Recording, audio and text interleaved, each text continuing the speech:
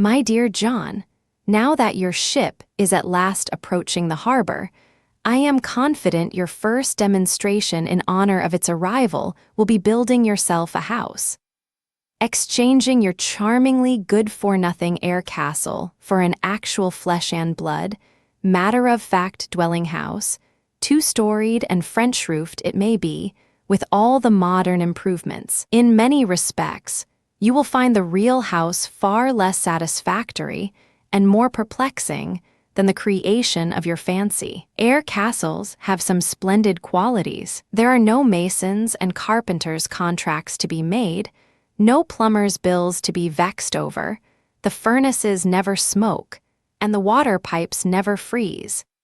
They need no insurance, and you have no vain regrets over mistakes in your plans. For you may have alterations and additions whenever you please without making a small pandemonium and eating dust and ashes while they are in process. Nevertheless, I have no doubt you will plunge at once into the mysteries and miseries of building. And, knowing your inexperience, I cannot at such a juncture leave you wholly to your own devices. It is a solemn thing to build even the outside of a house. You not only influence your fellow men, but reveal your own character. For houses have a facial expression as marked as that of human beings, often strangely like their owners, and, in most cases, far more lasting. Some destroy your faith in human nature, and give you an ague chill when you pass them. Others look impudently defiant, while many make you cry out, "Vanity of vanities!" If you are disposed to investigate the matter, you will find that the history of nations may be clearly traced in the visible moral expression of the homes of the people. In the portable home tents of the Arabs, the homely solidity of the houses in Germany and Holland, the cheerful, wide-spreading hospitality of Switzerland, the superficial elegance and extravagance of France, the thoroughness and self-assertion of the Ingles, and in the heterogeneous conglomerations of America, made up of importations from every land and nation under the sun. A constant striving and changing, a mass of problems yet unsolved. A friend once said to me, while we were passing an incurably ugly house, "The man who built that must have had a very good excuse for it." It was a profound remark, but if that particular building were the only one needing apology for its ugliness, or if there were no common faults of construction and interior arrangement, I should not think you in special need of warning or counsel from me. There are, however, so many ill-looking and badly contrived houses, so few really tasteful ones, while year after year it costs more and more to provide the comfortable and convenient home which every man wants and needs for himself and family, that I am sure you will be grateful for any help I may be able to give you. We are told that all men, women, and children ought to be healthy, handsome, and happy. I have strong convictions that every man should also have a home, healthful, happy, and beautiful, that it is a right, a duty, and therefore a possibility. Small and humble it may be,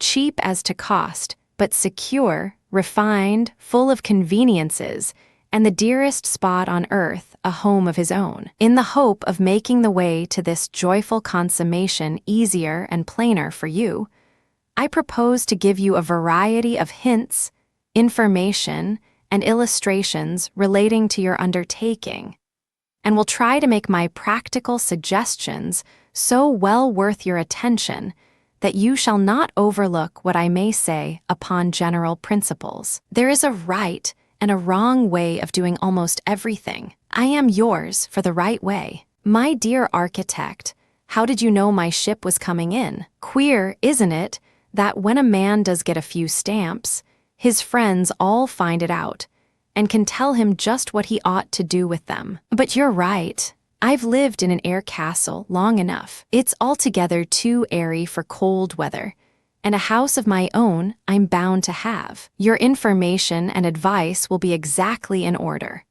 For it is a fact that, until a man has built at least one house for himself, he is as ignorant as the babe unborn, not only of how to do it, but what is 10 times worse, ignorant of what he wants to do. So go ahead by all means.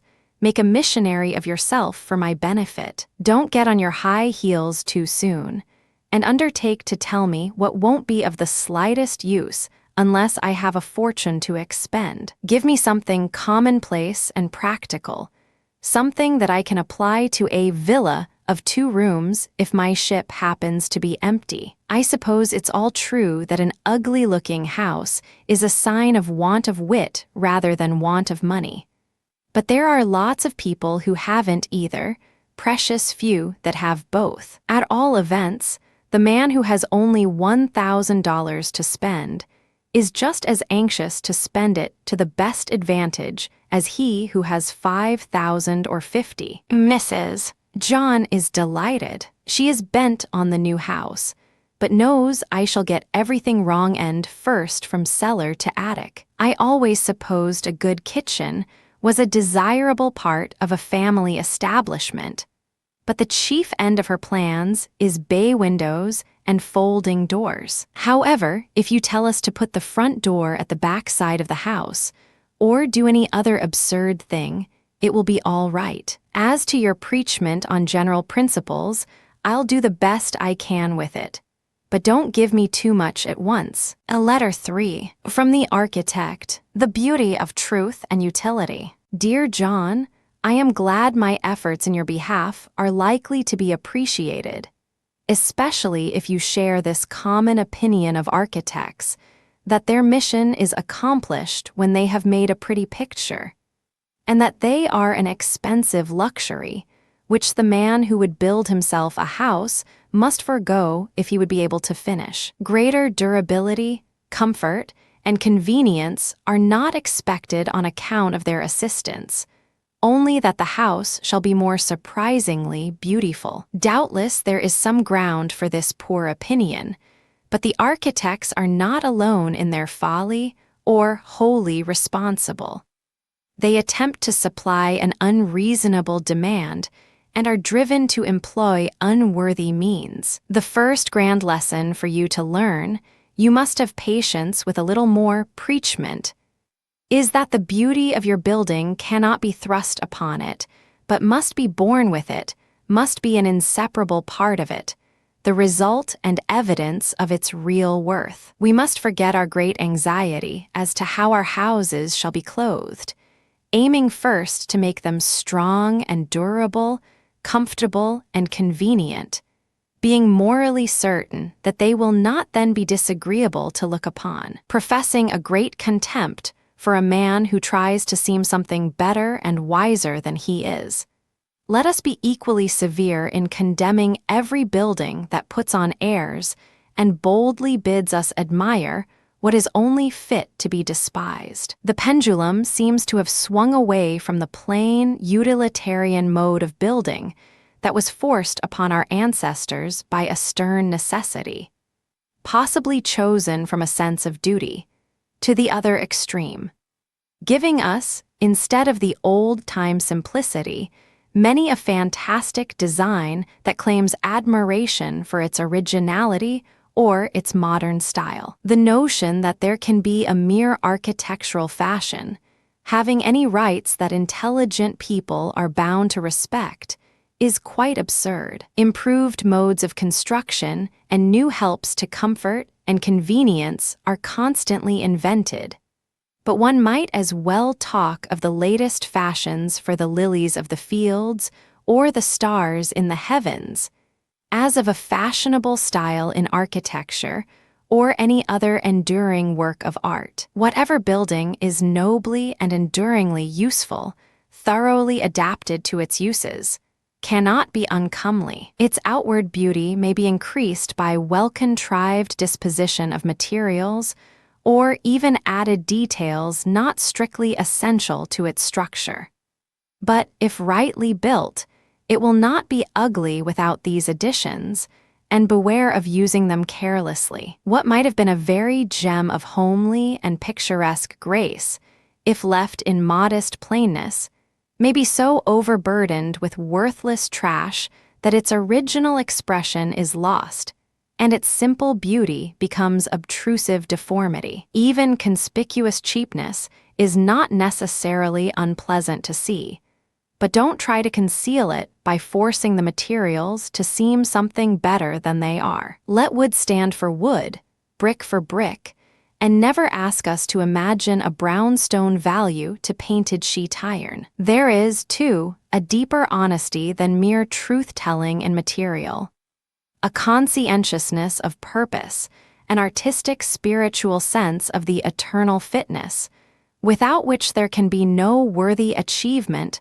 no lasting beauty. Accepting this doctrine, which cannot be too often or too strongly urged, although it is not new, indeed, it is old as the universe, you will, I think, be puzzled to find an excuse for yourself if you disfigure a charming landscape or a village street by an uncouth building. Build plainly if you will, cheaply if you must, but by all that is fair to look upon or pleasant to the thought, be honest. It will require some study and much courage, but verily you will have your reward, and I for one shall be proud to write myself your admiring friend. My dear architect, I've been trying to learn my first grand lesson, as laid down in your second epistle to yours truly. About all I can make of it is, firstly, that my house is for myself to live in, wife and babies included,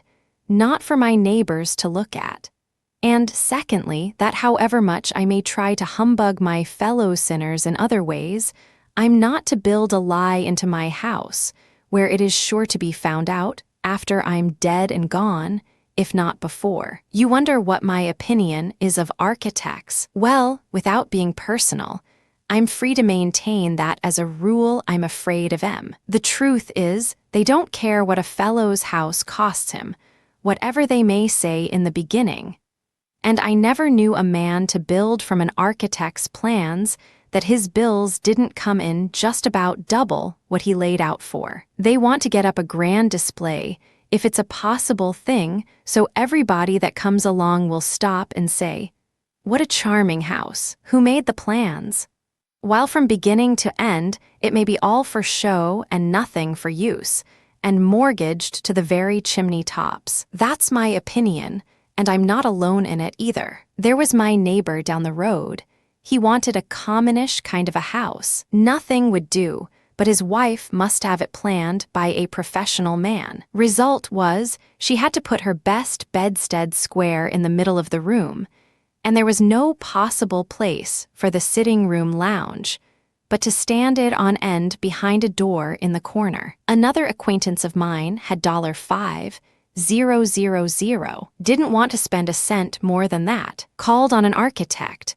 May have been you, for all I know. Architect made sketches, added here a little and there a good deal, made 1 or 2 rooms a few feet bigger, poked the roof up several feet higher, and piled the agony onto the outside. Until when the thing was done, it cost him $11,000. Of course, it ran him into debt, and most likely will be sold at auction. He'll never get what it cost him, unless he can sell it as we boys used to swap wallets, without looking at the inside. But everybody says it's lovely, and wants to know who was his architect. That, I expect, is just where the shoe pinches. If an architect can only make a fine show with another man's money, he gets a reputation in no time. But if he has a little conscience and tries to plan a house that can be built for a given sum, everyone says it looks cheap, no kind of taste, and very likely the owner himself is grouty about it, and next time goes for another man. I don't envy you a bit, but don't be discouraged. Letter 5. From the architect, building sites and foundation walls. Dear John, you seem to have made as much of my last letter as could reasonably be expected. I might reply to your unfortunate experience with architects by describing the cost and annoyance of the subsequent alterations, almost inevitable whenever a house is built without carefully studied plans.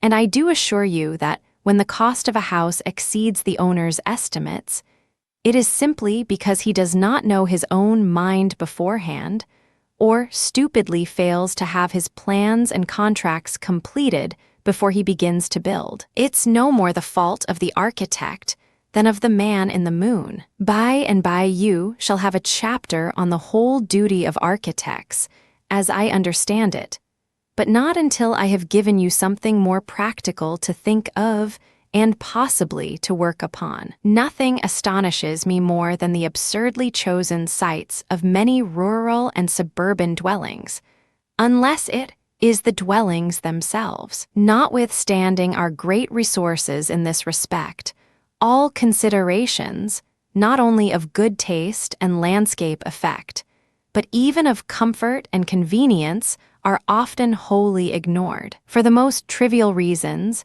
houses are erected in such locations and of such shapes as to be forever in discord with their surroundings, a perpetual annoyance to beholders and discomfort to their occupants. I will not at present pursue the subject, but shall assume that the ground whereon your house will stand is at least firm and dry.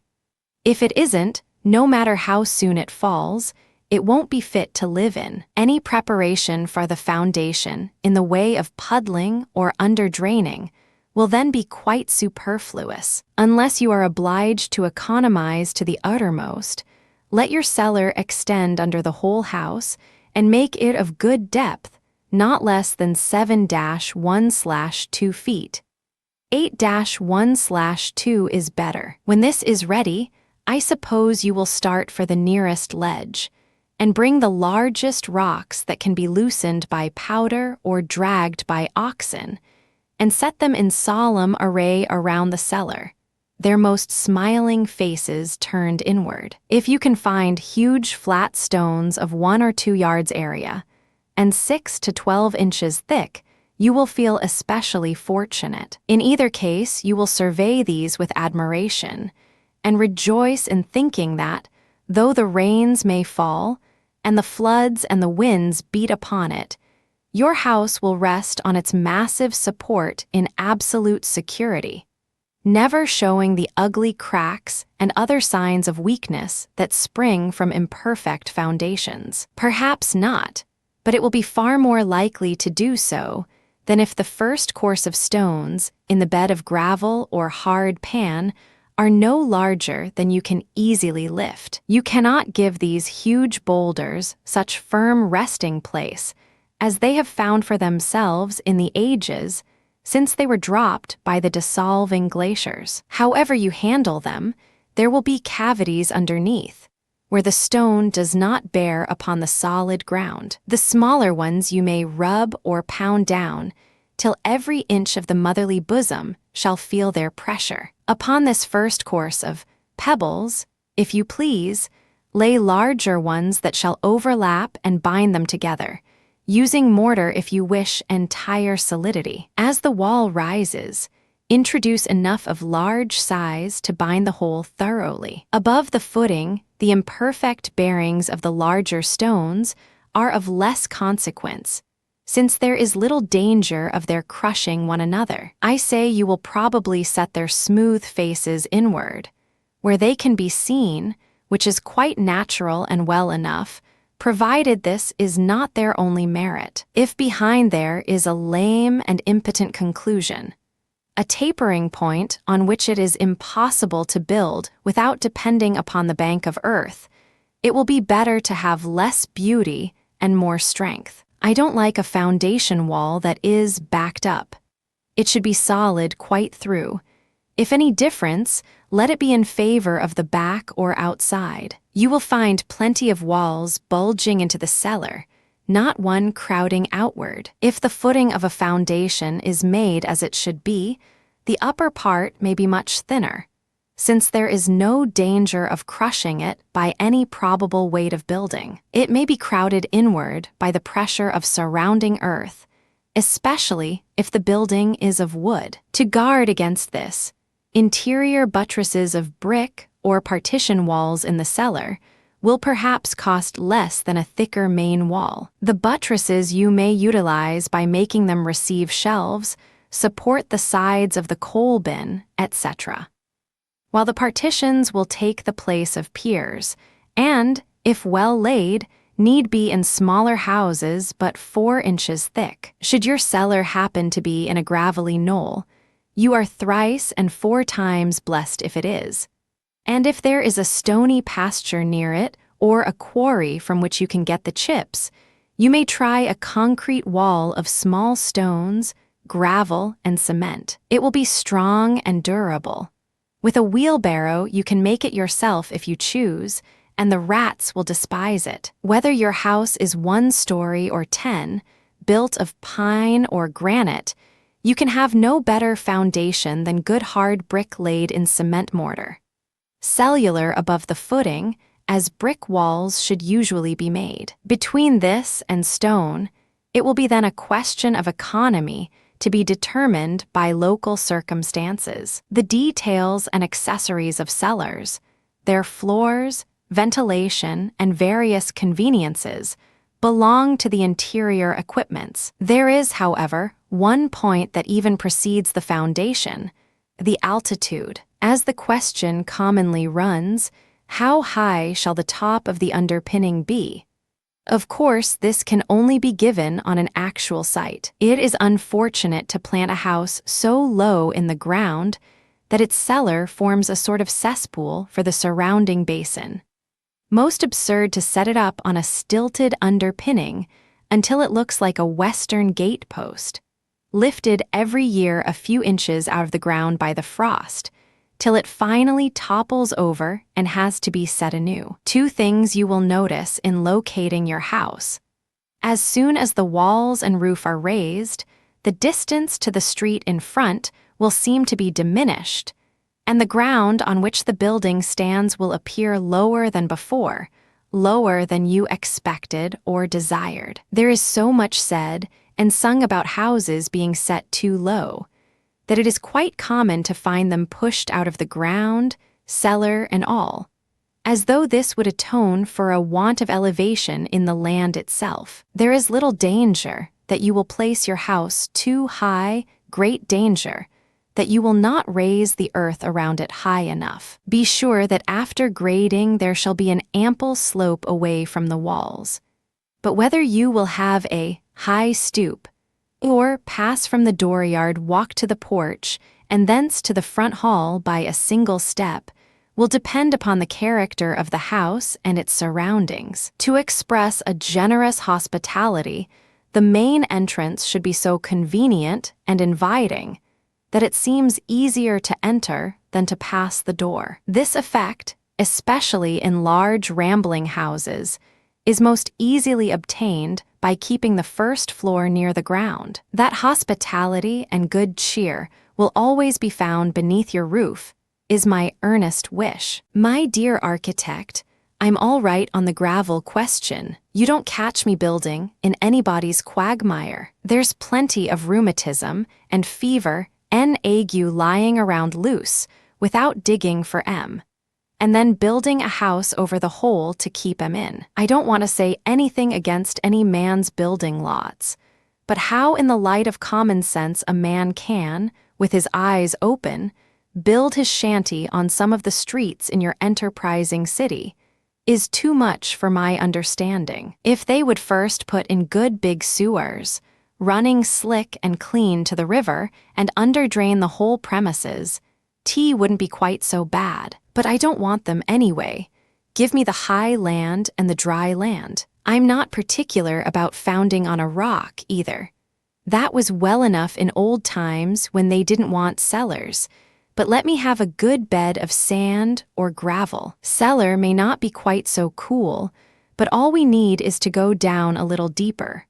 While, as for health, I'd rather be 10 feet underground in such a spot than occupy the 2nd-story front. In some places I could mention, your foundation is all right in theory, and if I was going to put up a steam chimney, a government building, or anything else that must be done in the best way, regardless of expense, I should go for it. For cheap, common work, tea isn't worth while to be over-nice or over-wise. I tell you, there is danger of knowing too much about some things. According to your notion, a man couldn't do better than to stick the ground full of 10-penny nails to start with.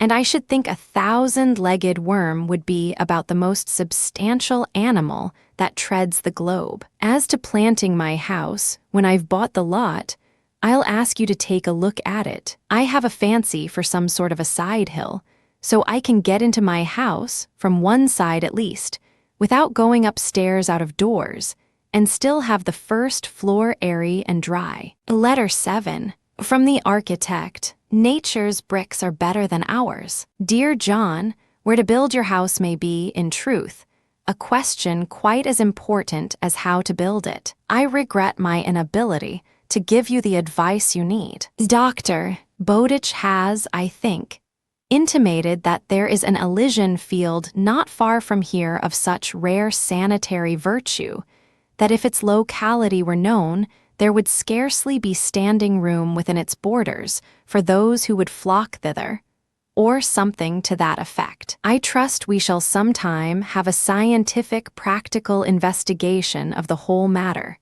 and such definite information as will enable us at least to qualify, by artificial means, evils that cannot, in thickly settled regions, be wholly avoided. Meantime, stick to your text, keep high and dry. If you are bound to have a side hill, and can find none to suit, you can doubtless make one of the earth thrown from the cellar, wherever you locate. Have you decided what materials to use, whether wood, brick, or stone? You will hardly use any other. Glass houses are not popular, although for their sunlight they ought to be. Paper ones are not yet introduced among us. I'm expecting them every year.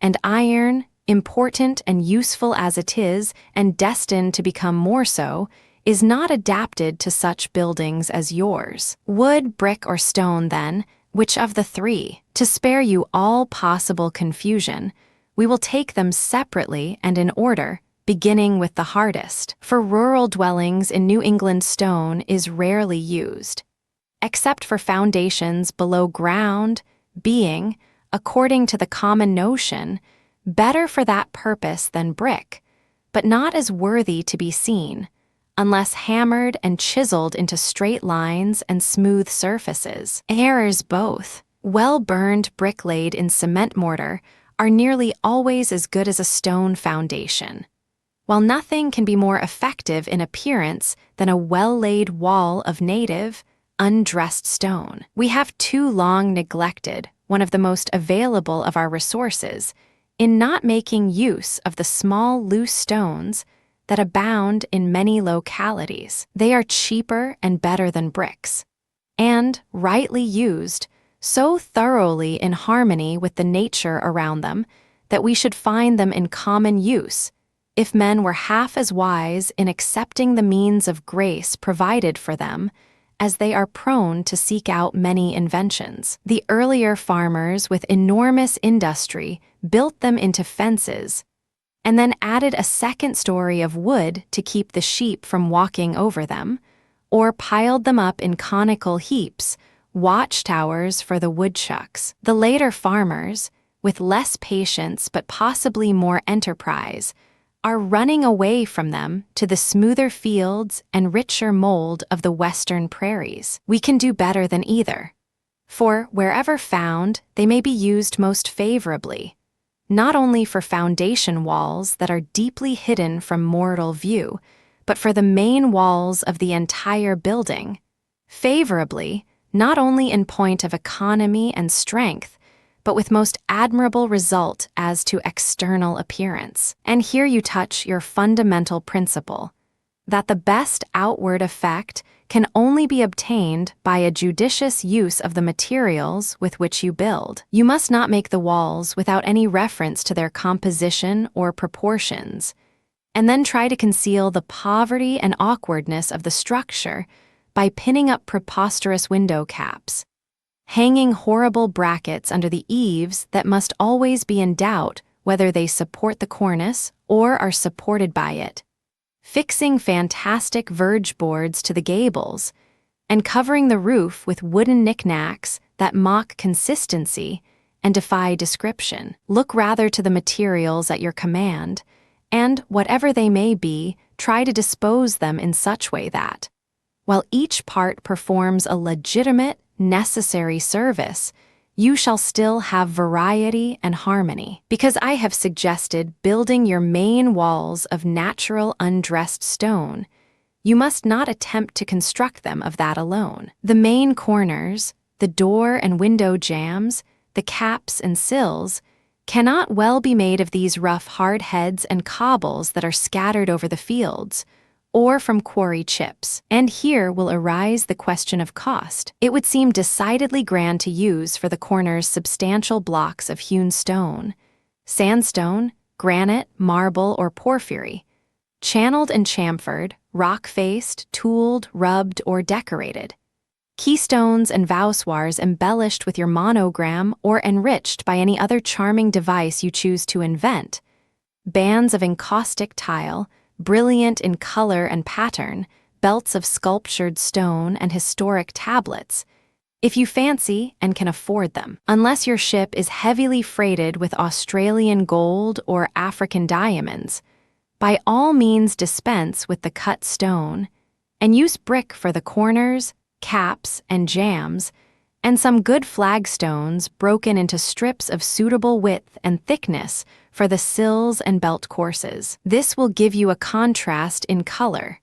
Unless you have the reddest of red sandstone for the walls, the utmost economy and durability of construction, and a whole effect very likely better than that of the stone. These brick dressings may be light, especially the jambs, but the corners, at least, should be laid in such fashion as to bind well into the stone walls, and if of considerable height, should be strengthened by belts of stone or iron anchors running through the brick and extending into the main wall several feet each way. Any large blank surface may be relieved by a little ingenuity in the selection of the stones for the main walls, introducing, perhaps, some of regular shapes and size, the raised mortar, which may be colored dark or red, marking the joints, or inserting a belt of different color. Horizontal bands of brick laid in fancy pattern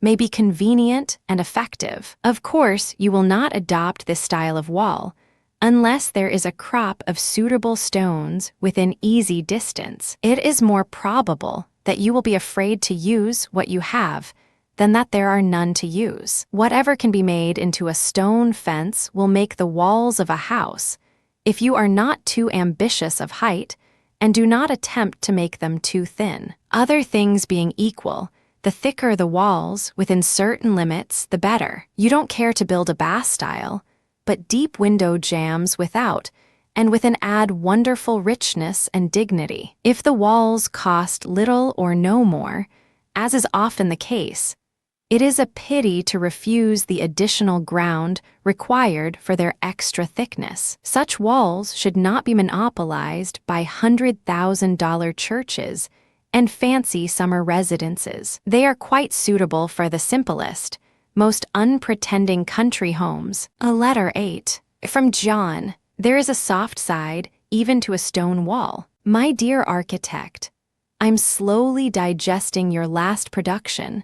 Not being an ostrich, it goes rather hard. For all that, it may be worth thinking of. Perhaps I shall be converted by the time the subject is fully shown up. I suppose we've always looked upon these loose rocks and stones sprinkled about the country as a part of the original curse, and have never thought of turning them to any sensible use, though good old Dr. Hopkins seemed to have faith that their soft side would sometime be discovered. Funny, isn't it, that we should burn so much fuel and spend so much labor making bricks and other artificial building blocks, when there are piles of them ready-made that would only cost the hauling. Not always on the square, to be sure.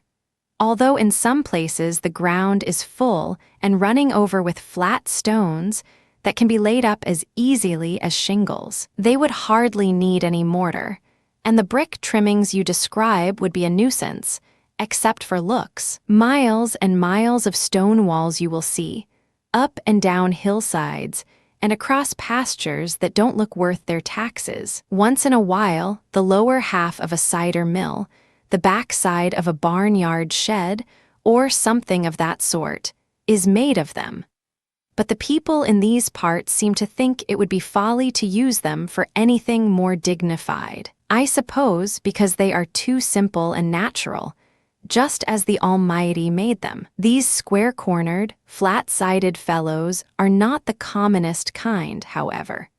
And I'm free to maintain that I don't want to build my house more than 75 feet high of the smooth cobbles that will scarcely hang together in a respectable stone heap. I should expect the whole thing would come tumbling down some rainy night. Mrs. John don't take to the notion of a stone house, not yet. Says they waffly old-fashioned and pokey, look like Canadians and poor folks. I just keep still and let her talk. It's the best way. Won't such walls be cold and damp? How am I to know whether the stones that I can find are fit to use? Send you a box full by express. Letter 9. From the architect. A broad house is better than a high one. My dear John, it will not be necessary for you to send me a stone heap or a section of pasture wall for inspection. I would rather venture an opinion from your description. Of course, these walls alone, if solid, as they doubtless must be, will be cold and damp.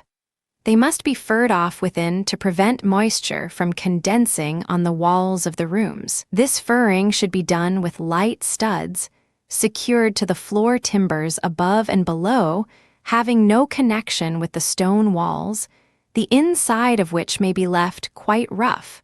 Whatever the builders in the elder days of art might say to such negligence. For greater permanence and security against fire, instead of wood furrings, you may build a lining of brick, leaving an air space of several inches between it and the stone, very much in the same way as if the whole were of brick. You say you would prefer not to build walls as high as a church tower of smooth cobblestones. Don't, it wouldn't be wise. Still, I have seen them, of more humble dimensions, laid in good cement, as such walls always should be laid, that seem as firm as unbroken granite. But you will remember, I only advise this mode of building on the condition that you are not ambitious of height. If you are, by all means curb your aspirations, or else buy a city house 6 or 7 stories in the air, where you can gratify your passion for going up and down stairs. There is the best reason in the world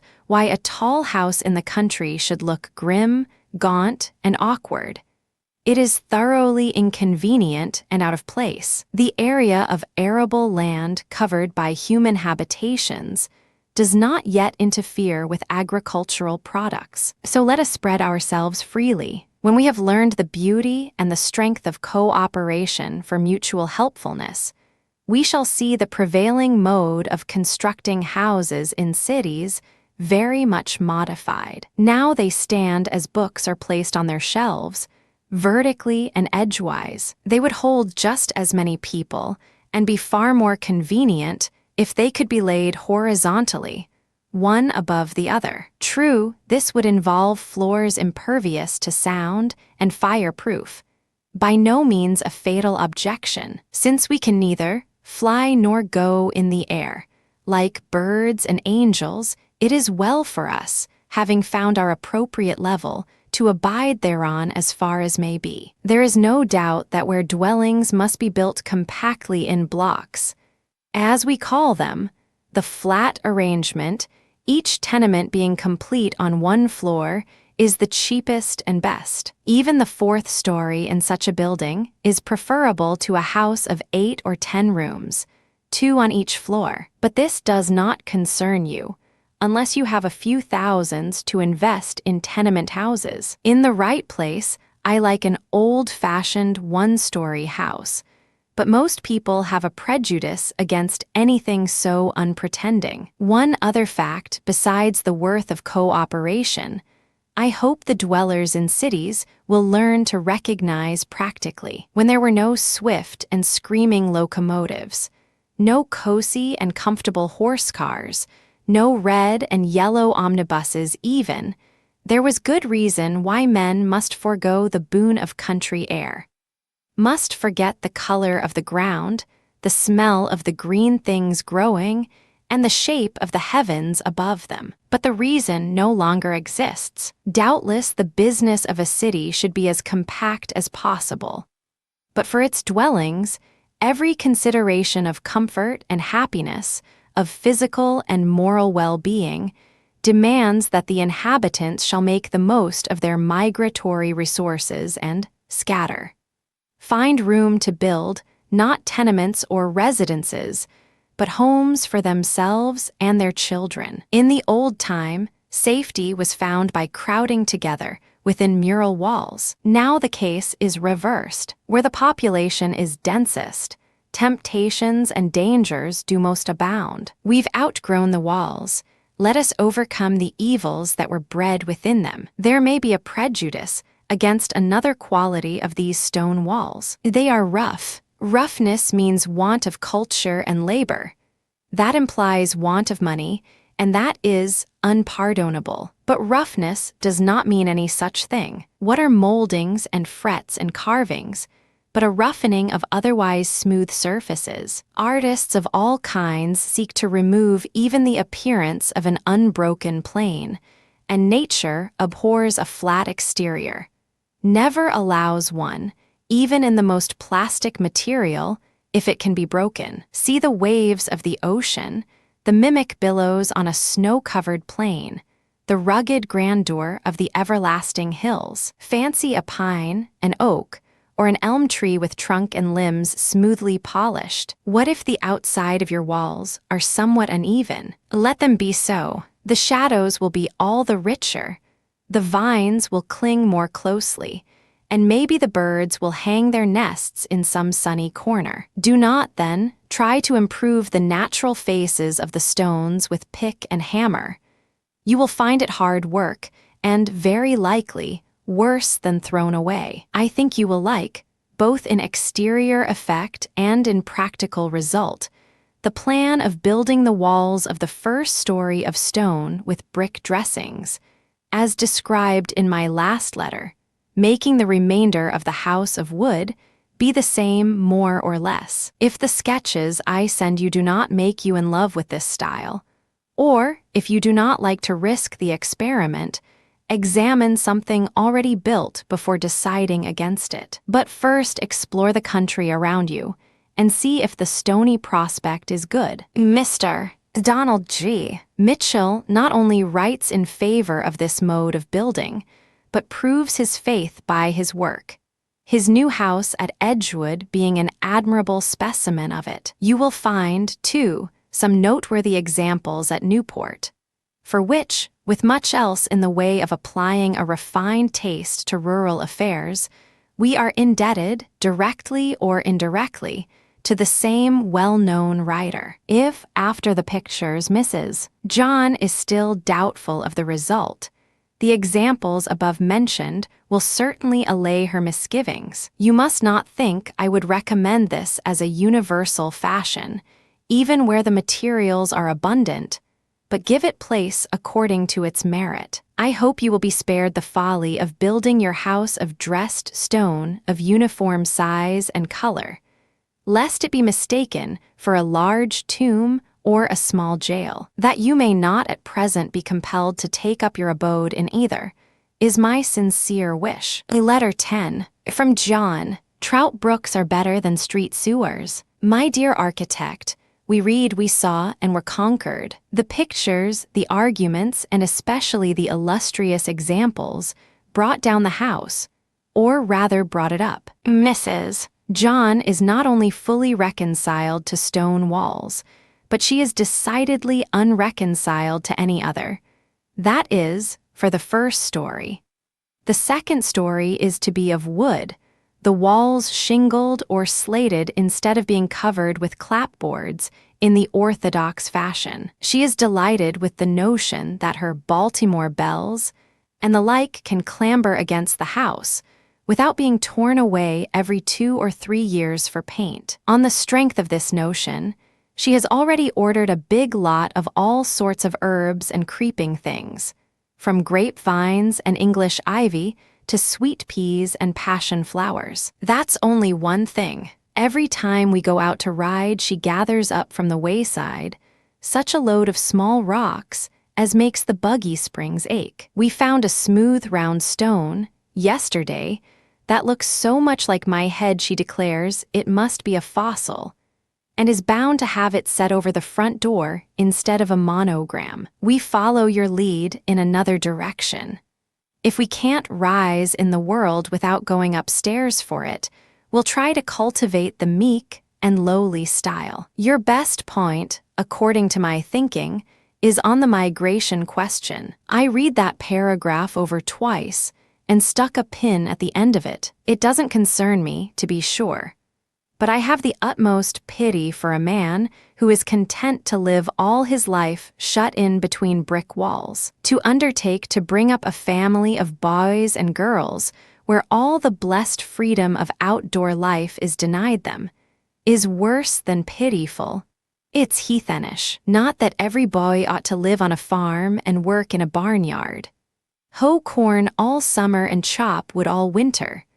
But I don't believe a child can grow up strong, healthy, and natural, body-wise and soul-wise, unless he has a chance to scrape an acquaintance with Mother Nature with his own hands. When I stake out John City, it will be a city of magnificent distances, in the form of a Greek cross.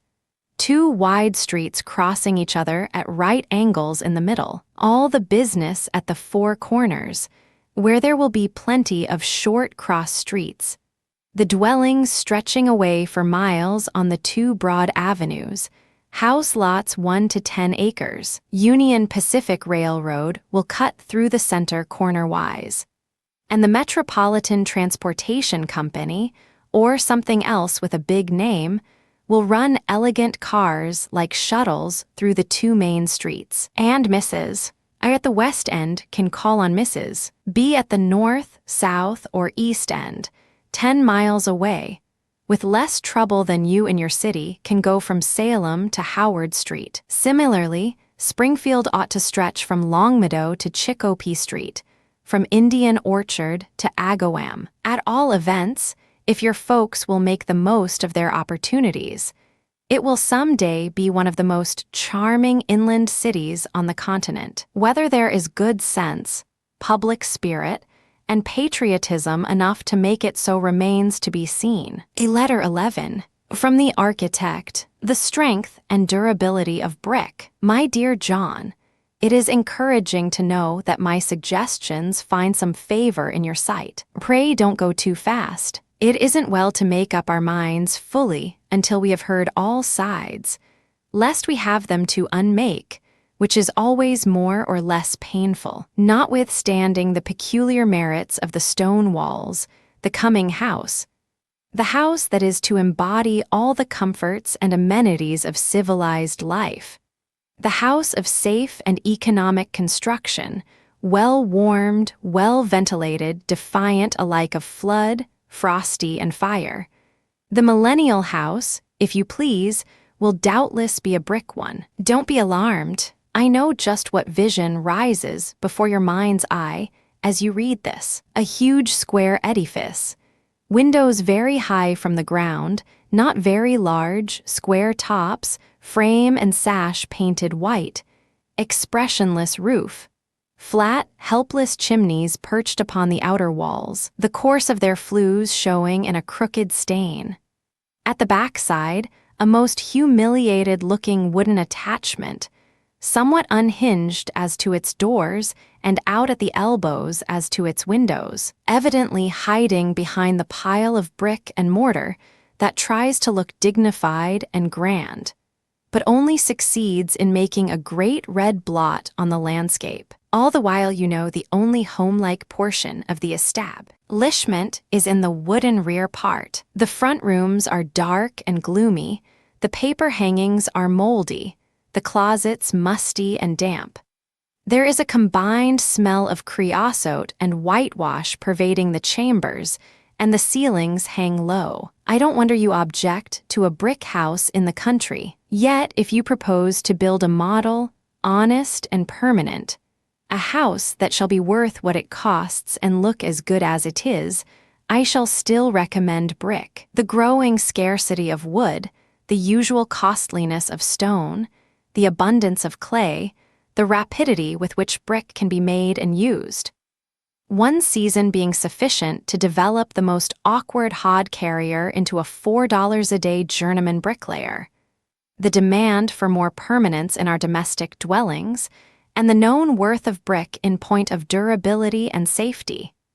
All these reasons will, I think, cause a steady increase in their use. Hence, it behooves us to study the matter carefully and see whether any good thing can be done with them. Since the time, long ago, when the aspiring sons of Noah said to one another, "Go to, let us make brick and burn them thoroughly," to the latest kiln in Hampton Brickyard, there seems to have been little variety in the making or using of them, except that among different nations they have assumed different forms. They are found as huge blocks a foot and a half square, and in little flinty cakes no bigger than a snuff box. The Romans made the best ones, some of their buildings having defied the elements for 17 centuries, and their mantle, as to brick-making, has fallen upon the Dutch. They were found among the ancient Peruvians, and the Chinese made beautiful the outside of the temple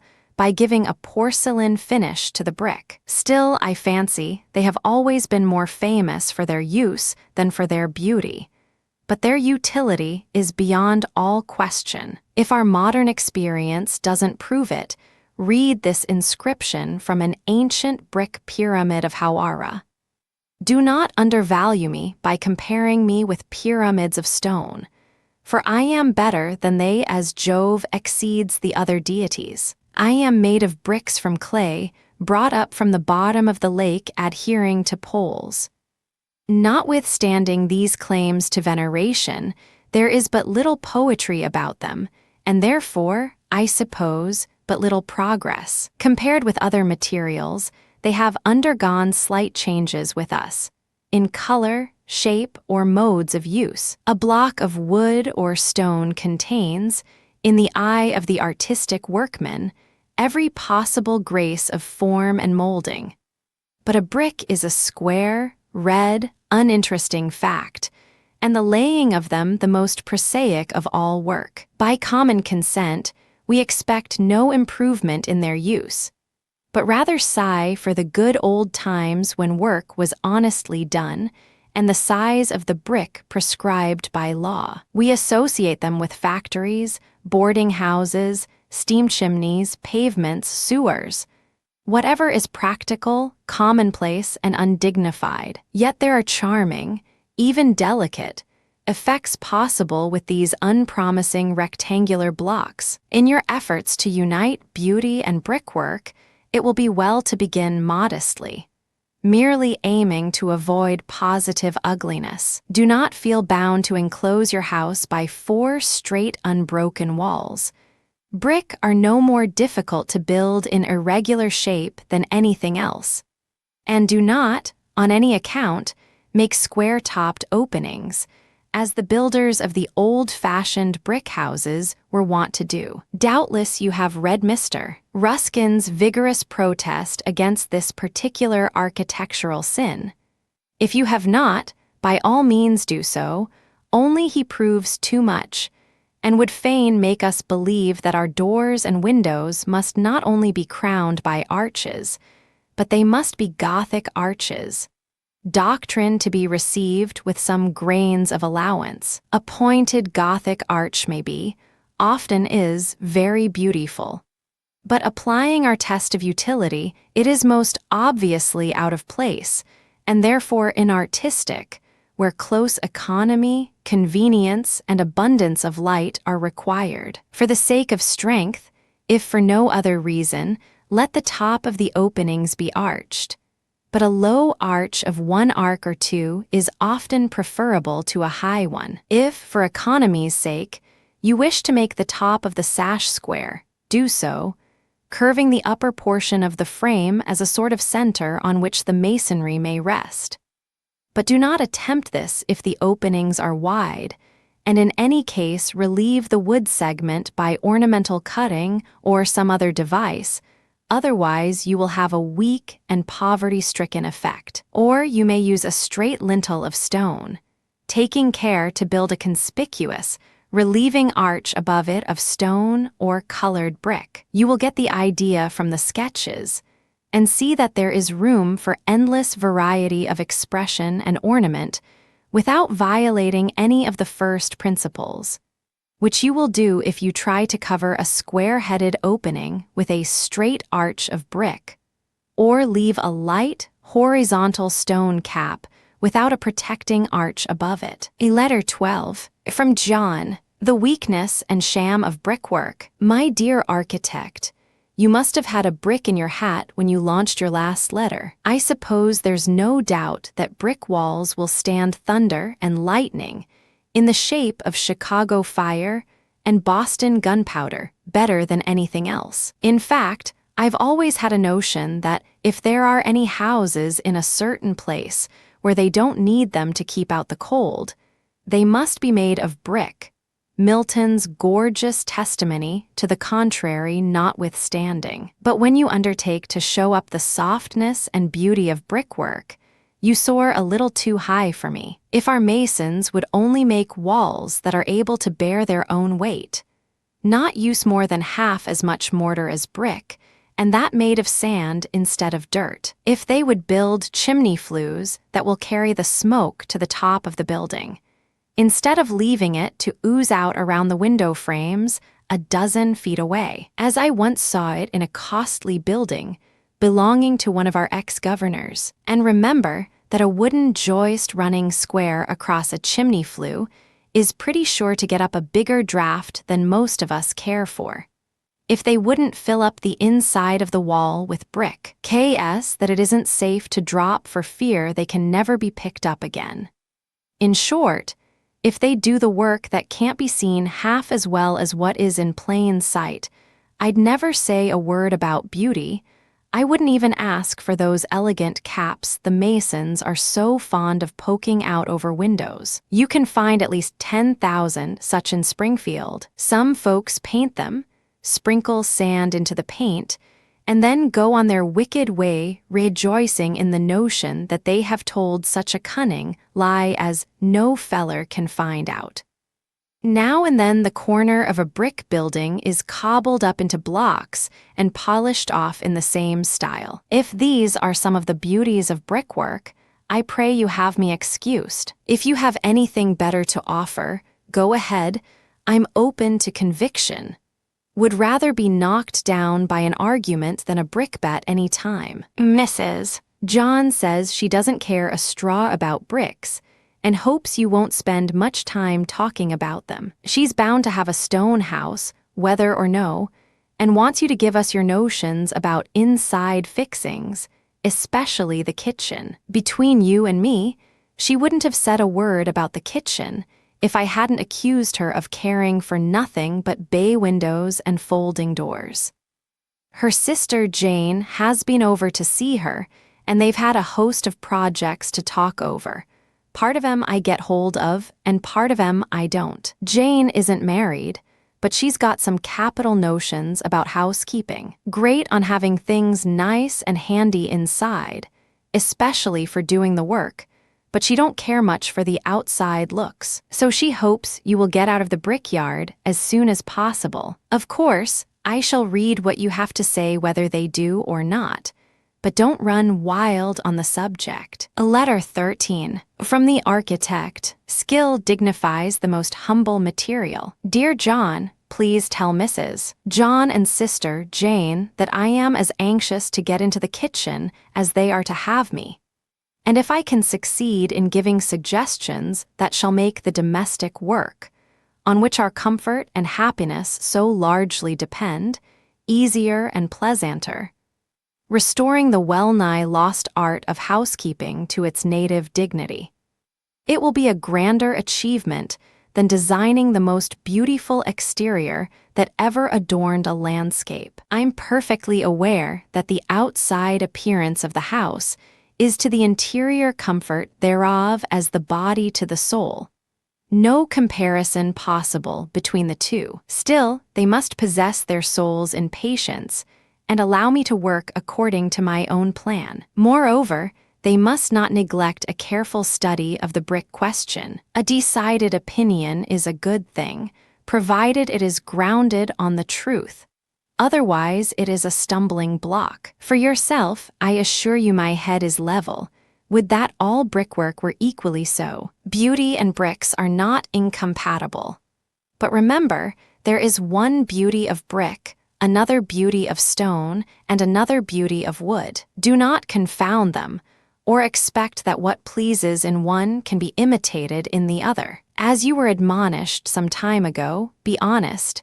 Let brick stand for brick, then make the most of them. Your criticism on a very common form of brick dressing is quite to the point. Aside from the stupid folly of painting them to imitate stone, not only these window caps, but all horizontal belts having any considerable projection are essentially unfit for brickwork. The mortar is almost sure to fail at the upper side, giving the whole a look of premature decay, even if well done at first. A level course of long stone, running through a wall of small stones or brick, gives greater strength by binding the whole together. This has not always a good excuse for extending beyond the wall face, but a projecting belt of brick adds nothing either in appearance or in reality. If horizontal lines are required to diminish the apparent height of the building or affect its proportions, make them of brick of different color from those of the main wall or laid in different position. Remember this: fanciful brick decorations are quite sure to look better on paper than when executed. As a rule, the more complex the design, the greater the discount. Such work is apt to have an unsafe appearance, as though the whole was at the mercy of the bottom brick. Your own sense of fitness must decide what shall be the general character of your house, whether light, open, airy, or sober, solid, and dignified. If the latter, let the strength of the walls be evident. Set the window frames as far back from the wall face as possible, in spite of any obstacles the builders may raise. Make the arches above the openings massive, and the recessed portions of the cornice or any other ornamental work deep and narrow. There are not the same objections to a recess as to a projection.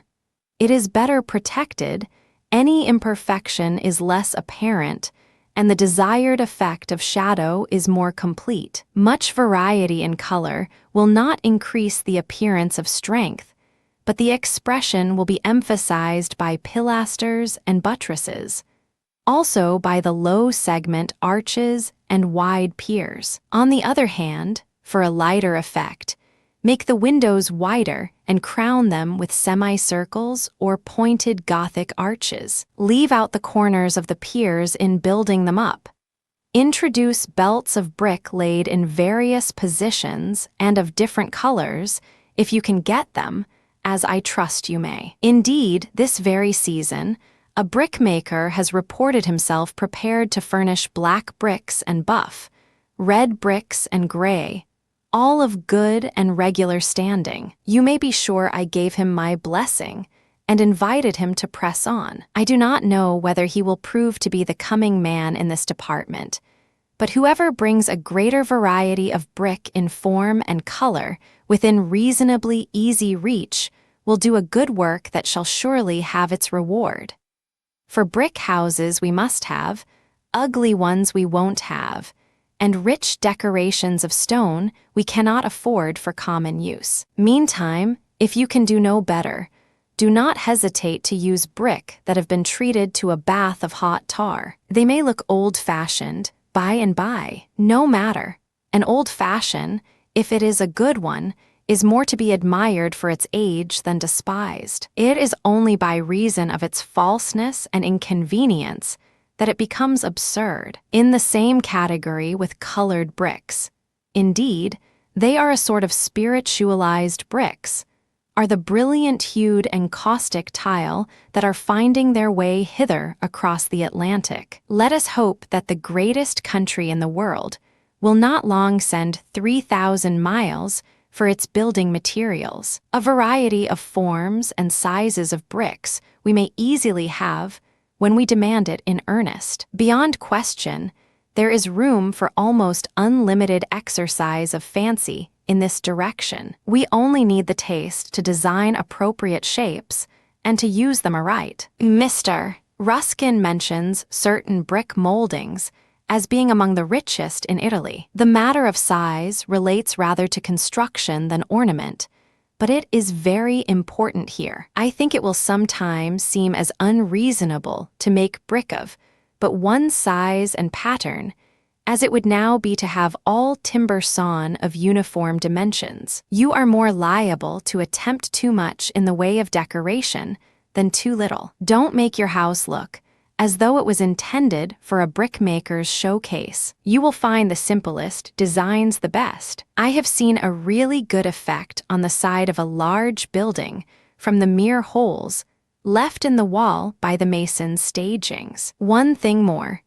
Do not become possessed with the idea that a brick house must be a large or an expensive one. It may be small and cheap, but withal so cozy and domestic, so thoroughly tasteful and picturesque, that you will have an unquestioning faith in the possibility and the desirableness of love in a cottage the moment you behold it. On the other hand, by making the best of your resources, it is possible to build a large, plain, square house, a perfect cube if you please, that shall not only be home-like in appearance, but truly impressive and elegant. How?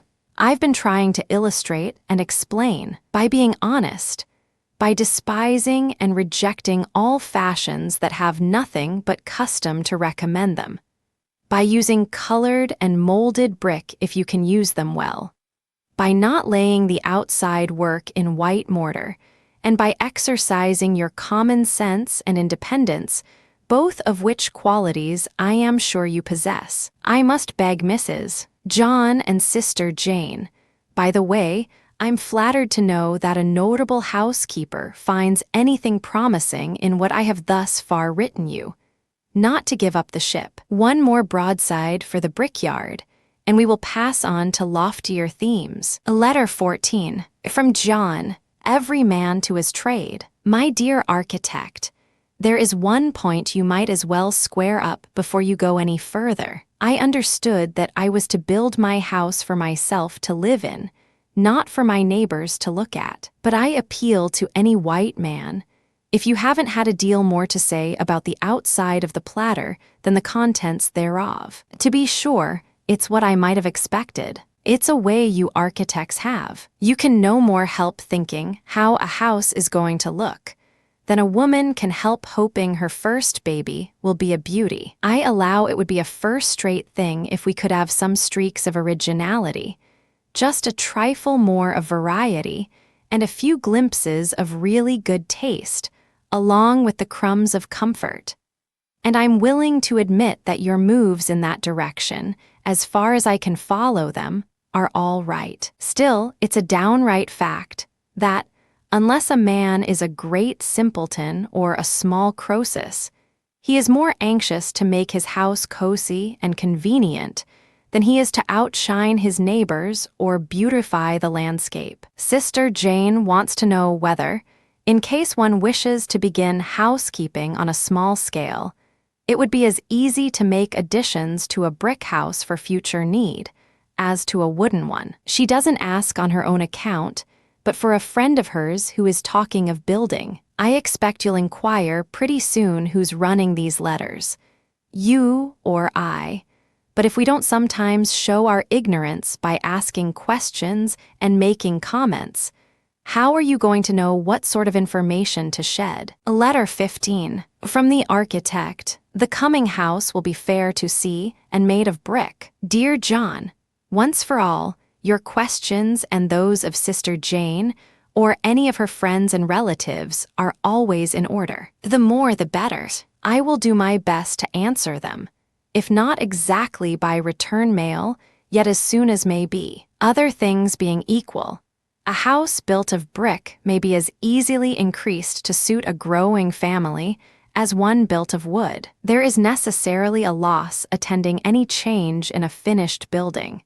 Yet it is often well to arrange one's plans with reference to future additions. Will it be in order for me to express to Sister Jane my approval of any young man who is willing to begin life on a small scale, undertaking no more than he can do honestly and well, yet with ambitious forethought providing for future increase? You seem to be slightly in error upon this point. I have not said you must build your house without any regard to the exterior, or intimated that it would even be right to do so. I only protest against building for the sake of the exterior, against sacrificing thoroughness and interior comfort to outside display, against using labor and material in such fashion that they are worse than thrown away, their whole result being false and tasteless, against every kind of ostentation and humbug. The truth is,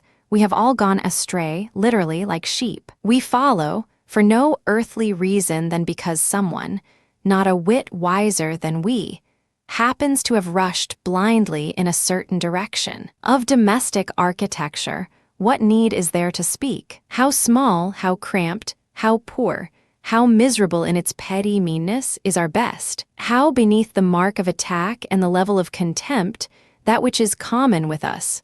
Thus Mr. Ruskin on the domestic architecture of England. What would that merciless critic say?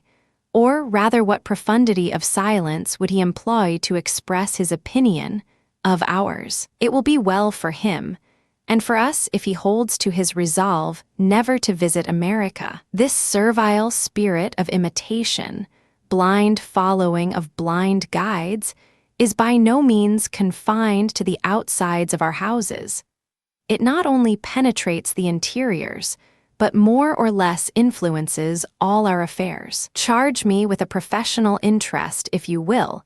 I assure you no man can, in justice to himself or the community, build a house for his own use just like any other. He must attempt something better adapted to his needs and tastes than that can be which precisely suits someone else. If he can give no better reason for building as he builds, for furnishing as he furnishes, for living and thinking as he lives and thinks, then that another has done so before him, he may serve for the shadow of a man, but will never make the substance. Eastlake, another English authority, refers to continental cities and villages, the first glimpse of which is associated with a sense of eye pleasure, which is utterly absent in our provincial towns.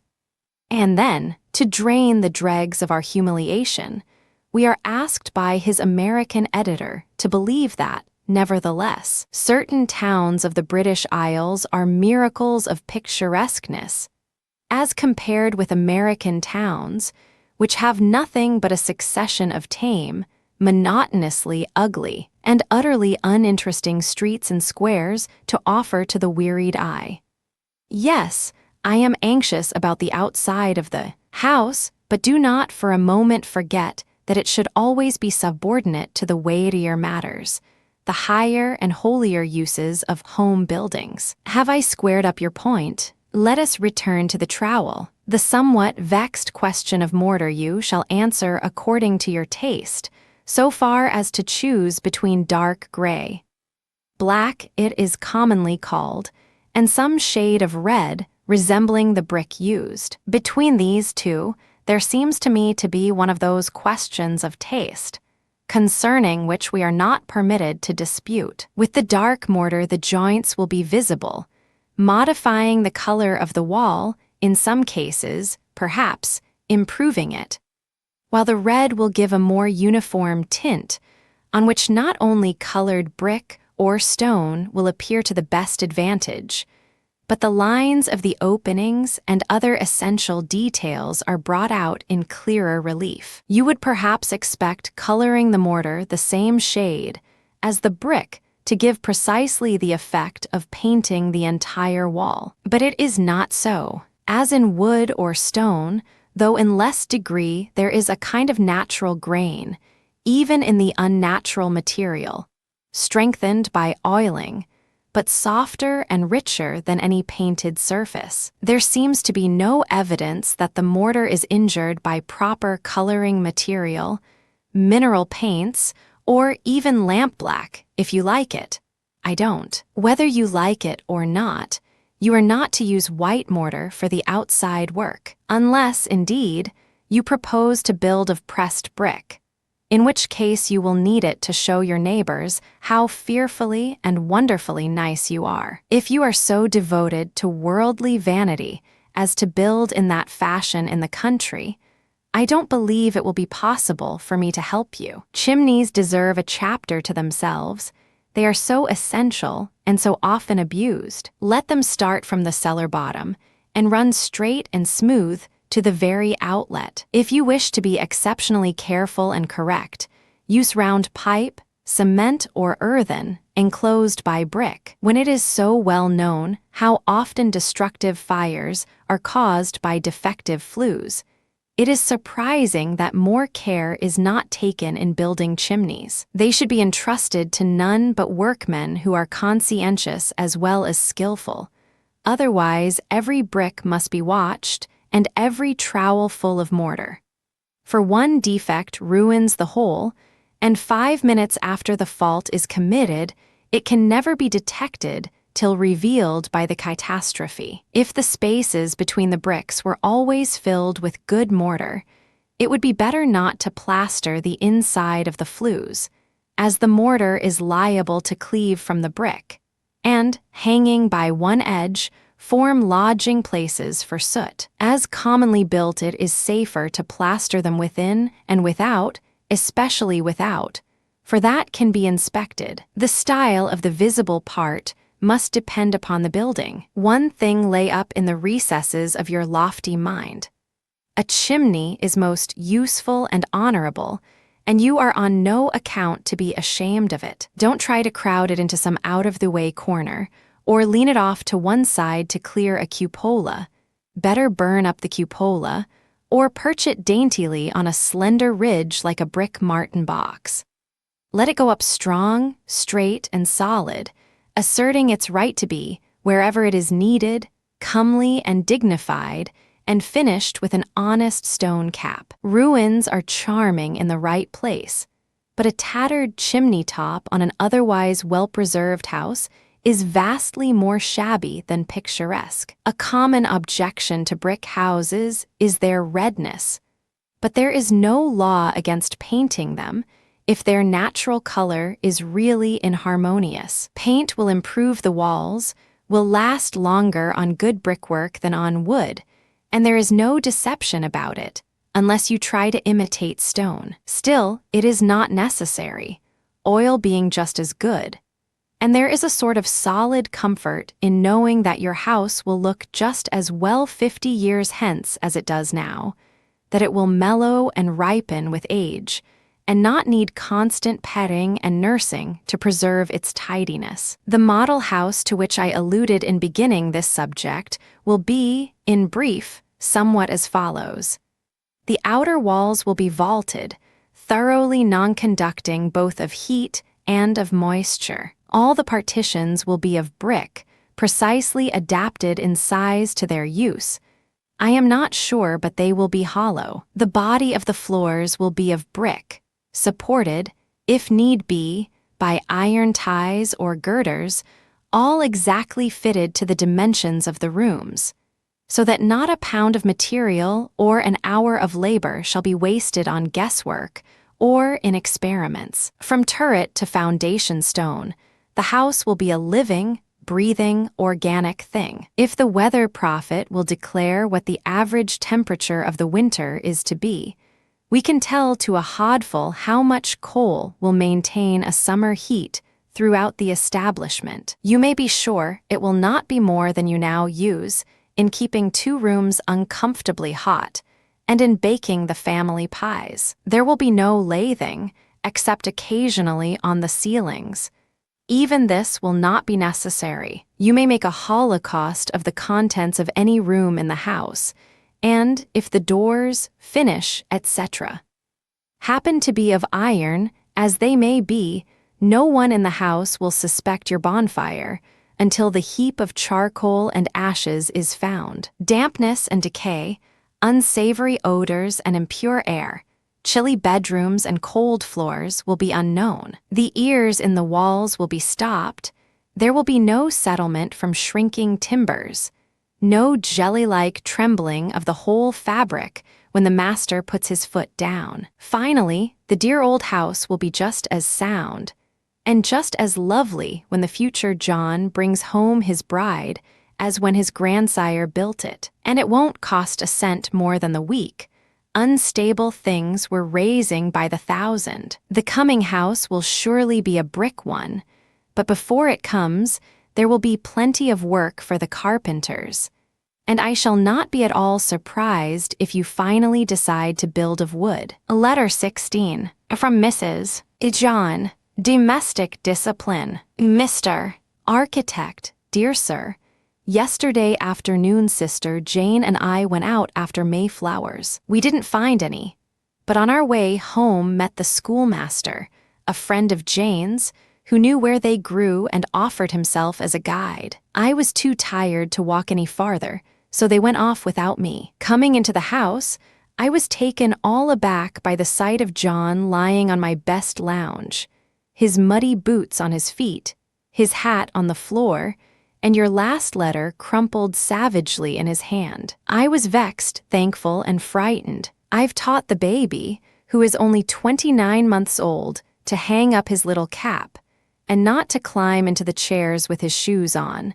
But I can't make a model husband of John. He is as good as gold, but will leave his hat on the floor, his coat on the nearest chair, and never keeps himself or any of his things in order in the house. He says it's born with him.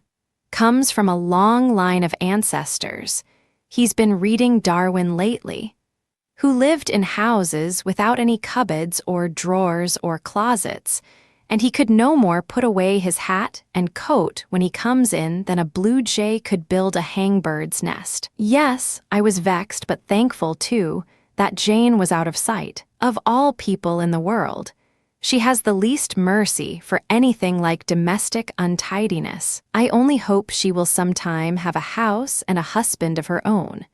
If one doesn't shine and the other shake, her practice will fall a long way behind her preaching. Let me warn you now, not to attempt making any plans for her. It will be worry and vexation of spirit from first to last. Every knot will be examined, every shingle ironed flat before it is laid, every nail counted and driven by rule. When I tell her it would wear me out, body and mind, to feel obliged to keep things always in order, she gravely reminds me that Mrs. Keep Clean lived 10 years longer than Mrs. Clean Up, besides having an easier time, a tidy house, and an enviable reputation all her life. Yes, I was thankful she had gone philandering off after Mayflowers, and hoped she would stay till I had had time to brush up the room and get John into presentable shape. But as soon as I went to rouse him, I was thoroughly frightened. His face was flushed, his hair was ruffled, and he looked up in such a dazed kind of way, I really thought he was going to have something dreadful. He held out your letter and told me to read the last sentence, which I did. Even then, I didn't understand what was the trouble, until he went on to say that your final charge was too much for him. He was totally discouraged. You began, he said, by urging him to build a stone house, which neither of us liked, though we finally came around to it. Even went so far as to commence hauling stones. All at once you went into ecstasies over brickwork, and argued for it as though our hope of salvation lay in our living in a brick house. Now, as he was beginning to feel that he must change his mind again, he would almost as soon change his head. And cultivate an admiration for brickwork, you must needs switch off upon another track and coolly advise him to build of wood. He declared he was further from a new house today than 3 months ago. At that rate, we should live in the old one till it tumbled down over our heads, which I don't propose to do. The baby was asleep, so I sat down on the lounge, took John's head in my lap, and tried to explain what you meant. I told him I had heard enough about brick and didn't care what you said about wood. We should hold to our original plan and have a stone house. But you didn't know where it was to be and wished us to be thoroughly posted, then use our common sense and decide for ourselves what it should be. In some places, it would be most absurd to build of wood. In others, equally so to build of anything else. The matter of cost, too, might affect our choice, and that you knew nothing about. In my efforts to restore his equanimity, I had forgotten my broom and dustpan lying in the middle of the floor. Forgotten John's big boots, not only on the lounge, but directly on one of Jane's most exquisite tidies. Actually forgotten the baby, and was treating my disturbed husband in genuine anti-matrimonial style. When, of all things to happen at this very crisis, in marched Sister Jane and her cavalier. Simultaneously, the baby awoke with a resounding scream. Now there are 3 things that my notable sister holds in especial abhorrence: untidy housekeeping, sentimental demonstrations between married people, and crying babies. And here they all were in an avalanche, overwhelming not only herself, but a most prepossessing young man, who, for all I knew, was viewing me with a critic's eye as a possible sister-in-law, and wondering how far certain traits are universal in families. You will think I stand in great awe of Sister Jane. And so I do, for though she is 2 years younger than I, unmarried, and, candidly, not a bit wiser, she is one of those oracular persons who, unlike Mr. Toots, not only fancy that what they say and do is of the utmost consequence, but contrive to make other people think so too. It is one of my husband's notions that nothing in the house is too good to be used every day by those he loves best, meaning baby and I. So I have no parlor, no best room always ready for exhibition, into which I could send them, but my inspiration came just at the right moment. Don't, Jane, don't, for pity's sake, bring all that rubbish into the sitting room. She had her hands full of moss and flowers. Please take it out on the piazza. John will carry you some chairs. And Jane was positively too much astonished to say a single word, but turned and walked out the way she came in, driving her dutiful escort before her. Fortunately, our piazza is 8 or 9 feet wide. I wouldn't have one less than that. So John took out the chairs and was properly presented to the young gentleman. Half an hour later, when order once more prevailed, I went out to find Jane finishing a lovely moss basket, and the gentleman amiably building air castles. John had been reading your last letter aloud, omitting your reply to Jane's question, and was advocating brick in a most edifying fashion. As I sat down, the young man inquired very seriously if there would be any difficulty in making additions to a brick house, in case one wished to begin in a small way. John gave one of his queer looks and guessed not. I, for a wonder, kept still, and Jane blushed brilliantly, remembering that she had already asked the same question on her friend's account. I am, truly, anxious about the kitchen and closets, whatever nonsense my husband may write, but should be sorry to have the house look just like any other, and, of course, wish to have it look well. Why may not our stone house be built in the manner of your model brick one, at least basement and first story, thoroughly warmed and ventilated, brick partitions, fireproof, and so on? That is, if we can afford it. And that brings me to the question that I intended to ask in the beginning. Are these suggestions intended to apply to common kind of buildings, or only to those that are usually described as first class? Architectural rules and the principles of good taste are not thought to concern those who, in building, know no law but necessity, with whom the problem is to get the greatest amount of use for the least possible outlay. John is industrious and serene this morning. He thinks my letter isn't very practical and hopes you won't forget that the subject in hand is house building, not family history. Letter 17. From the architect. Good taste is not a foe, but a friend to economy. Mrs. John, dear madam, for your wise and tender treatment of John you have my heartiest thanks and admiration. It is not strictly an architectural suggestion, but could you not found a sort of training school for wives who have not learned to manage their refractory husbands? I'm sure you would have plenty of pupils. Your query as to applying these hints, I am glad to answer. Instead of preventing its indulgence, close economy demands the exercise of the most refined taste. The very houses that must pay strict regard to the first principles of art are those upon which not $1 can be wasted. But these fundamental rules are identical, whether the building costs $500 or $50,000. When the newspapers describe first-class houses, those above a certain size or cost are meant. Let us henceforth have a truer standard, placing only those in the front rank whose design and construction are throughout in wise accord with the material of which they are built and the uses for which they are intended. Notwithstanding your want of interest in the wood question,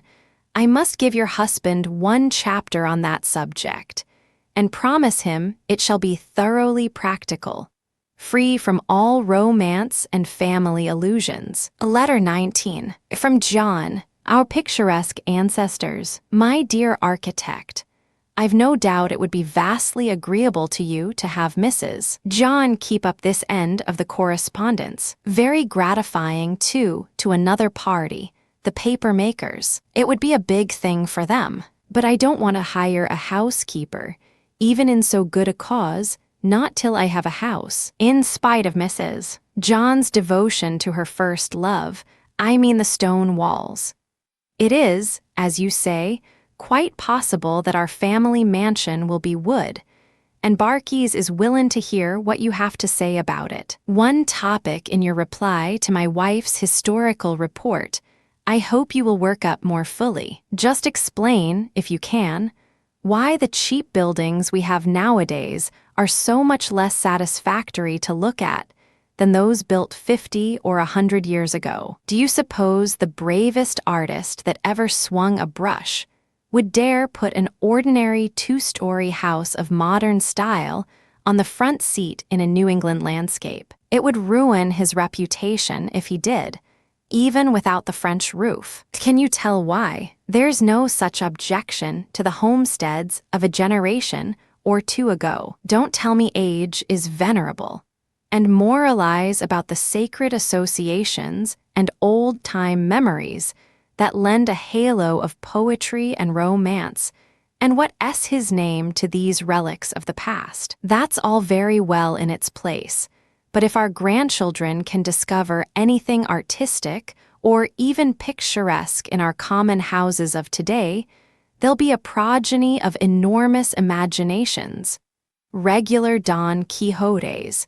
Windmills will be nothing to them. Letter 20. From the architect. The use and the abuse of wood. Dear John, one reason, among many, why the old-time houses are more grateful to the eye than those of similar cost but modern style is that they were built of wood honestly and legitimately used, when wood was on all accounts the most suitable material for building. It is so still, and will be for a long time in many places, for its economy and convenience. Given a fair chance, it may be made very durable, and is even rendered practically fireproof without great cost by kyanizing and various other methods that are adopted for the same purpose. You will find one mode described in the June number of Harper's Magazine for 1,870. Wood is effective, too, in appearance, when rightly used, which, more's the pity, does not often happen. For of all the materials that minister to human comfort and needs, this seems to me the most abused. Iron, like the old-time saints, betrays not its solid worth till it has been tried by fire, is all the better for being hammered and beaten.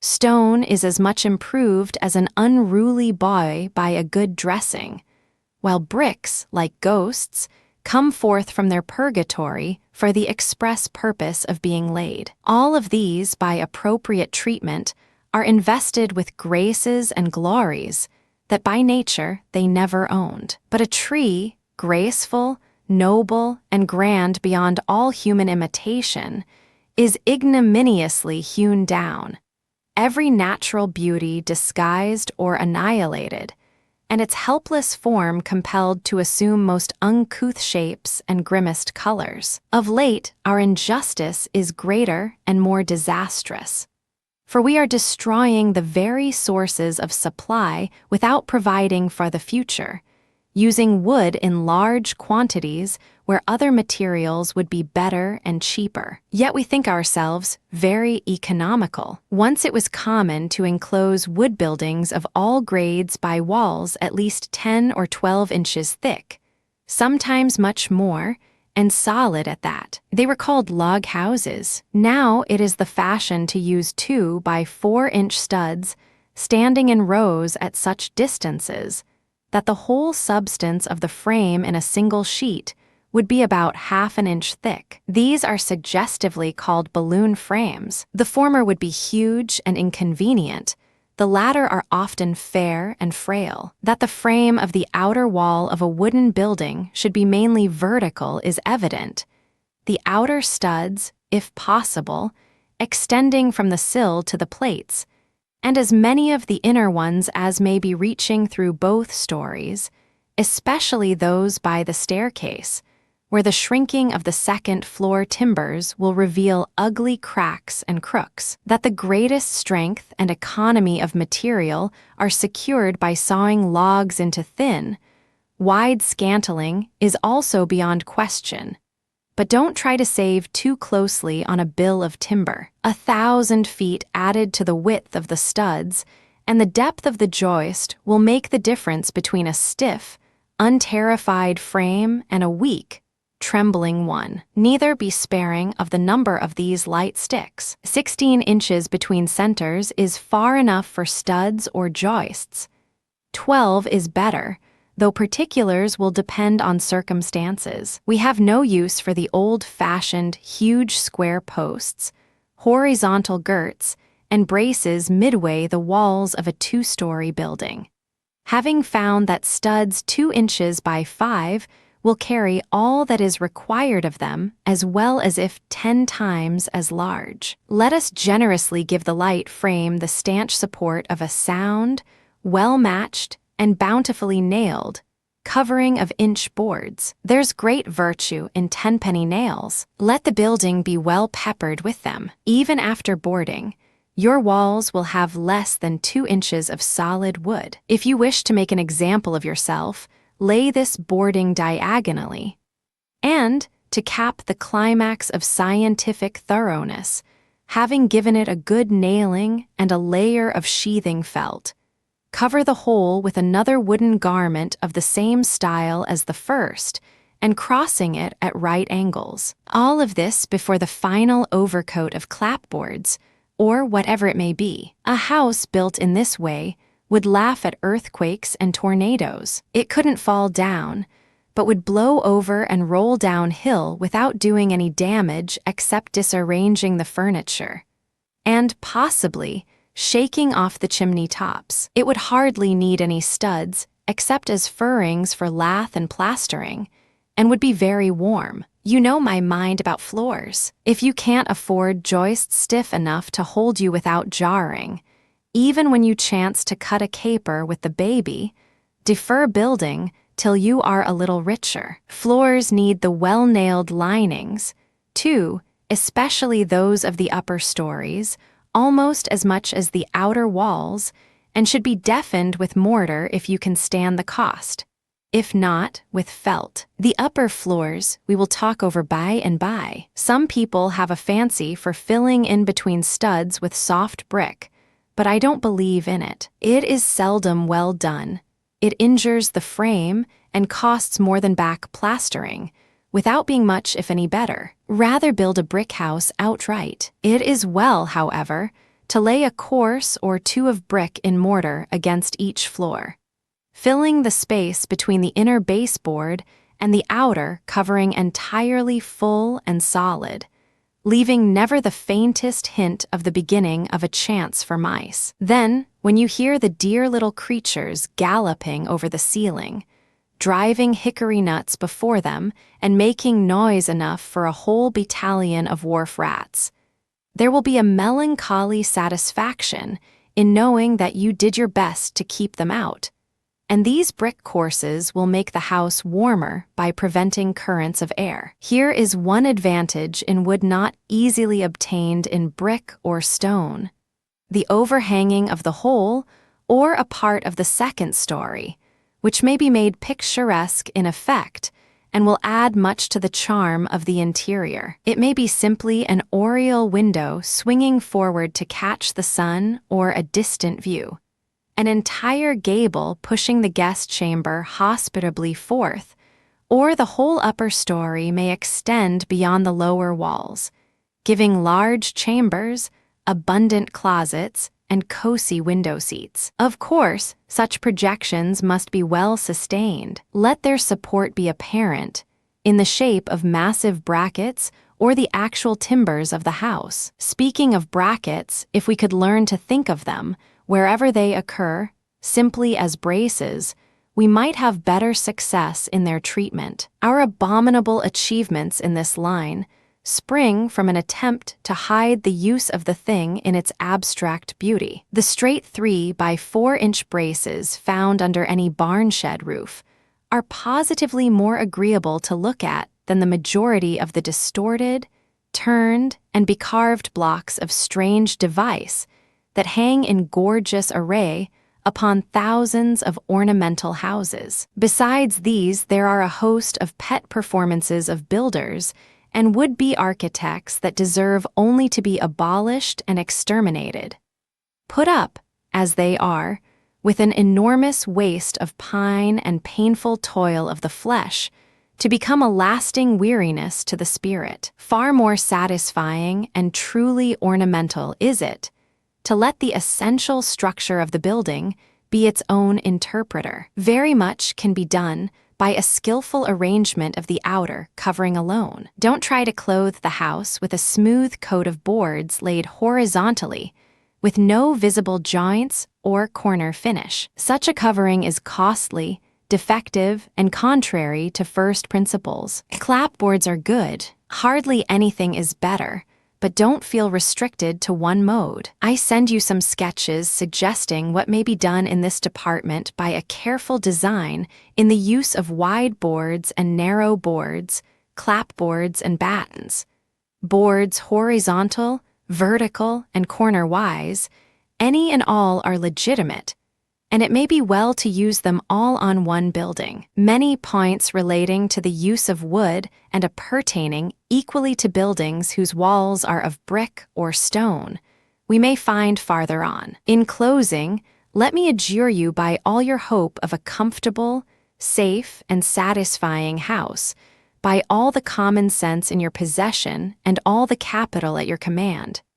Resolve that you will never know, never build your house of unseasoned timber. Letter 22. From John, a surrender and change of base. My dear architect, it was very well for Noah and the other antediluvians who had any little building to do to wait for their timber to season. When a man has 1,000 years or so to live, he can afford to take things easy. It's different in this great and glorious 19th century, when the chief aim is to make the shortest time on record. You know, our Western farmers have a brisk way of going out into their 1,000-acre wheat fields before breakfast, reaping, threshing, and grinding the grain, which their thrifty wives make into biscuit for the morning meal.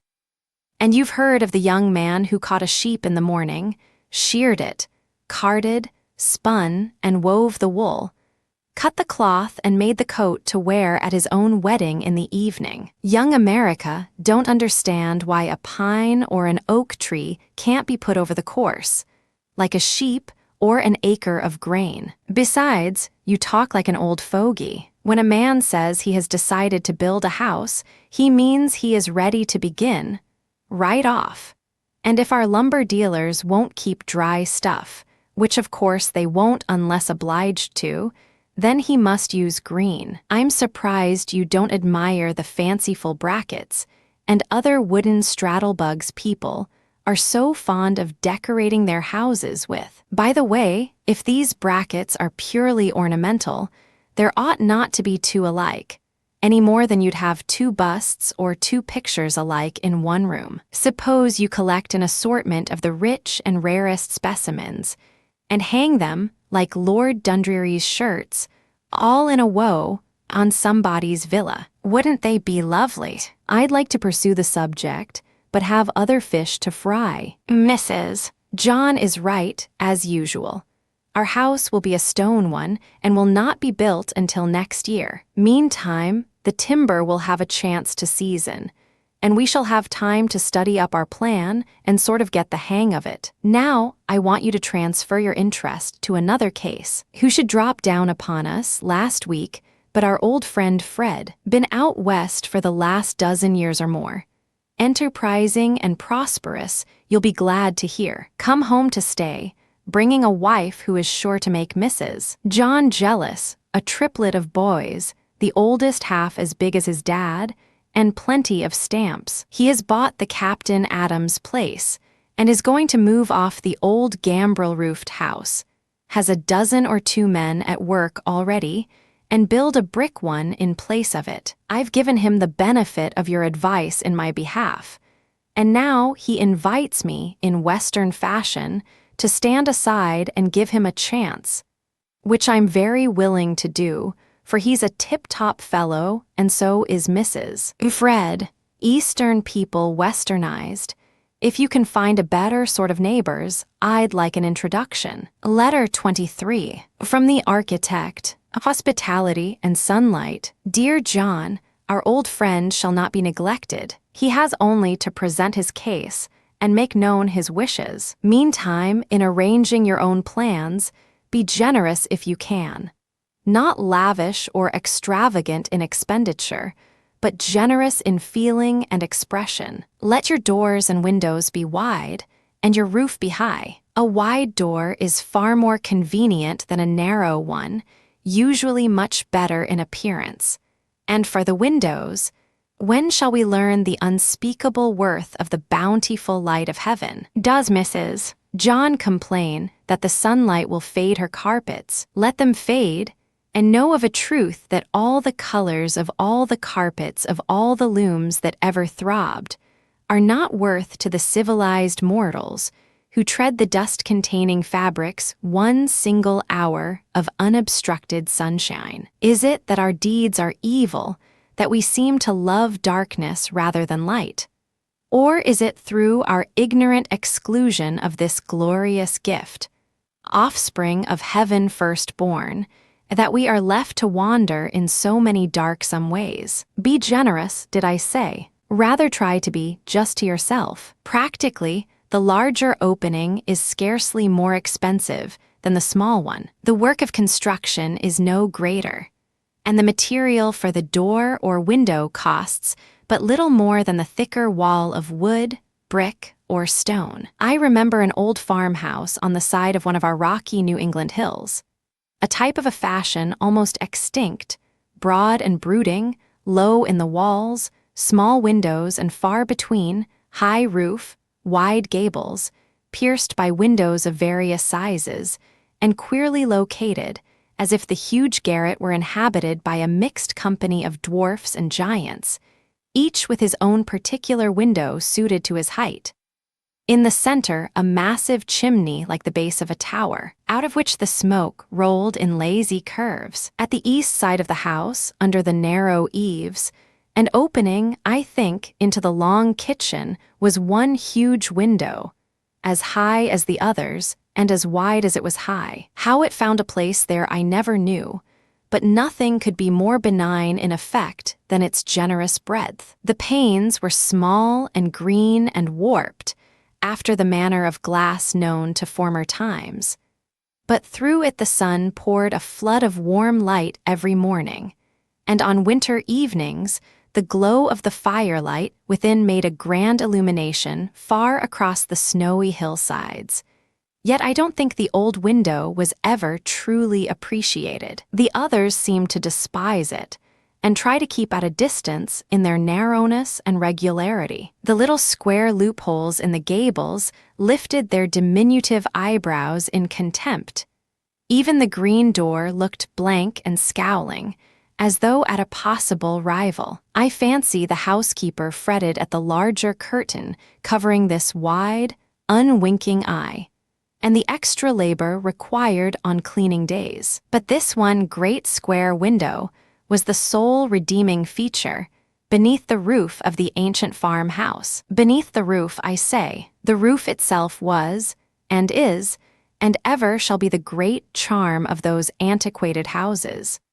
Not of the old alone, but if any new house shall ever rise, if you succeed in building your own so that it shall seem to be the abiding place of the incarnate genius of domestic happiness, the roof of your earthly paradise will be bold and high. Pierced by windows it may be, and broken by gables, but steep enough to shed rain and snow, and high enough to be plainly visible to the coming guest, promising safety and welcome beneath its tranquil shade. Practically, the steep roof is better than any other, because a flat one cannot be as permanently covered with any known material at so little cost, the multitudes of cheap and durable patent roofings to the contrary notwithstanding. By steep roofs, I mean any that have sufficient pitch to allow the use of slate or shingle. Such need not be intricate or difficult of construction to look well, but must be honest and useful. They can be neither unless visible, and here we see the holy alliance of use and beauty.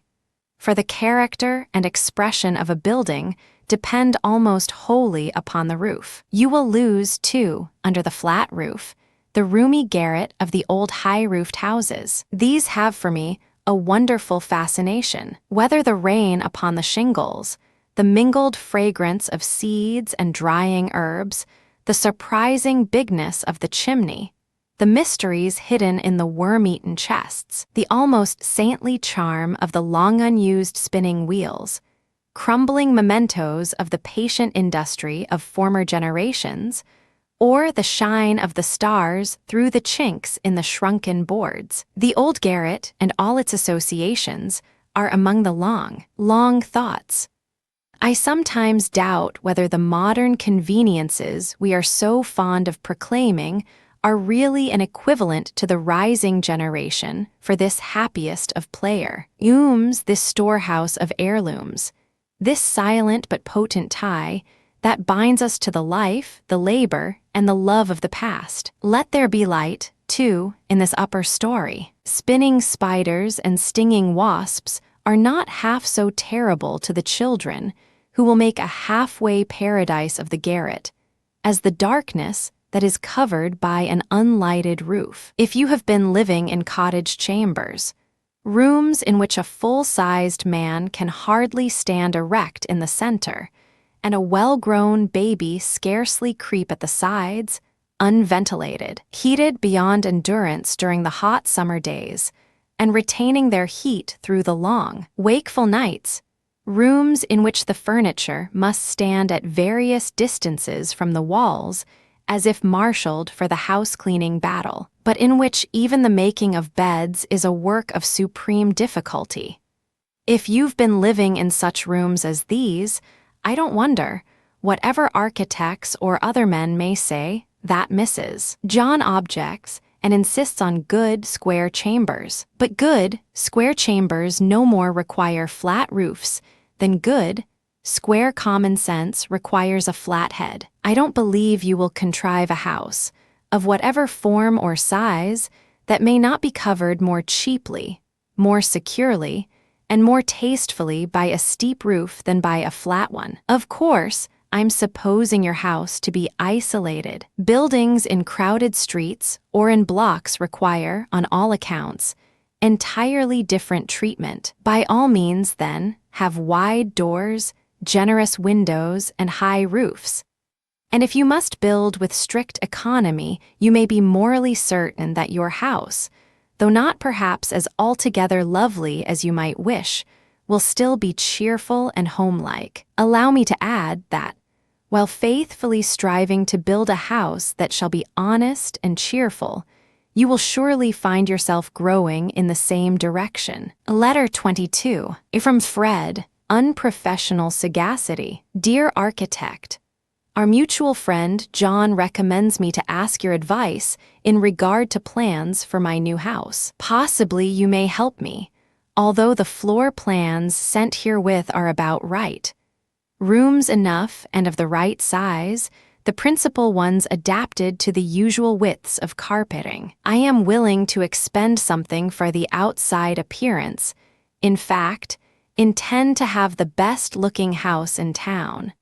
But think it would be foolish to build more rooms or larger than I want, much more so to dispense with needed room in order to get a certain proportion of parts. I merely mention this because, with all due respect, I am doubtless the best judge of my own wants, and don't care to have the dimensions of the building changed. The relative location of the different apartments is also satisfactory, except perhaps some slight deficiencies in the rear portion, which I left incomplete for want of time. As to exterior, would like a French roof and tower, with fashionable style of finish throughout. Shall commence laying foundation next week, and you will please consider yourself invited to eat turkey with us in the new house next Thanksgiving. Letter 24. From the architect, Stairways and Outlooks. Dear Fred, your plans are before me, also your letter. Also the Proverbs of Solomon, from which I read, in order to fortify myself for the work before me, sundry suggestions concerning the duty of faithful friends, the undaunted, disagreeable sort who cry aloud and spare not. It's quite right for you to try to show what you would like. Quite true that you ought to know your own needs and tastes better than anyone else, and though I cannot agree with you, I'm glad you have a mind of your own. Those who have not are of all men most miserable to deal with, most difficult to suit. Indeed, when a man feels clearly a lack in his own home life, which nothing but a new house will supply, he is sure to have some decided notions as to what that house shall be. But when you assure me in good set terms that this plan is your beau ideal, I must ask, also with profound respect, if you know what you are talking about. Put in your foundation, by all means, but remember how much easier it is to change a few lines on paper than to remove a stone wall. It is not a pleasant job to cut a door into a finished and furnished room, or even to change the hanging of it. This house, if I understand aright, you intend for a permanent home. How immeasurably better to spend 6 months, if need be, in perfecting the plans, than by and by to be tormented with defects that can only be removed by great expense and trouble. It's a grand thing to go ahead, provided you are right. The more go, the worse if you happen to be on the wrong track. Candidly, your plan hardly deserves to be called a beginning. The arrangement of the rear part, which you chiefly omit, is, in fact, the most difficult and important of the whole. But I've promised Sister Jane a chapter on kitchens, of which, when the time comes, you can have the benefit. Meanwhile, complete the unfinished part of your plan, It only requires you to spend a few brief moments, and I will venture some suggestions on this which lies before me. The front stairs, as laid down, would reach just halfway to the second floor.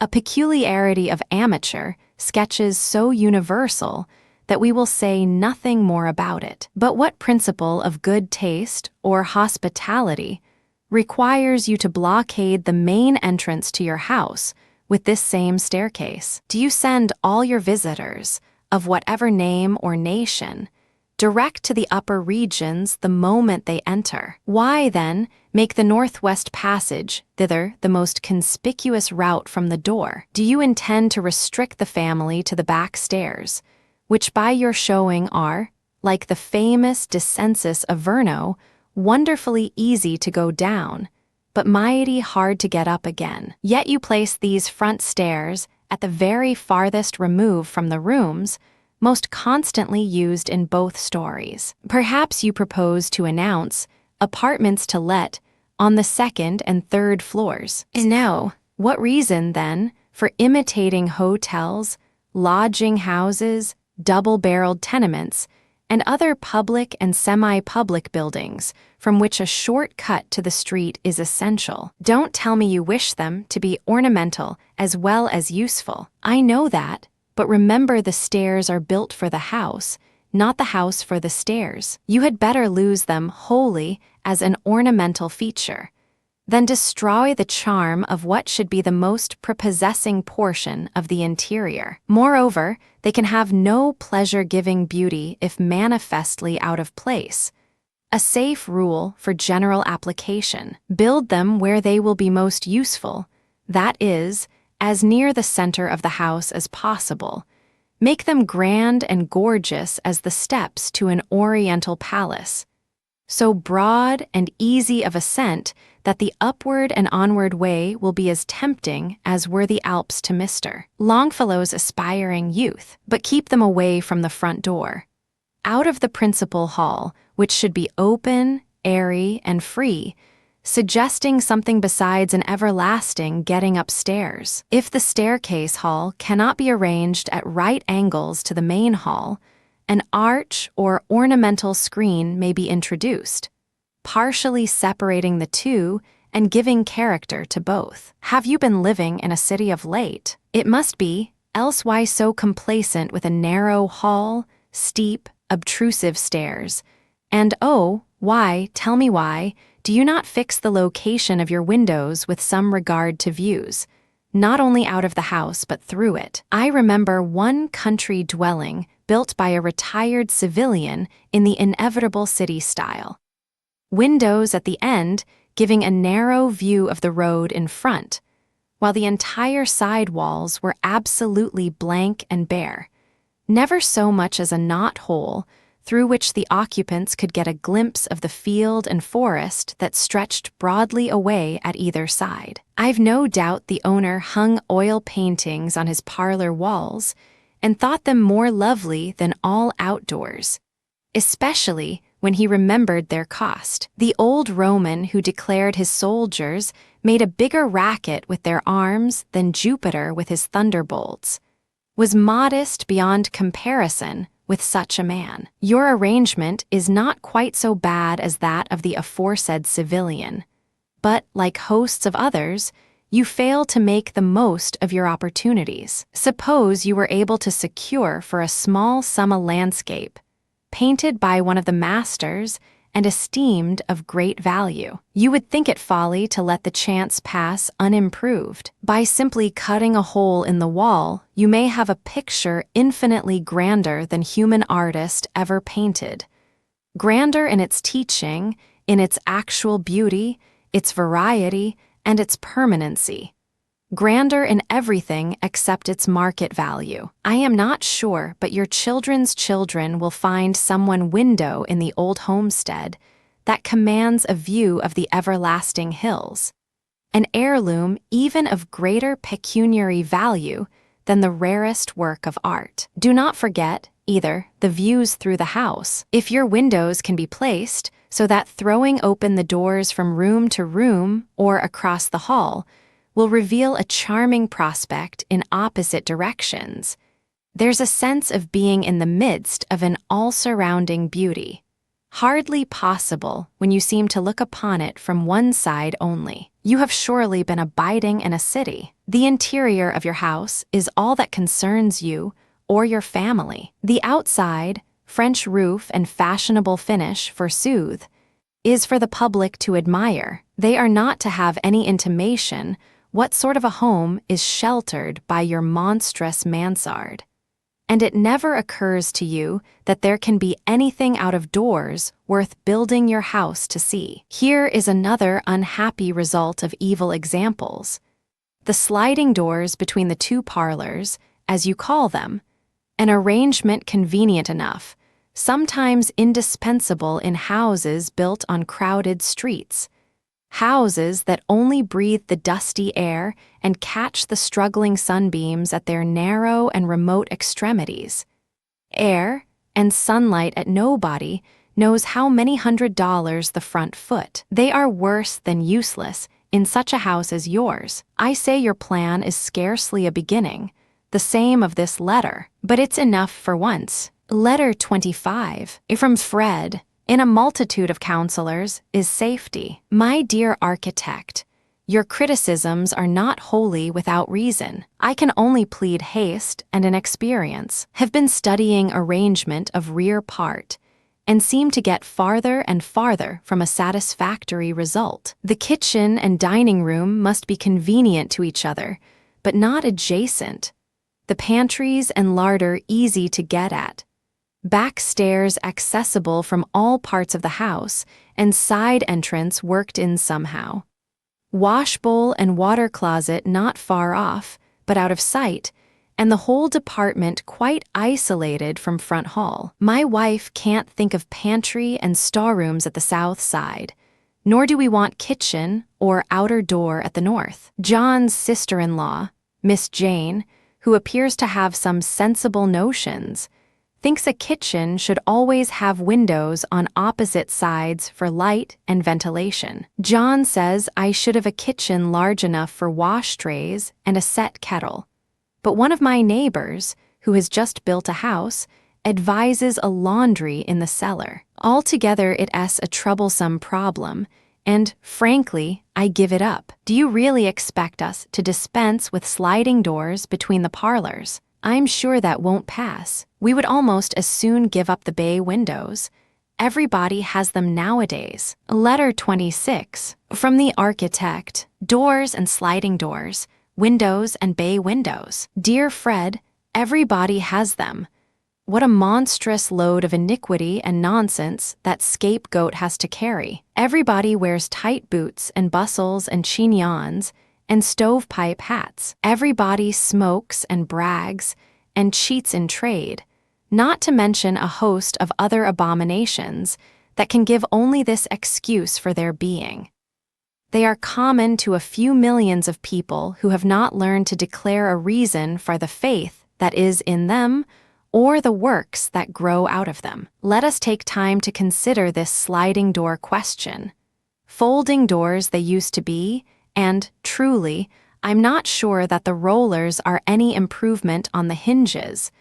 There is something dreadfully barney about sliding doors. Why do you want either? You have one room which you call the parlor, supposed to be the best in the house, as to its location, its finish, its furniture, and its use. 3 of its walls are handsomely frescoed, curtained, and decorated with pictures or other ornaments. The 4th is one huge barricade of panel work. When the 2 parts are closed, you have a constant fancy of rheumatic currents stealing through the cracks, and an ever-present fear lest they should suddenly fly open with impetuous recoil, grating harsh thunder on their wheels, and not exactly letting Satan in, but everything in the room fall out. An idle fear, for they can only be shoved asunder by dint of much pushing and pulling, especially if they are warped by having one side exposed to more heat than the other. As usually happens, being at last opened by hook or crook, another room is revealed, commonly smaller, more shabby in appearance, a sort of poor relation attachment, spoiling the completeness and artistic unity of the larger one. By care, you may avoid something of this.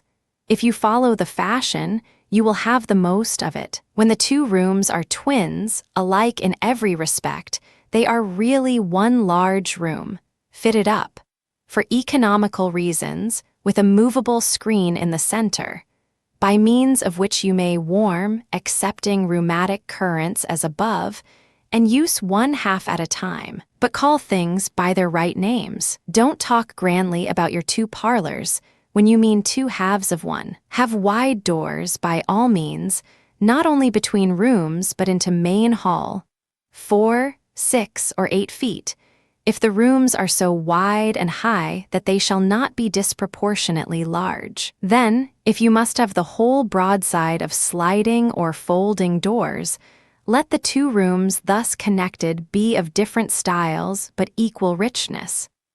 Different, that they shall not seem one room cut in two, piers, that one shall not shame and cheapen the other. Doors are a great bother, at best. I wish they could be abolished. They are always slamming, punching holes in the plastering with their knobs, creaking on their hinges, bruising the piano, pinching babies' fingers, and making old folks see stars when they get up in the night to look for burglars. Heavy curtains are infinitely more graceful, equally warm, and not half so stubbornly unmanageable. Then think of entering a room. By her steps the goddess is revealed. But who can walk like a goddess while forcing an entrance between two sliding doors, maybe wedging fast halfway through? How different from passing in quiet dignity beneath the rich folds of overhanging drapery. But I suppose we must leave all that to the Orientals. At present, you would almost as soon give up the bay windows. Well, you might and do worse than that. Now let your indignation boil. Bay windows are very charming things sometimes.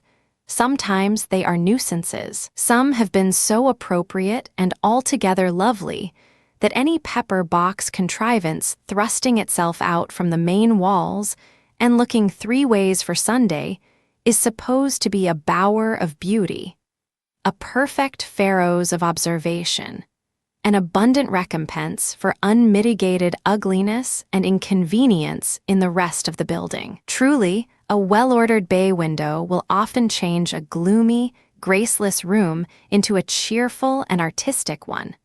But large, simple windows are sometimes rather to be chosen than too much bay. In many, perhaps the majority of cases, it is wiser to extend the whole wall of the room in the form of a half hexagon or 3 sides of an octagon, costing no more, and repaying the cost far more abundantly. While on the subject, let us finish it. If you indulge in a regular bay window, make it large enough to be of real use.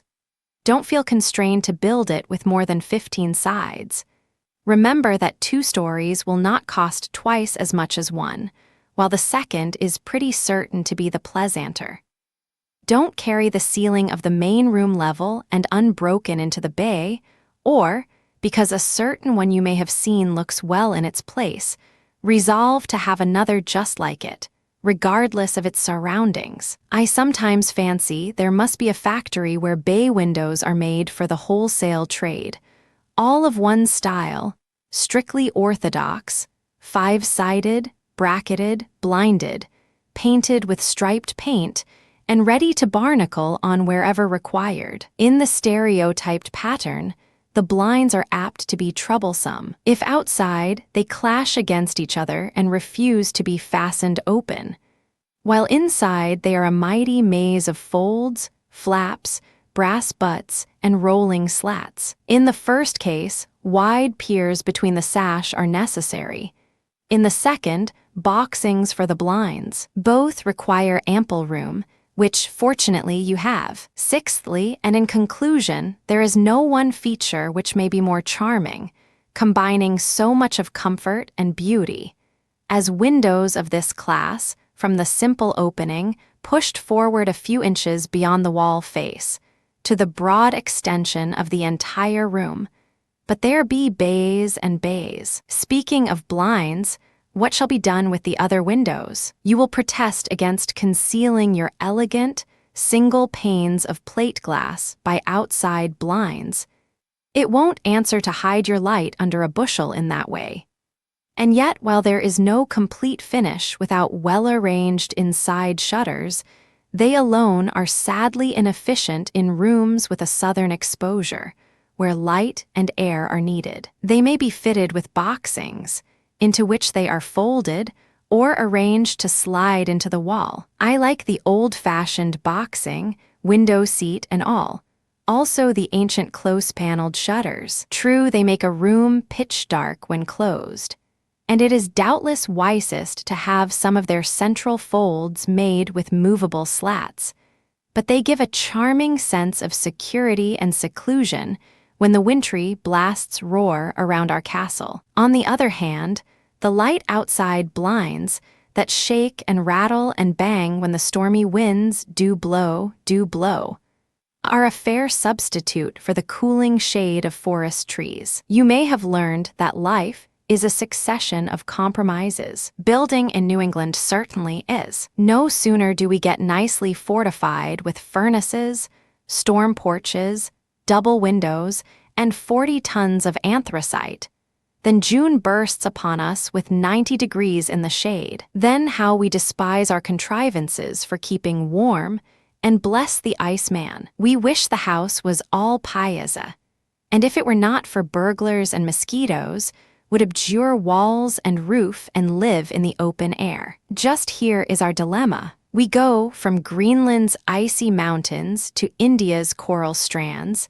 and back again every 12 months, whether we will or no, and are obliged to live in the same house through it all. It's really a desperate matter. I've been to the ant and the beasts and the birds. They recommend hibernating or migration, but our wings are too short for the one, our fur too thin for the other. Seriously, you must not forget to prepare for extremes of climate. Fortunately, the walls that most thoroughly resist the cold are effective against the heat. The doors and windows, the living, breathing, seeing, working part of the house, demand the twofold provision. You must have double windows in winter, to be taken off, laid away, and more or less smashed up in summer. Outside blinds to ward off the summer sun, which may, in their turn, be removed when we are only too glad to welcome all the sunshine there is. The vestibules, portable storm porches, are not to be tolerated.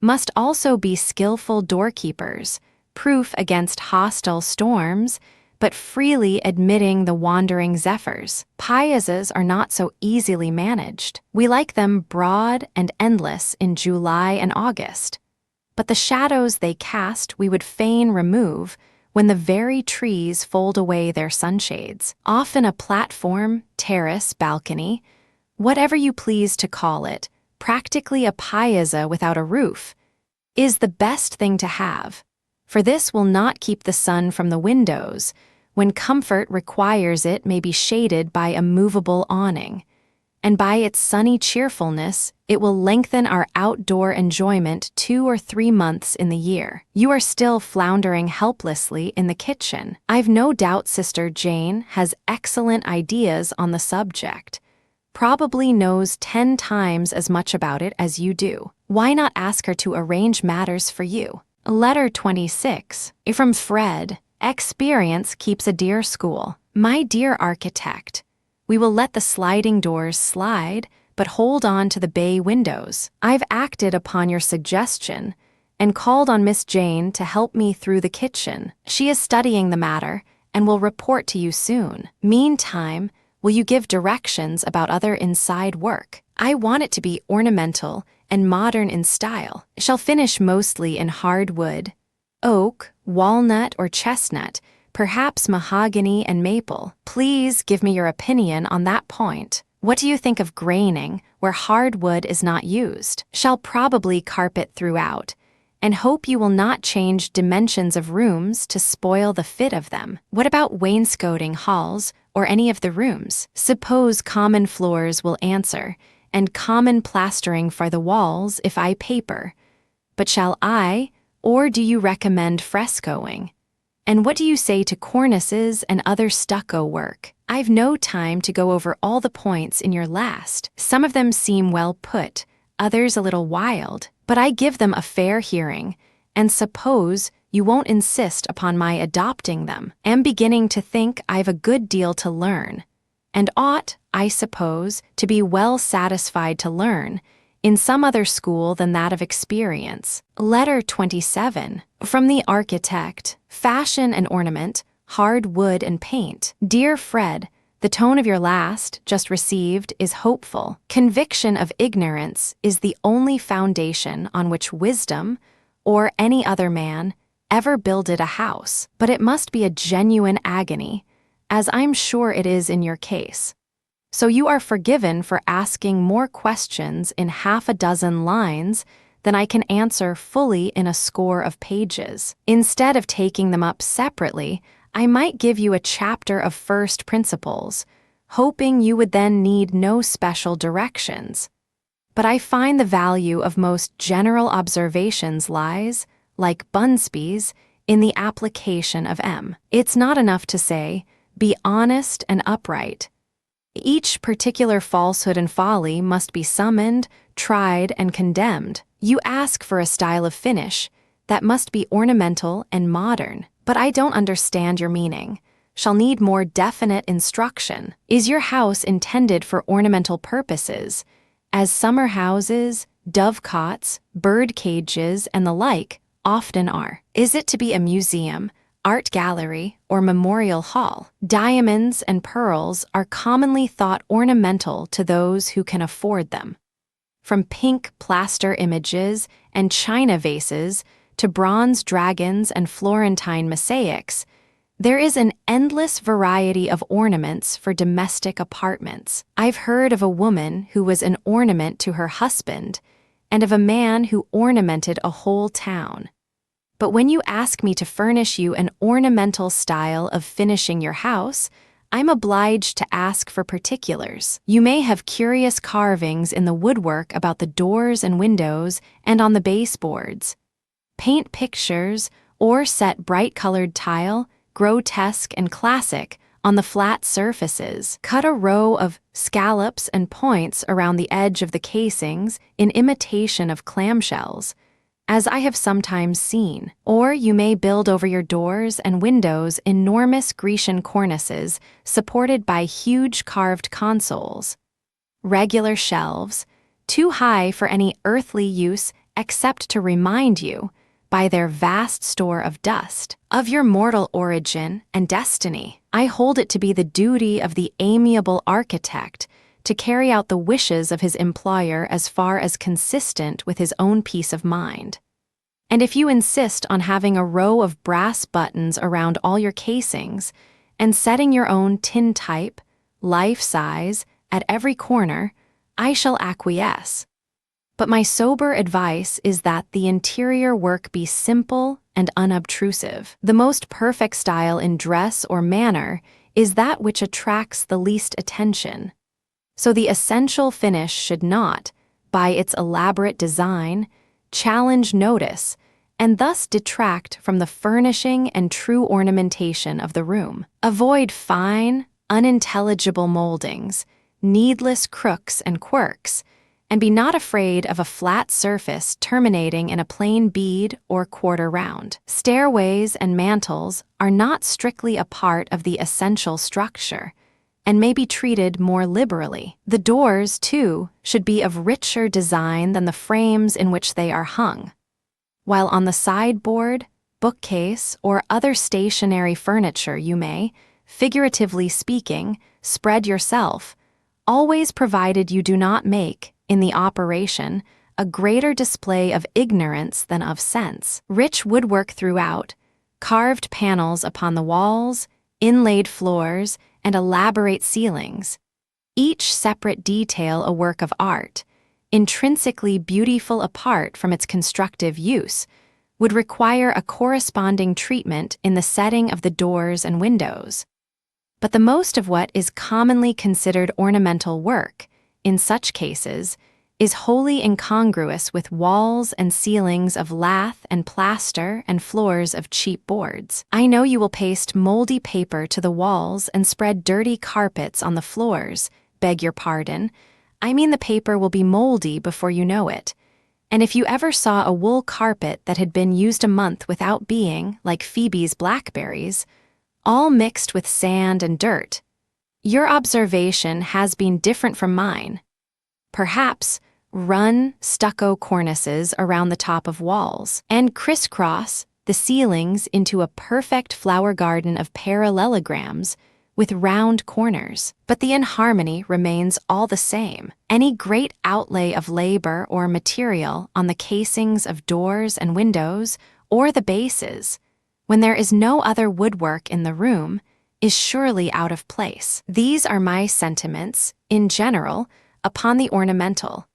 Of the merely fashionable you already know my opinion. Not that this most fitful dame has no rights that deserve respect, but her feeble light is a black spot in the radiance of real fine art. When you can give no other reason for liking what you like than that mistress fashion approves, beware. Beware, trust her not. The time will come when you will wish even the modest handmaiden economy had blessed it. And if a thing is really beautiful, what difference whether it was introduced by Mrs. Shoddy last spring or by Mrs. Noah before her husband launched his ferry boat? Nor is fine art unattainable, even in the door casings. It does not imply fine work. The size, shape, and position of the doors and windows, and the relative proportions of the work about them, is the first thing to be studied. Then have a care that such moldings as may be needed are graceful, and you cannot go far wrong. You propose to finish with hard wood, and ask my opinion. It depends. If it's the hardness you want, should recommend lignum vitae and ebony. If the wood, economy would suggest that white pine and certain other softer sorts be not overlooked. To answer according to the spirit of your inquiry, I should say, by all means, if you do not mind the cost, use wood instead of putty. With all respect for white paint and striped paint and all other kinds of paint, there is nothing more enduringly satisfying than the natural tint and grain of the different kinds of wood suitable for building, of which we have such great variety in style and color, from the overestimated black walnut to the rarely used white pine, rarely used without having its natural beauty extinguished by 3 coats of paint. What I wish to say is that finishing your woodwork without paint does not, necessarily, require the said wood to be of the kinds commonly called hard. Any wood that is not specially disposed to warp, and that can be smoothly wrought, may be used. Those you mention are all good, so are half a dozen more. The different kinds of ash, yellow pine, butternut, whitewood, cherry, cedar, even hemlock and spruce in some situations. There are several important points to be religiously observed if you leave the wood, whatever the variety, in its unadorned beauty. It must be the best of its kind. It must be seasoned to its inmost fiber. It must be wrought skillfully, tenderly cared for, and, finally, filled and rubbed till it wears a surface that is not liable to soil, is easily cleaned, resists the action of moisture, and will grow richer with age. Hence, I say, by all means finish with unpainted wood, if you are not afraid of the expense, and yet paint and varnish are good, and putty, like charity, covereth a multitude of sins. Nothing protects wood better than oil and lead, and by means of them you have unlimited choice of colors, in the selection and arrangement of which there is room and need for genuine artistic taste. Yes, good honest paint is worthy the utmost respect. When it tries to improve upon nature's divine methods and calls itself graining, it becomes unmitigated nonsense. Yes, and worse, it is one of the sure evidences of man's innate perversity that he persists in trying to copy certain beautiful lines and shadings in wood, not as an art study, but for actual use, when he may just as well have the perfect original as his own faulty imitation. What conceit, what blindness, what impudence this reveals! What downright falsehood! Not in the painter. Oh, no, skill is commendable even when unworthily employed, but in him who orders it. You may buy a pine door, which is very well. Pine doors are good. You tell every man that comes into your house it's black walnut or oak or mahogany. If that isn't greeting him with lying lips and a deceitful heart, the moral law isn't as clear as it ought to be. You may think it's of no consequence, certainly not worth making a fuss about, but I tell you this spirit of sham that pervades our whole social structure, that more and more obtrudes itself in every department of life, comes from the bottomless pit and will carry us all thither, unless we resist it, even in these milder manifestations, as we would resist the father of lies himself. Truth and falsehood are getting so hopelessly confused that we can scarcely distinguish one from the other. One other suggestion in this connection, without either painting or graining, you may get a most satisfactory effect, both in looks and utility, by staining the less costly kinds of woods, using a transparent stain that will not conceal but strengthen the natural shading, and at the same time change its tint according to your fancy. This is an honest and economical expedient. It only requires that your lumber shall be sound, tolerably clear.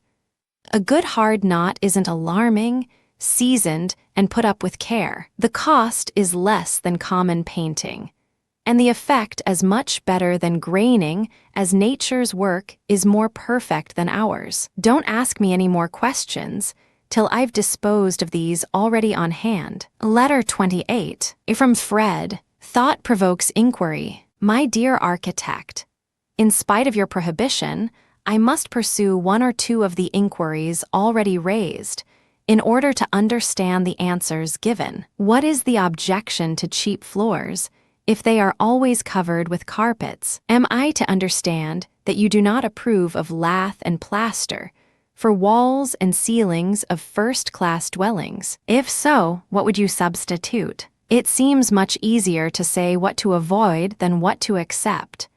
But that, I believe, is the privilege of critics and reformers. Why do you despise the modern fashions so heartily? Are the old any better? Letter 29. From the architect. Consistency, comfort, and carpets. My dear Fred, I don't despise the new fashions. I admire them when they are good. Will you please try to understand that a thing of beauty is a joy forever? Whatever is born of truth, whether in art or religion, belongs to eternity. It never goes out of fashion. Will you also remember that modern styles, modes, fashions, inventions, call them what you will, are the mere average product of human thought and labor during a few years. The old that abides is drawn from the superlatively good of former countless generations, culled over and over again, till that alone remains which has stood the test of your critics and reformers all along down from Adam, or up from the last monkey, who wept to find his firstborn without a tail and morally accountable. Certainly, it is easier to say what to avoid than what to accept, for there's more of it. Broad is the road of error, and the faults and follies, vices and sins that wrangle and riot therein are thicker than crickets on a sandy road in October. Thicker and blacker. You may catch them all day, and there'll be just as many left, but the devoted followers of truth you may count on your fingers, and carry them home in your bosom. Besides, the right thing to do cannot be told in detail for another, since every man must manifest his own individuality as he must work out his own salvation. In the millennium, I expect we shall find no two houses built or furnished alike. No, you are not to understand that lath and plaster are unfit for first-class dwellings, but there is no sense in trimming a gingham suit with point lace. A general uniformity of value in the material of which your castle is built is as essential as uniformity of style. Yes, there is an objection to cheap floors, carpets, or not. And now I've gone through your last lot of interrogation points backward, which brings me where I left off in the former letter. You propose to carpet the floors and ask to have them made to fit the carpets. Would you also like the walls to fit the paper hangings, and the windows the curtains? Do you know what kind of carpets you will use in each room? Just how long and how wide they will be to half an inch? The width of the borders, how much they will stretch in putting down, how much take up in the making? You see, I can use interrogation points. Do you really know anything about them with certainty? I ask for information, as the same request is often made as to building the house to fit the carpets, and any attempt to comply with it seems to me a great waste of mathematics. Concerning the floors themselves, leaving the yardstick out of the question, even if they are covered by carpets 6 inches thick, it will not pay to lay poor ones. They should be double for solidity and warmth, well nailed for stiffness, seasoned for economy, and of good lumber for conscience sake. Seasoned for economy, I say, since nothing is more destructive to carpets, especially to oilcloth, than cracks in the floor underneath them. Yes, one thing, the warped edges of the boards that sometimes raise themselves, that are almost sure to do so in spruce, which is never fit for floors, though often used. It's my conviction that spruce floorboards, 2 inches thick and 1.5 wide, would contrive to curl up at the edges. If you have good floors, furthermore, you will not feel obliged to cover them at all times and at all hazards. I remarked that the houses built when the good time comes will not be all alike. I can tell you another thing about them, though you may not believe it. There will be no wool carpets on the floors, no, nor rag ones either. The people will walk upon planks of fir and boards of cedar, sycamore from the plains and algum trees, gopher wood and Georgia pine, inlaid in forms of wondrous grace. There will be no moth or dust to corrupt and strangle, neither creaks nor cracks to annoy. It's a question among theologians whether the millennium will come all at once and all or gradually. I think the millennial floors must be introduced gradually, say around the edges, for I do not suppose you or anyone else in New England will give up the warm-feeling carpets altogether. And yet one who has seen a carpet of any sort taken and well shaken after a 6-month service will hardly expect added health or comfort from its ministration. If your observation of this semi-annual performance isn't sufficient, and you are curious to know how much noisome dirt and dust, how much woolly fiber and microscopic animal life you respire, how these poisonous particles fill your lungs with tubercles, your head with catarrh, and prepare your whole body for an untimely grave, you can study medical books at your leisure. They will all tell the same story, and will justify my supposition that you will cover the floors with dirty carpets. Doubtless they will be shaken and whipped. They deserve it 2 or 3 times a year, and swept, maybe, every day. The shaking is very well, but though it seems neater to sweep them, yet for actual cleanliness of the whole room, carpet, and all, I suppose it would be better at the end of 6 months if they were swept. Not once. For whatever can be removed from a carpet by ordinary sweeping is comparatively clean and harmless. That which sinks out of sight and remains is unclean and poisonous. There are 2 ways of lessening the evil without exterminating the cause. One is to shut the room, never using or opening it, except for the spring and fall cleaning. The other is to lay the carpet in such way that it may be taken up and relayed without demoralizing the entire household. Talk about the carpets fitting the rooms. There should be a margin of 2 feet. A few inches, more or less, is unimportant at each side. Then, if you have a handsome floor, the carpet becomes a large rug.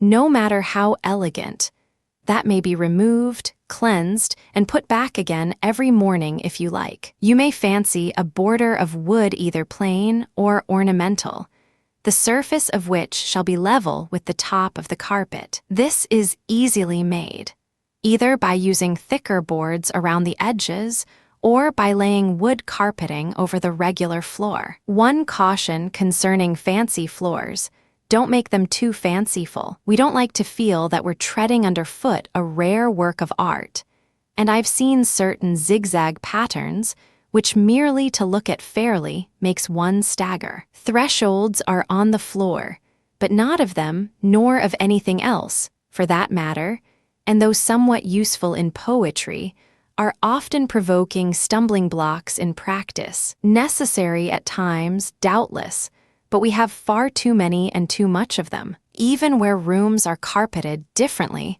they are not needed. If you must have them, let them lie low and keep dark. If you paint or paper the walls, as you will if they are plastered, keep this in mind.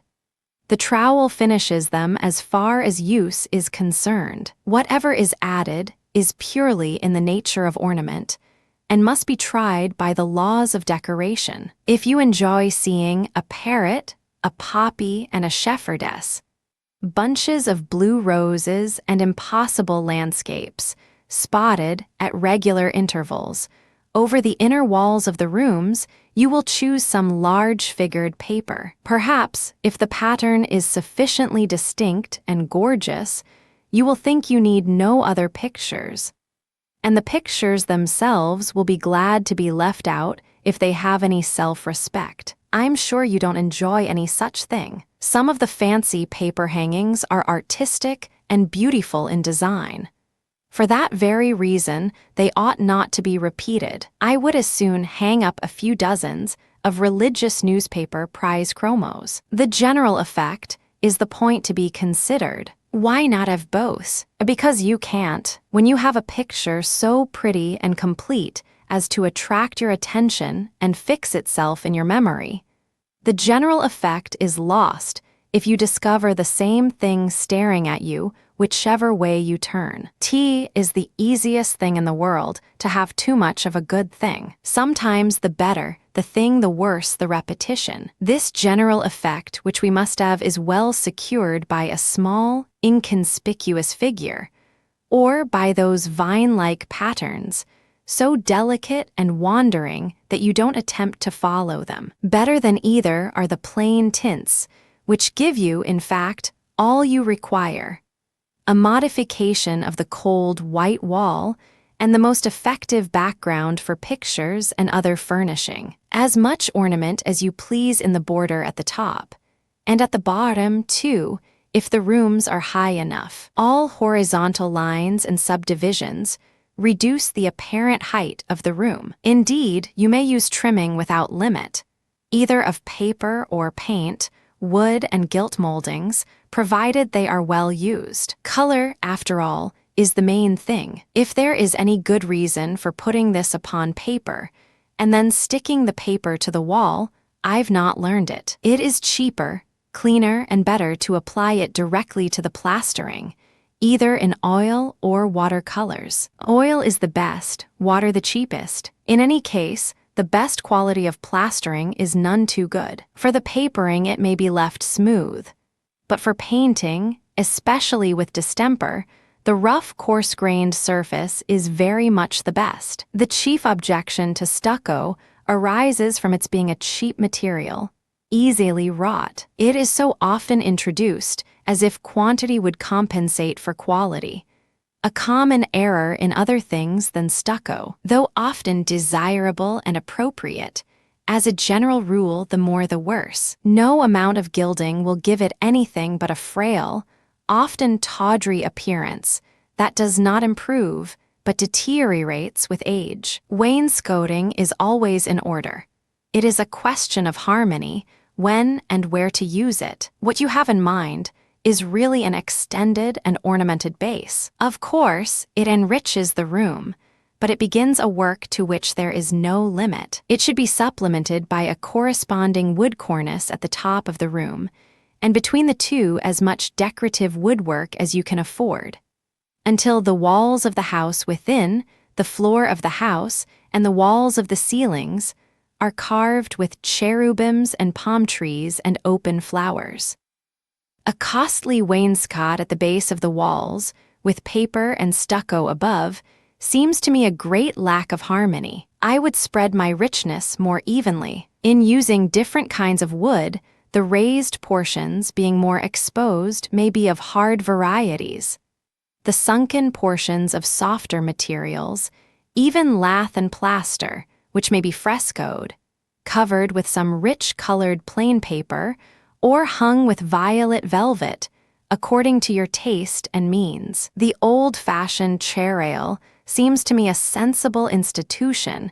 It occupies the debatable ground between use and beauty, and may therefore be somewhat enriched. The plastering beneath it may be given a different tint from that above, and when the walls are high, its effect is good. It is really carrying out the idea of paneling, to which there is hardly a limit in the way of variety. Some of your questions have led me a little way from the building toward the furnishing, but I've tried to dispose of them categorically and am now ready for another lot. Letter 30, from Miss Jane, Autobiography and Architecture, Potatoes and Postscripts. Mr. Architect, dear sir, after so long an indirect acquaintance through our mutual friends, it is quite time we were formally introduced. Allow me to present myself. Sister Jane, spinster, native of New England, born to idleness, bred to school teaching, age not reported, temperament hopeful, abilities average, possessor of a moderate competence, partly acquired, mainly inherited, greatly overestimated by a friendly few, somewhat abused as peculiar in American idiom, funny, by strangers, especially interested in the building of homes and quite willing to help Mr. Fred carry out his ambitions in that direction by any suggestions I am able to make. I've taught school and I've taught music, sold goods in a store and worked in a factory, run a sewing machine, traveled with subscription books, and hired out to do housework. And I solemnly aver that the only time I was conscious of genuine enthusiasm for my work, or felt that I was doing myself or others any actual good, was while keeping house. In school, I was required to teach things I knew little and cared less about, and to punish the dear children for doing precisely what I would have done myself had I been in their places, losing all the while in amiability more than was gained in mental discipline. My experience in a factory was limited to 3 months. From working with the machines and as they worked, hardly using more intelligent volition than they, I began to fancy myself becoming like them, with no more rights to be respected, no more moral responsibility, and left without even serving my notice. Clerking I tried just for fun. If all people who came to trade were like some, it would be the pleasantest, easiest work imaginable.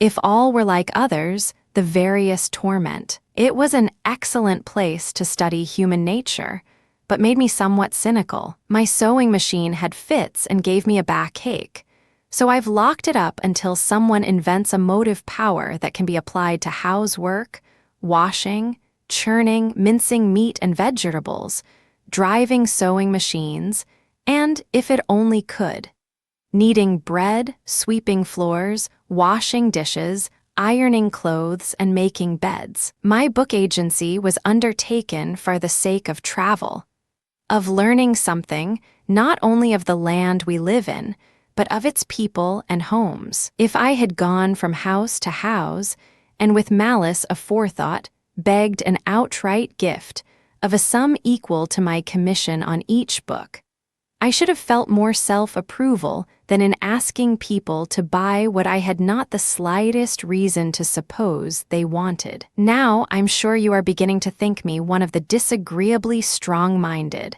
who think the whole world has gone astray when it's only themselves who are out of tune. But truly, I'm not.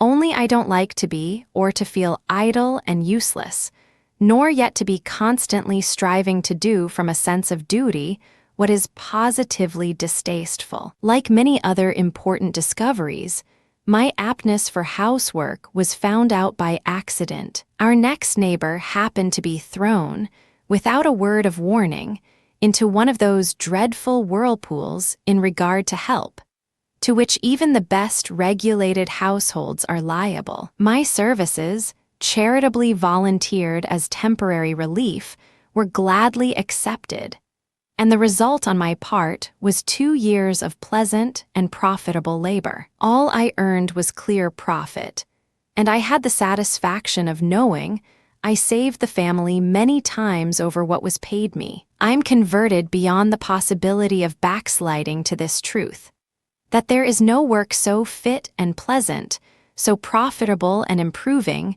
to the mass of womankind, rich or poor, wise or unlearned, strong or weak, yes, proud or meek, as the care and control of a home, none so worthy of thorough study, none so full of opportunity for exercising all the better bodily and mental powers, from mere mechanical and muscular skill, up through philosophy and science, mathematics and invention, to poetry and fine art. From potato washing to architectural design, the distance is great, yet there are possible steps, and easy ones too, leading from one to the other. I began with the potatoes, and know all their tricks and their manners. The accompanying sketch is the nearest approach to architecture yet attained. A long way off, you will say. But I insist it is worthier of recognition than the plans of amateurs who begin with the parlor and leave the kitchen out in the cold. It is not for Mr. Fred, he must work out his own kitchen. If Mrs. Fred can't help him, more's the pity. I give my notions of general principles.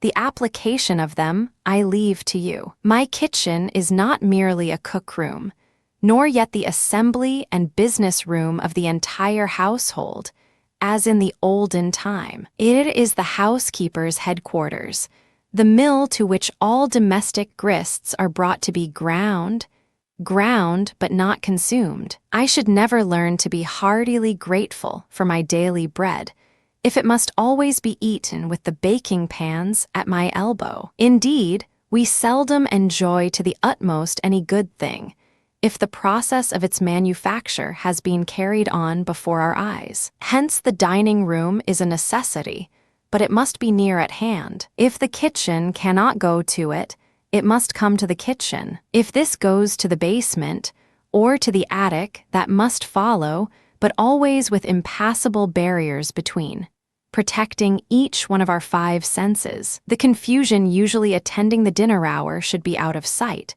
The hissing of buttered pans and the sound of rattling dishes we do not wish to hear. Our sharpened appetites must not be dulled by spicy aromas that seem to settle on our tongues. We do not like, in summer weather, to be broiled in the same heat that roasts our beef. While, as for sense, wrath is cruel and anger is outrageous. But who is able to stand the smell of boiling cabbage? Yes, the kitchen must be separated from the dining room, and the more perfect its appointments, the easier is this separation. The library and the sitting room are completely divided by a mere curtain, because each is quiet and well disposed, not inclined to assert its own rights or invade those of others. But the ordinary kitchen, like ill-bred people, is constantly doing both. Thomas Beecher proposes to locate his at the top of the church steeple. That is unnecessary. We have only to elevate it morally and intellectually, make it orderly, scientific, philosophical, and the front parlor itself cannot ask a more amiable and interesting neighbor. As the chief workshop of the house, the kitchen should be fitted up and furnished precisely as an intelligent manufacturer would fit up his factory. Every possible convenience for doing what must be done. A machine for each kind of work and a place for every machine. Provision for the removal and utilizing of all waste, for economizing to the utmost all labor and material. Then, if our housekeepers will go to school in earnest, will learn their most complicated and responsible profession half as thoroughly as a mechanic learns a single and comparatively simple trade. We shall have a domestic reformation that will bring back something of the Eden we have lost. P.S. Surreptitiously enclosed by Mrs. John. Dear Mr. Architect, Jane has just read her letter to you aloud for John's and my benefit. John listened to the end without moving a muscle. When she wound up with the Garden of Eden, he got up, took off his hat, he will keep it on in the house, made a fearfully low bow and said, "Perfectly magnificent, Jane. I begin to feel like old Adam already." Then he burst out laughing and took himself out of the room, leaving the door wide open, of course, and kicking up the corner of the doormat. You see, he's one of those men who think home isn't home-like, unless it's sort of free and easy. He'd be perfectly willing to eat and sleep and live in the kitchen, if I had the work to do. And though he likes pretty things and would feel dreadfully if I didn't look about so, has a perfect horror of smart housekeepers, and thinks women who care for nothing else the most disagreeable people in the world. The trouble with Jane's letter is that she doesn't go into particulars enough, and that's why I want to add a postscript. I wish I could describe the kitchen in the house where she has been living. The people had so much confidence in her judgment that they just allowed her to fix things as she chose, and it's really quite a study. It mightn't suit anybody else, but it shows what may be done. She began by taking one of the pleasantest rooms in the house, although 'twas in the basement, and had windows cut to bring them on the south and east sides. Then she had an outside door at the south with a wide piazza over it, which made the room actually just so much larger. Across one side of the room is a wide stationary table.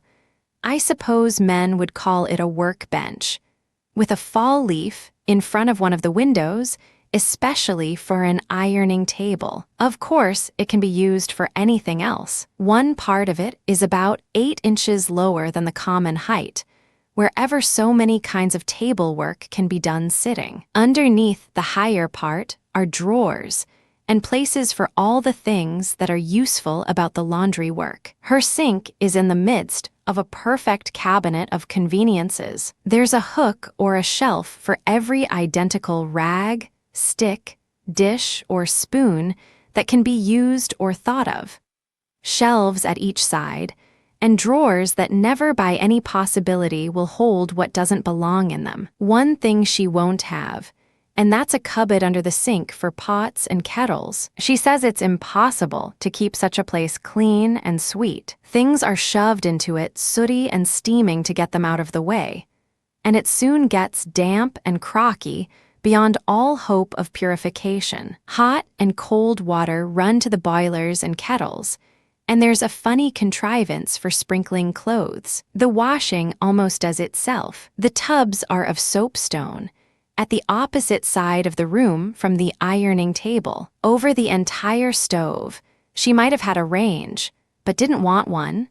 There's a sort of movable cover with a flue running into the chimney that carries off every breath of steam and smoke from the cooking. One would never guess at the dinner by any stray odors. It is made of tin.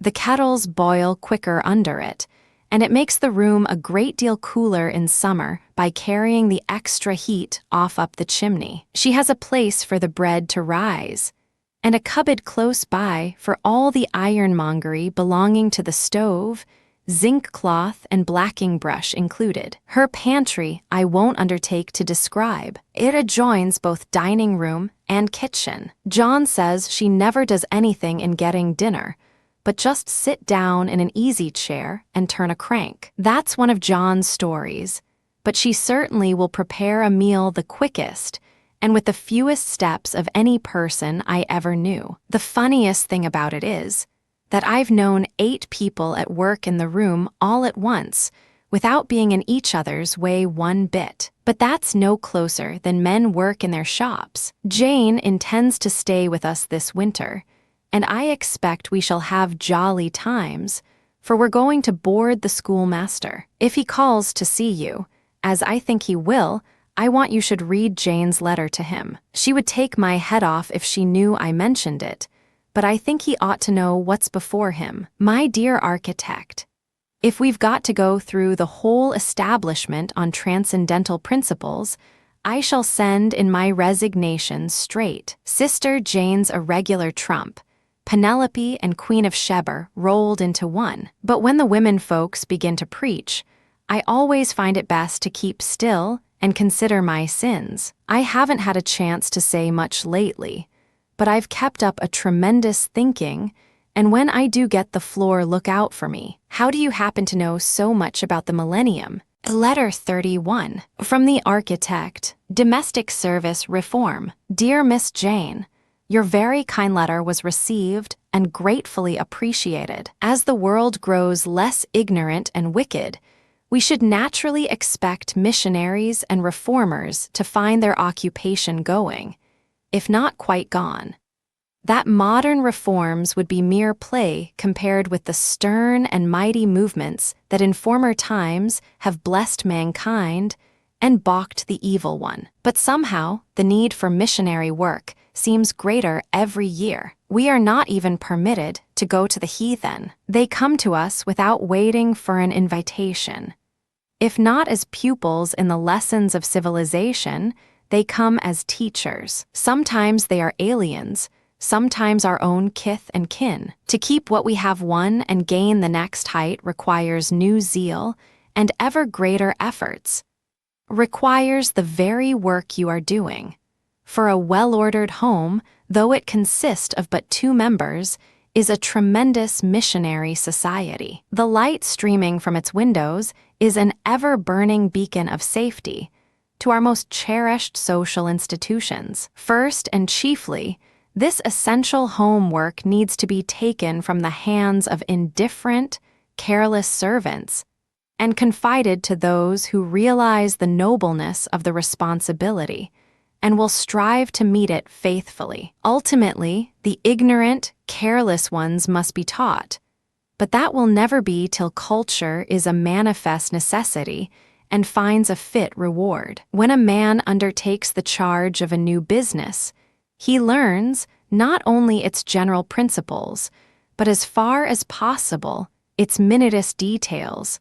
Otherwise, he fails inevitably, and the place is given to his well-qualified competitor. If our prospective housekeepers were amenable to similar rules, the competent mistresses of this most useful art would find plenty of apprentices glad to serve them long and well for their tuition.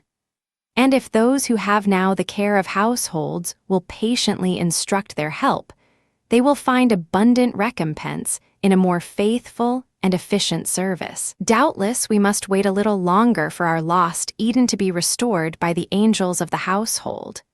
But in the hastening of that good time, such examples, permit me to say, as your own will be worth far more than any multiplying of conveniences and labor-saving machines for the benefit of those who do not know or care to learn how to use them.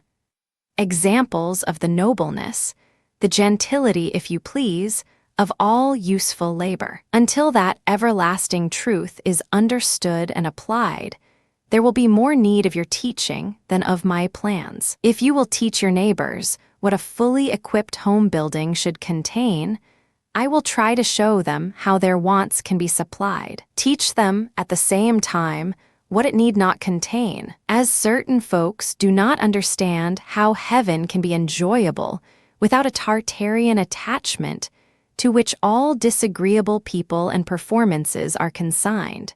So a common notion of home, that earthly epitome of heaven, appears to be that it should also contain an abridgment of the same direful institution, that there must be somewhere in the house a place of torment, the angels who abide therein, giving us our daily bread and doughnuts, being of a totally different type from the glorious creatures singing songs of praise and operatic melodies in the upper stories, that the genius of the kitchen and the parlor can be one, and the same is a conception too stupendous for the average understanding. This, too, I hope you will insist upon. Every man who would build himself a house shall first sit down and not count the cost that comes into my department, but ask himself solemnly what the house is for. To live in, of course, but living is a complex affair.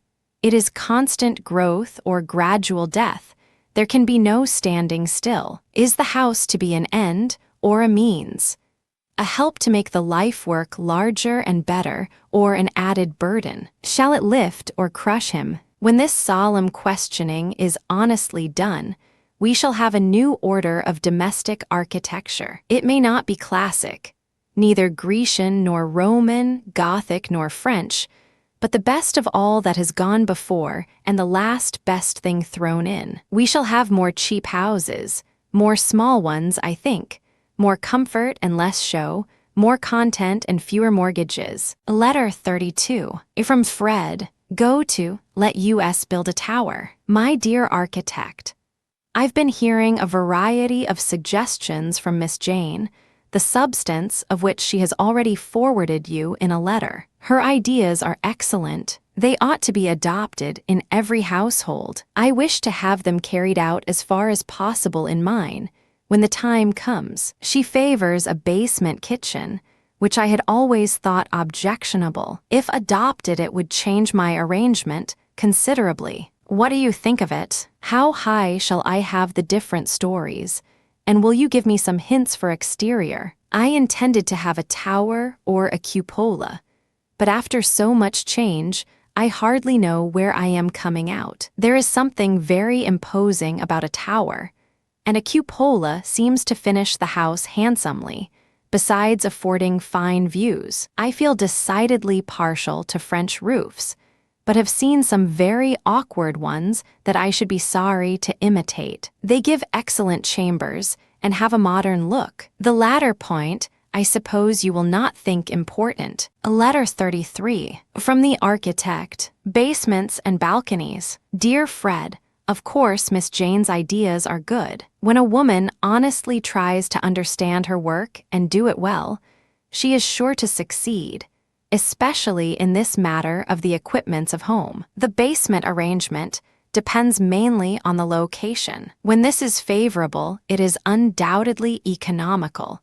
nor is it necessarily inconvenient or unpleasant in any way, but quite the reverse. You are fortunate if your site will allow it, for it adds enormously to the capacity of the establishment. At least two sides of this lower story, basement you call it, should be above ground to ensure dryness and plenty of light. Then all the heavier work of the house, including the eating and drinking, can be done on this floor, leaving the upper stories intact for loftier purposes. The old-fashioned cellar as a storehouse for a half-year's stock of provisions, bins, and barrels by the dozen of potatoes, apples, and cider, corned beef, pork, vegetables, vinegar, and apple sauce, is extinct. Hence the space once thus occupied is almost a clear gain if made into finished apartments, an economy that will commonly allow a family room on the next floor,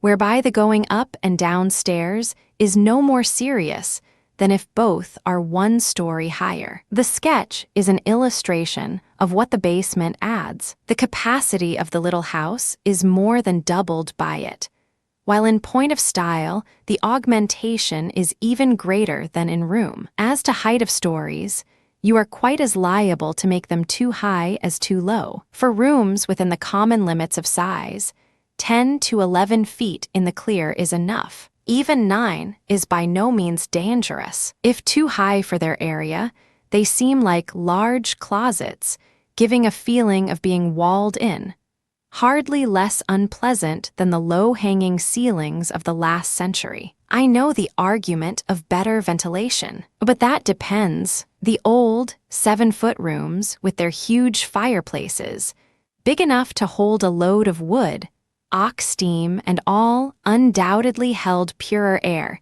than is found in the hermetically sealed apartments of the present time, whose ceilings are out of sight. As you say, a tower is often very imposing. It is not always certain who feels the imposition most heavily, the man who pays for it or the man who looks at it. They are not only imposing, but they contain 6 or 7 stories, one above another, of 8-foot square rooms, deducting a Jacob's ladder stairway at one side, whereon people climb to the topmost room for the sake of looking out in the wrong direction through a round dormer window, scratching their heads in the meantime on the nails that come through the roof. Cupolas, too, are lovely, especially on a barn, and top off a house in the daintiest fashion possible.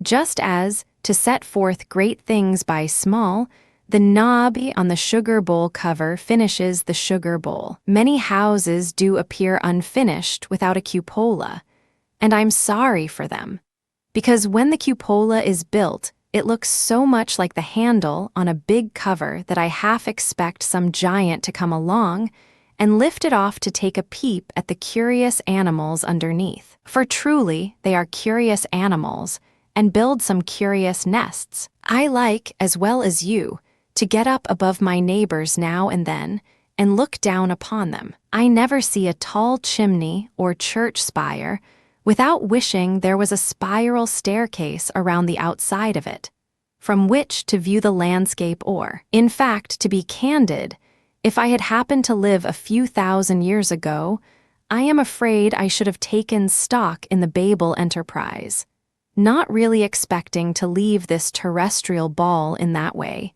but just to see how high we could go. The audacious Tower of the Centennial I shall certainly patronize, but on domestic buildings, unless for better adaptation to the site or for some special use, there are other things more to be desired than these lofty appendages. An open balcony, hanging from the highest point of the main roof, just below the scuttle, or the flat, if there is one, on the top of the whole, surrounded by a protecting balustrade, affords a better place for observation and costs less than those laborious affairs whose use and beauty often neutralize each other. How dare you think anything claiming to be a French roof ugly to look at? People who are fond of that style admire them from a sense of duty, because they are French roofs. Perhaps if I was a Frenchman I should like French roofs, too. Being an American, I like American roofs better. You do, however, give one reason for your preference: the complete chambers, which is merely another way of saying you like 3 stories better than 2. A good argument, by the way, for the basement, which is surely more convenient than an attic. I enclose a sketch, intimating an outline and style that will suit your location. The roof, which is not French, either in form or costliness, will contain all the dormitories and storerooms you can use, unless you propose keeping a 3-story boarding house. Letter 33. From the schoolmaster. 4 rooms enough. Mr. Architect, dear sir. Once, in conversation with you, I made some inquiries as to the feasibility of building houses, especially of brick, with reference to future enlargement. My present ambition is bounded by a house of 4 rooms, one in which all the household work shall be done, including the eating. It shall contain the cooking stove, the dining table, laundry conveniences, etc., and may be called kitchen, dining room, laboratory, or simply workroom. An apartment to be used solely on account of its facilities for doing housework. It should be of good size, and a pleasant outlook is desirable, but not necessary. A second room for ordinary and extraordinary use. To sit in, to talk in, to read and write and visit in. The books are kept in it, and the sewing machine, the piano and the flower stand, the bird cage and the pictures. A large, pleasant room where the sunlight loves to shine in upon us and we love to look out upon the sunshine. It is parlor, library, drawing room, living room. In fact, it is the house itself, to which everything else is accessory. A family sleeping room, sunny, simple, and airy, and a guest room of similar character, complete the establishment. More than these 4 principal rooms would be a burden.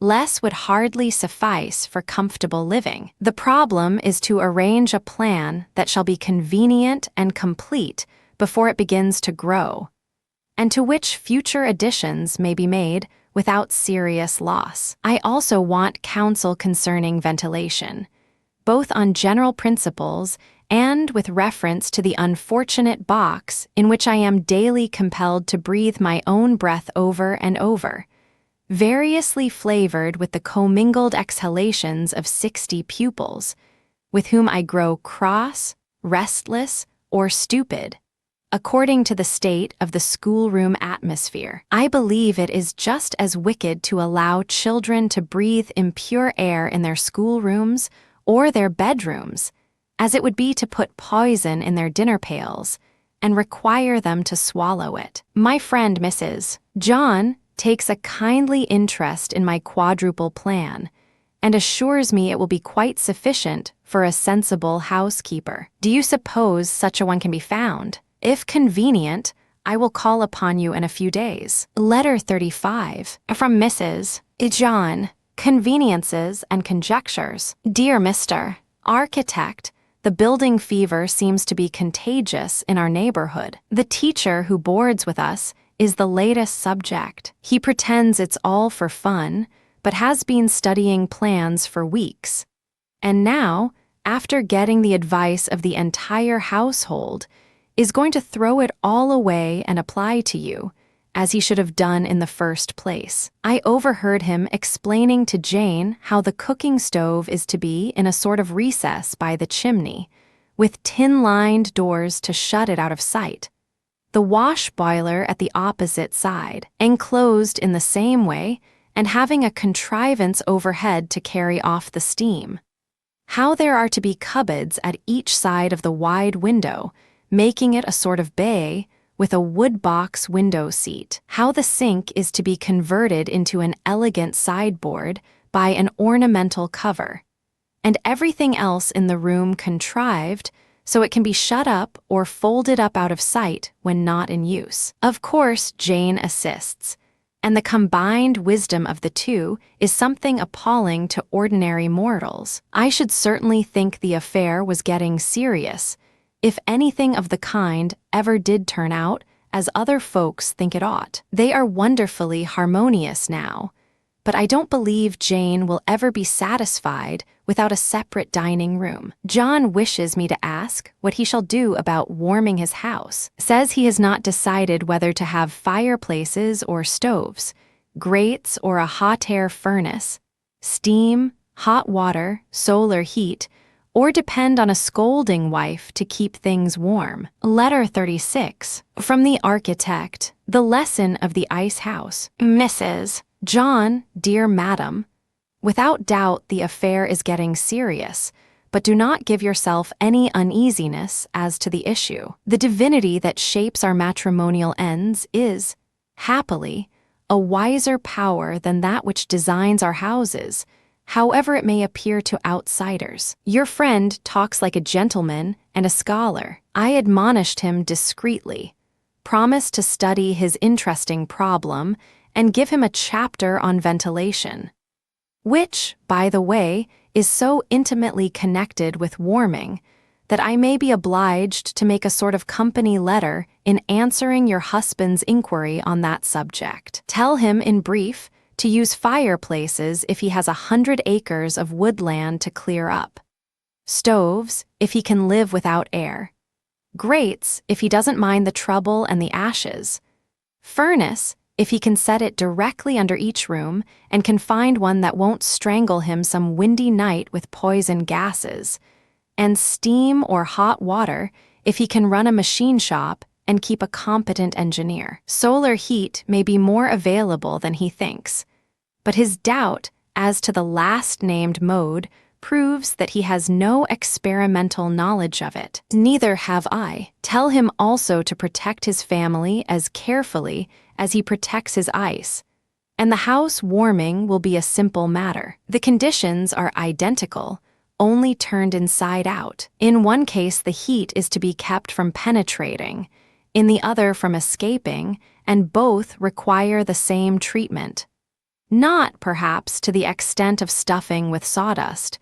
Confined air is just as good, but the walls and the floors, the roofs and the windows should be made to prevent the escape of heat. He may think I underrate his scientific attainments, but it will do no harm to remind him that an airtight house may be a very cold one. A man would freeze to death in a glass bottle when a coarse, porous blanket would keep him comfortable. Double windows are not to keep cold air out, but to keep the heat in. India rubber weather strips have, doubtless, caused 10 times as many influenzas as they have prevented. More heat will radiate through a window of single glass than would be carried out by the air through a crack, half an inch wide, at the side of it. These suggestions are just to set him a-thinking.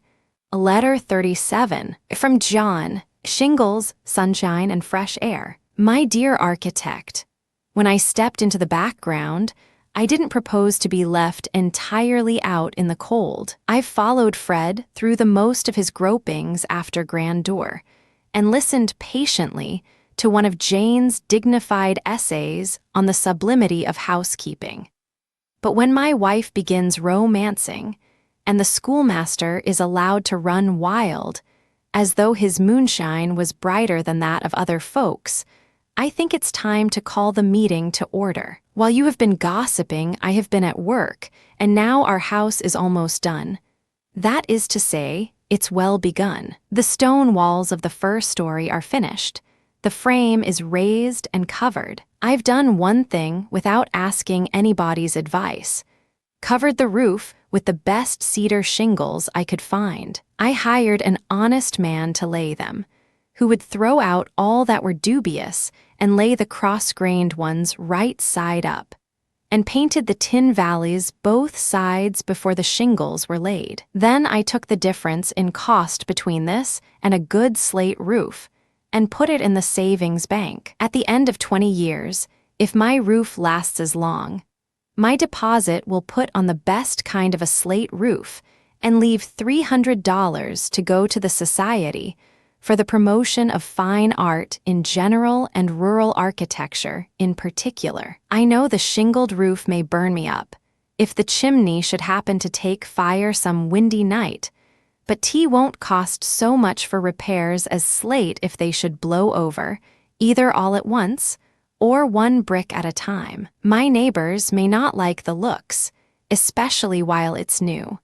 But if we have nothing uglier than a mellow gray-shingled roof, I don't think anybody'll be hurt. I wish we had something like the tile roofs I've seen in foreign pictures. They'd go first-rate with my stone walls. The eave spouts bother me. I don't need to save the water from the roof, and have concluded to let it pour where it pleases. The porches protect the doorsteps, and I think it will be easier to take care of it after it falls than to hang gutters all around emptying at the corners and angles. They are troublesome things anyway. The leaves clog them, the ice dams them, the snow comes down in an avalanche and smashes them.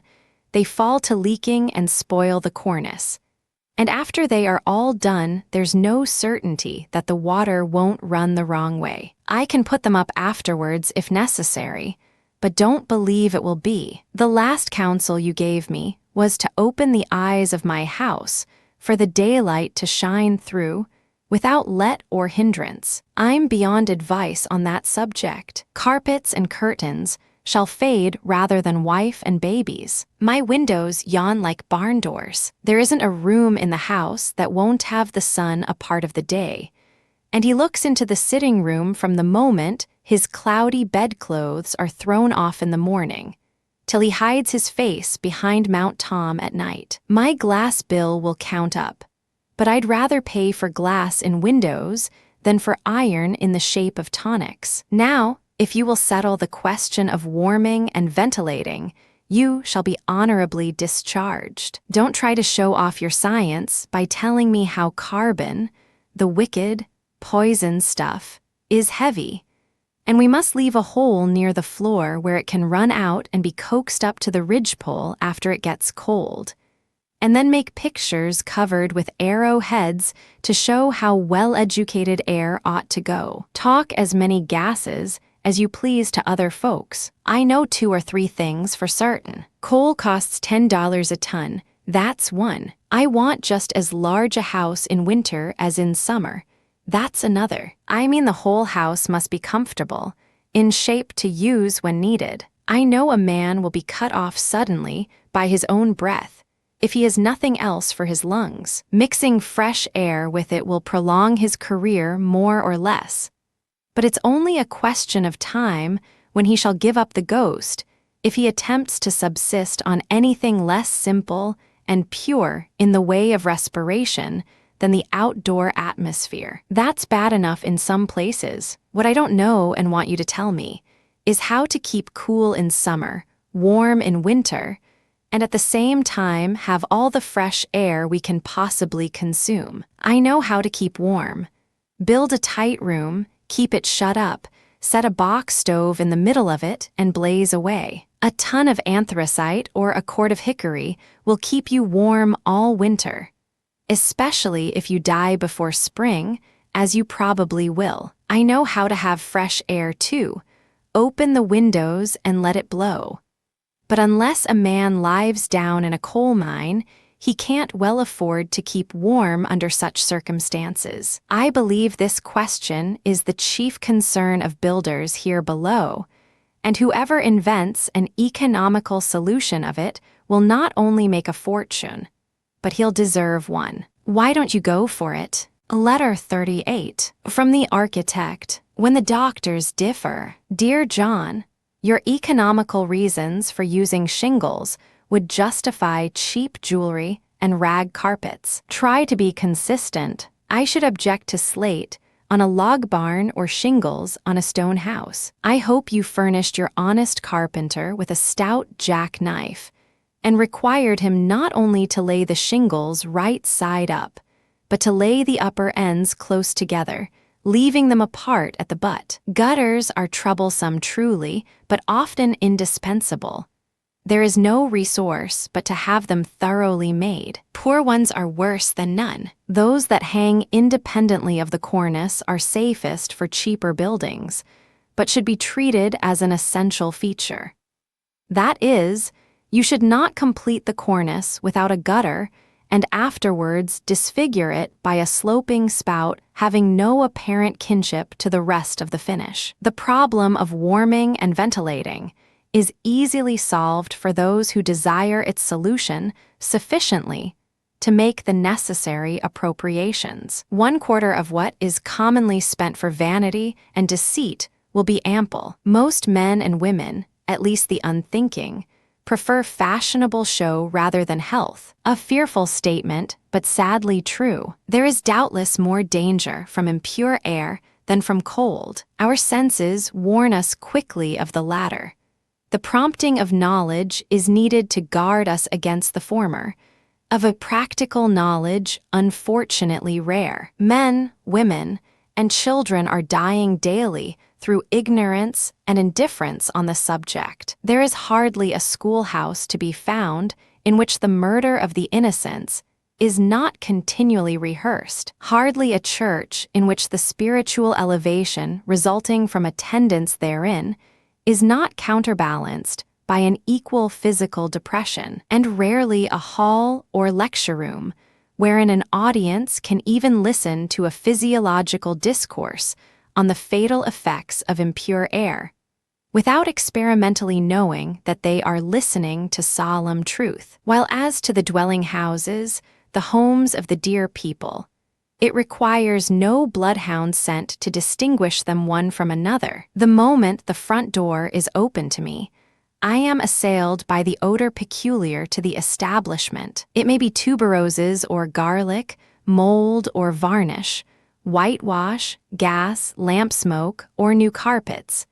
A definite and describable or an indefinite and indescribable fragrance, but it is sure to be something besides pure fresh air. Let me give you first a suggestion for summer ventilation. Did you ever shingle the south side of a barn on a calm, hot, sunny day in July, thermometer at 90 degrees in the shade? Did you ever lay your hand on a black slate or tin roof, exposed to the direct rays of a midsummer sun? Have you ever, at the close of some hot, labor-spent day in August, sat out of doors until the evening air became deliciously cool, and then climbed to your attic dormitory, there to spend a sleepless night in perspiration and despair, anathematizing the man who built and the fate which compelled you to occupy such a chamber of torment? Now, there is no good reason why the rooms immediately under the roof of a house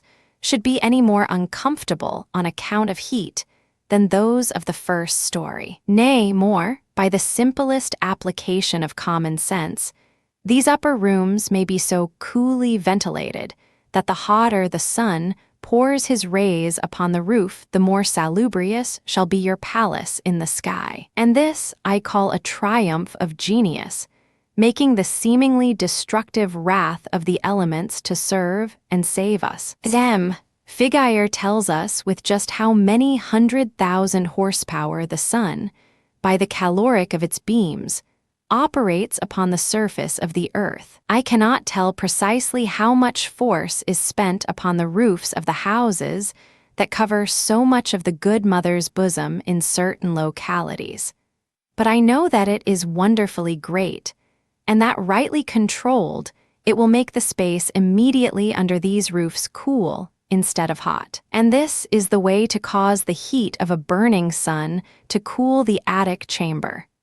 Make the space between the rafters on the sunny sides of your building as smooth and unobstructed as possible. Arrange openings into the outer air at the lower end of each, simple or complex, according to your taste and ability. Provide also means for closing the same in cold weather. Be sure that these spaces or flues are enclosed either by lath and plaster or by smooth boards quite to the highest part of the roof, whether your rooms are finished to the top or not, and provided with an abundant outlet at the top. This may also be as simple as the dorsal breathing holes of a tobacco barn, gorgeously imposing as an oriental pinnacle, or it may be a part of the chimney.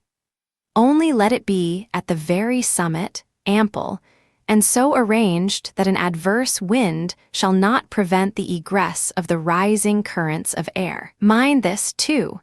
It is by no means the same thing to let these flues open into a loft over the attic rooms, with windows in gables or other outlet. Now do you not see that as soon as the sun has warmed the flues, there will be a stiff breeze blowing, not over the roof, but really between the roof and the house, and the hotter the sun the stiffer the breeze. In the words of one who has tried it, a perfect hurricane. That is, the lath and plaster or sheathing, which forms the inner roof, is shaded by a canopy of slate, shingles, or tin, and fanned by a constant breeze as cool at least as the outer air. But we can do vastly better than that. Instead of opening the lower ends of these flues to the outer air, they may be extended wherever the needs of the house require, or its construction will allow. Let me remind you, under the head of general principles, that there is no such thing as suction. Of course, you know it when you stop to think, but bear it in mind, and wherever the motive power seems to be applied on which you rely to lift the column of air, remember that if raised at all, it must be raised from the bottom. Maybe you will discover room for a moral here. This summer ventilation is simple enough and relates rather to comfort than to health. The great question in building, for New England and similar climates, is indeed how to keep our houses warm and, without great expenditure of fuel, have a constant change of air. As you suggest, we have learned that wood costs $8 or $10 a cord instead of the mere labor of cutting and hauling. Hence, we have shut the mouths of the old-time fireplaces, mouths that it would cost a fortune to feed. We find the value of building timber increasing every year. So we make thinner walls, lined outside and inside with paper, and have cold houses, no fresh air, anthracite coal, and disease. Our grandfathers carried foot stoves to church, where they sat and shivered, sometimes with the cold, sometimes at the doctrines. We have warm air and stale. Let us hope our children will have warmth and freshness for body and soul. They in their homes had big fireplaces, loose doors, rattling windows, cracks in the walls, and as they lay in bed, looked at the stars through the chinks in the roof, or felt the snow blow on their cheeks, which were ruddy with health and vigor. We have cylinder stoves, double windows, tight walls plastered and papered, and pale faces. Yet we build and furnish more wisely than our ancestors. They ventilated because they couldn't help it, couldn't afford to build as we do, and could afford to burn an acre of woodland every year. It is no light task you have set me preliminary to an honorable discharge. Next to theology and government finance, there is no subject on which the doctors differ and dogmatize, as in this matter of warming and ventilating, most of them preferring that the universe should suffocate rather than their pet theories and furnaces be found wanting. I'm not speaking of the theologians. Let me restate a few general principles, simple and obvious, yet so important that we must not risk forgetting them. Air runs away with heat fast enough if allowed to move. Confined it is a more effectual barrier than granite walls and plates of steel. Hence, the spaces in the wall should not extend its whole height unless for local ventilation. Cut them off surely at each floor, and as much oftener as you please. Also make the floors tight and warm. Deafen with mortar if you can afford it, and do not allow the open spaces between the floor timbers to extend unbroken through the house, or fail to close them between the rafters when the ceiling of the highest story is above the plates. If you wish to warm the entire house, it will be good economy to lath and plaster along the underside of the rafters, quite to the ridgepole. Finally, put on your double windows, and you are ready for winter quarters. In theory, the house being once warmed, the temperature within should scarcely change, even if the fire goes out. Practically, the walls cannot hold this subtile caloric, however scientifically they are padded. There will be crevices, too, though the Prince of Joiners builds your house, through which the warm air will escape. But replenishing this inevitable loss would be a small matter,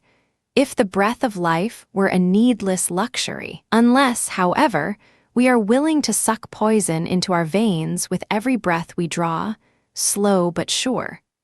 Poison expired from our lungs and emanating from our bodies. Poisonous gases liberated by the combustion of fuel, poison dust, and decay from the waste of inorganic material. We must have a never-ceasing supply of fresh air around us everywhere and always. Now this incoming fluid, cold as ice, eats fuel like a hungry giant, yet we must receive it with open arms, and, as soon as fairly warmed, send it off through the ventilating flue, bearing whatever noxious elements may chance to be afloat.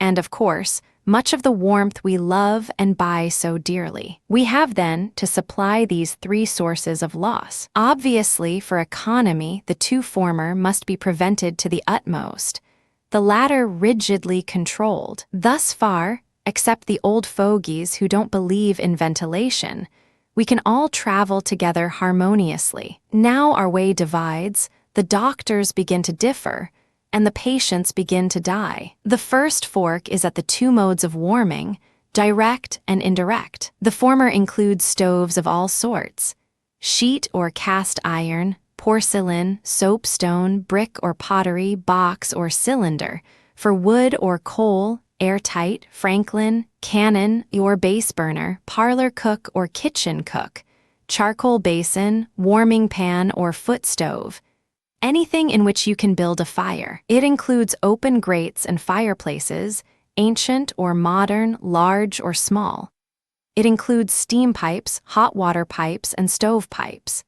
And last but not least, steam radiators, than which it has never entered into the heart of man to conceive anything more surprising and unaccountable: flat, pincushiony things, big as a bedquilt, dangerous-looking hedgehoggy affairs, some huge and bungling, others frail and leaky, but radiators still. In brief, the heating apparatus, whatever it may be, stands in the room to be warmed. By the indirect mode, it is enclosed in a chamber more or less remote, commonly called a furnace, and made of brick, sheet iron, or wood lined with tin. Into this chamber cold air is admitted from some source, and escapes by its own levity, usually through tin pipes, to the rooms where the heat is needed. Sometimes it is driven out by mechanical means. The advocates of the latter indirect mode claim for it many advantages. It is apparently clean. There are no ashes to be taken up,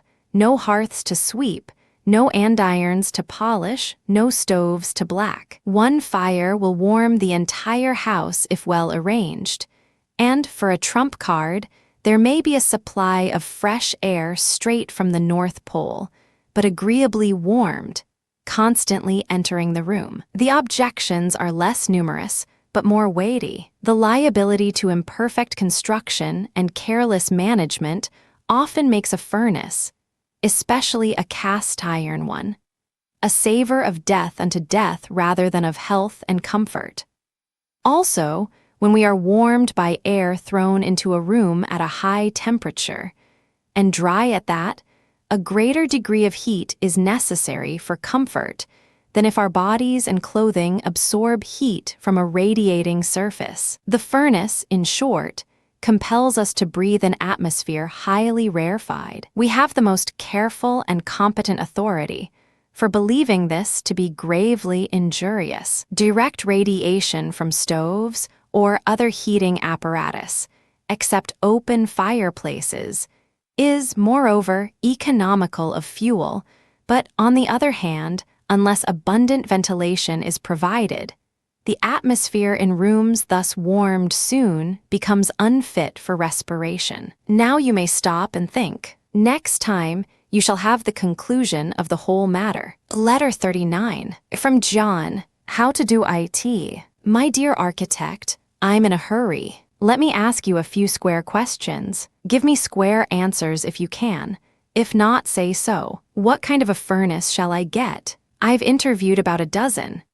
Each one is warranted to give more heat, burn less coal, leak less gas, give less trouble and more satisfaction than all the others put together. I suppose you object to cast iron, because it's liable to be heated red-hot and burn the air. Is wrought iron any better? Shall I put the registers in the floors or in the partitions? What do you say to steam? How shall I ventilate? Will it answer to have the ventilating flues in the outer walls? There seems to be no doubt that the foul air should be drawn from the bottom of a room. But if it's cold, how am I to get it to the ventilator on the top of the house? If a room is as tight as a fruit can, a chimney might draw like a yoke of oxen without doing any good, and Nebuchadnezzar's furnace wouldn't drive air into it unless, in both cases, The inlets and outlets were about equal. When I go to sleep in such a room, I want to be sure the dampers won't get accidentally shut. Give me your opinion on these points, but don't make a long story or a tough one. If a house is to be kept warm from turret to foundation stone, I don't see that shutting up the spaces between the timbers would amount to much, except to stop sounds from echoing through them. But when the attic is as cold as outdoors, it's plain that the cold air will be always crawling down next the inside plastering of every room in the house if it finds a chance. Letter 40. From the architect, the breath of life. Dear John, no man ever built himself a house without getting out of patience before it was finished. Among all the furnaces you have examined, a certain one is doubtless better for you than any other. When I find out which one, you shall be informed. Reliable testimony on the subject can only be given by someone who has tried different kinds in the same house under similar circumstances for a considerable time. As we never have 2 seasons alike, and do have about 3 new first-class furnaces every year, it is difficult to find this valuable witness. Printed testimonials are worth 3 or 4 cents per pound. I do not know that cast-iron furnaces are more liable to be overheated than others, and you cannot burn the air with them if they are, unless you burn the furnace too. You may fill a room with air, every mouthful of which has been passed between red-hot iron plates, not over half an inch apart, and I do not suppose the essential properties of the air will be perceptibly changed or hurt for breathing when properly cooled. The danger from cast iron is in its weakness, not in its strength. You speak of poison carbon. Carbonic acid is not poison. It is harmless as water, just. It will choke you to death if you are immersed in it. Trying to breathe it in large quantities will strangle you, but we drink it with safety and pleasure, and may breathe a little of it, even as much as 30% for a short time, without serious harm. But carbonic oxide, which is also liberated from burning anthracite, is an active poison, and 1% of it in the air we breathe may prove instantly fatal. Now it is fully proven that these gases laugh at cast iron and pass through it freely whenever they choose. Wrought iron plates are supposed to be more impervious. The popular notion that foul air must be drawn from the bottom of a room is based, I think, upon a superficial knowledge of the weight of carbonic acid, an ignorance of the law of the diffusion of gases, upon a realizing sense of the cost of coal, and an insensibility to the worth of fresh air. Even such unreliable witnesses as our senses assure us that the air at the top of a high room, say the upper gallery of an unventilated theater, is far less salubrious, though not overheated, than that below. We know, too, how quickly the sulfurous gas that sometimes escapes from those warranted furnaces not only ascends through the tin pipes, but rises in the open stairway if it has a chance. The hurtful carbonaceous gases doubtless go with it, and are then diffused through the room. The most forcible objection to allowing the air to escape through the ceiling is that it is a wanton waste, not only of heat, but of the fresh air that has just come from the North Pole by way of the furnace and cold air box,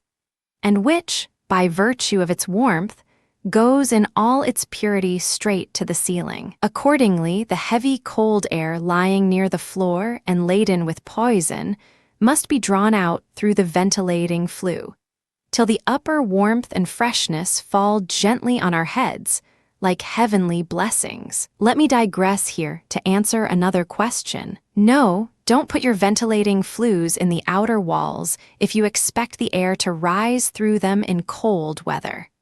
For it will not, if they reach the moon, unless it is warmer than that lying at their base. You may as well expect water to rise from the cistern to the tank in the attic, because the pipe runs there. as that air will rise simply because there is a passage for it. Sometimes holes are made into the chimney flues, but this is robbing the stoves or the fireplaces. It is better to build an independent flue so close that it shall always feel the heat from the black warm heart of the chimney. For warmed by some means it must be. Yet warm air does not choose to rise. It falls like lead, unless lifted by something heavier than itself. To return to the former point, when you can warm within a ventilating flue all the air passing through it more economically, then you can warm the same quantity in the room from which it is taken. Then you may admit the air to feed this same flue near the bottom, and perhaps save fuel. But I doubt whether the remaining air will be any purer than if an equal amount had been allowed to escape near the ceiling. The answers to your square questions necessarily dovetail. The hot air registers should always be in the partitions if possible. It saves sweeping dust into the pipes. It saves cutting the carpets. It lessens the risk of a debilitating warm bath to people addicted to standing over them. It diffuses the heat more evenly through the room, and, owing to this better diffusion, there is less waste through the ventilating outlet at the top of the room, if it should be there. The foregoing refers to rooms heated on the furnace principle, where all that seems needful for complete ventilation is a sufficient outgoing of the air to cause a constant change. In theory, too, the warm air must cross the room to make its exit. Indeed, the plan of admitting it at the top and drawing the cold air from the base has been strongly urged by one of the most earnest and thoughtful advocates of thorough ventilation. In practice, this fresh air is apt to come from the region of the coal bin and potato barrels, especially in very cold weather. And I doubt whether it will find the door of escape sooner at one side than another, unless immediately over the entrance. As to your next inquiry, I do not think our winter quarters can be warmed so safely and healthfully in any other way as by steam or hot water radiators. But the first cost of the modes now in use puts them beyond the reach of common people, the very ones who need them most. Whether it's the tariff on pig iron, the patent royalties, the skilled labor, the artistic designs, the steam joints and high pressure, or all combined, that make the cost, I cannot say. But I have faith that someone of the noble army of inventors will, ere long, give us a system more economical in manufacture and simple in use than any at present known. It will hardly bring him a fortune, however. The real benefit to humanity will be too great for a temporal reward. Not only will this coming system be available for cheap and isolated houses, but when they stand compactly, one boiler will send its portable caloric to the dwellers on one entire square, as gas and water are now distributed. If stoves or other local radiators are used, you must of course provide for the entrance of pure air as well as the exit of the impure. With two openings in the ceiling, the air will commonly ascend one and descend the other. Open fireplaces, whether for wood or coal, are in favor with those who have learned to love fresh air.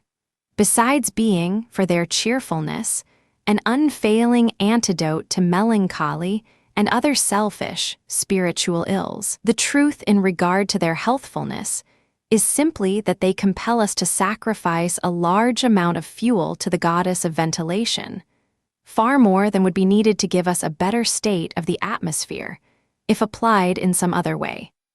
For the fire itself is hungry for oxygen, fireplaces for wood are mightily prone to smoke, and anthracite coal releases its poisonous gases at times so rapidly that none but the most voracious chimney will carry them safely away. To answer your questions directly, with a good stove in the hall and in each of the rooms not commonly used, you would probably afford one or two open fires for those constantly occupied, and keep comfortable with less outlay for fuel than with a furnace. But you would need an accommodating fool to make your fires, and an industrious philosopher to keep them burning. In this matter of warming and ventilating, the more you know, the more you will wish to learn. My hope is to set you thinking and studying. Read Dr. George Derby's little book on anthracite and health, from which I have drawn already for your benefit.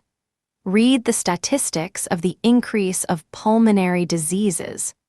Get the physiological importance of fresh air so clearly before your mind's eye that your dinner seems a secondary consideration.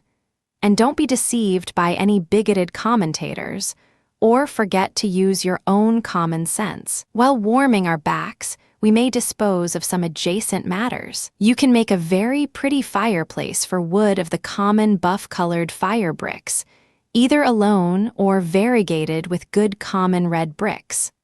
A hearth of encaustic tile, pressed bricks, or even Portland cement. Let the hearth be a generous one, 2.5 feet wide, and at least 2 feet longer than the width of the fireplace, if you mean it for actual use. You must not suppose I object to cheap things, because they are cheap and therefore common. The more so the better if they have real merit. But the marbleized slate mantles, so abundant, have not enough intrinsic beauty to justify them in supplanting the more honest and unpretending ones of wood. Real marble ought to be too expensive for such houses as yours. With a furnace, your house becomes a lumber kiln, and any wood that has not been tried as by fire will, under its influence, warp and crack and shrink. In carpenter's phrase, it tears the finish all to pieces. The rapid shrinking of the joists and studs near the hot air pipes is also apt to cause cracks in the plastering that would never appear if the whole frame could shrink evenly, for shrink it will more or less. The application of these remarks would be putting in the furnace as soon as possible, and keeping it steadily at work drying sap from the wood and water from the plastering till it enters upon its legitimate mission of warming the house. When you have read all this about heating and ventilating 2 or 3 times over, these conclusions will begin to crystallize in your mind. Open fires give the surest ventilation and the best cheer. If stoves are used for economy, fresh air must be systematically admitted. Furnaces are immensely useful to warm the bones of the house and as a sort of reserve force. But the heat they give is somewhat like a succession of January thaws. If you begin to investigate, you will discover a fearful amount of ignorance and indifference where you should find positive information, and the most discouraging obscurity or conflicting statements among those who profess to be wise in such matters. Letter 41. From John, Eternal Vigilance. My dear architect, you did well to send the key to your puzzles, else I might have frozen to death before finding out how to keep warm. But you've earned your discharge, which I forward herewith. Now I'm going to send you some grains of wisdom, gathered during my experience in building, which you may distribute at your discretion among your clients. When a man, I don't care if it's Solomon himself, undertakes to build a house, tell him from me, to wind up all other earthly affairs before beginning. Wind them up so tight they'll run for a year or 2 without any of his help. Then turn over a new leaf. Learn to get through breakfast before 7 a.m.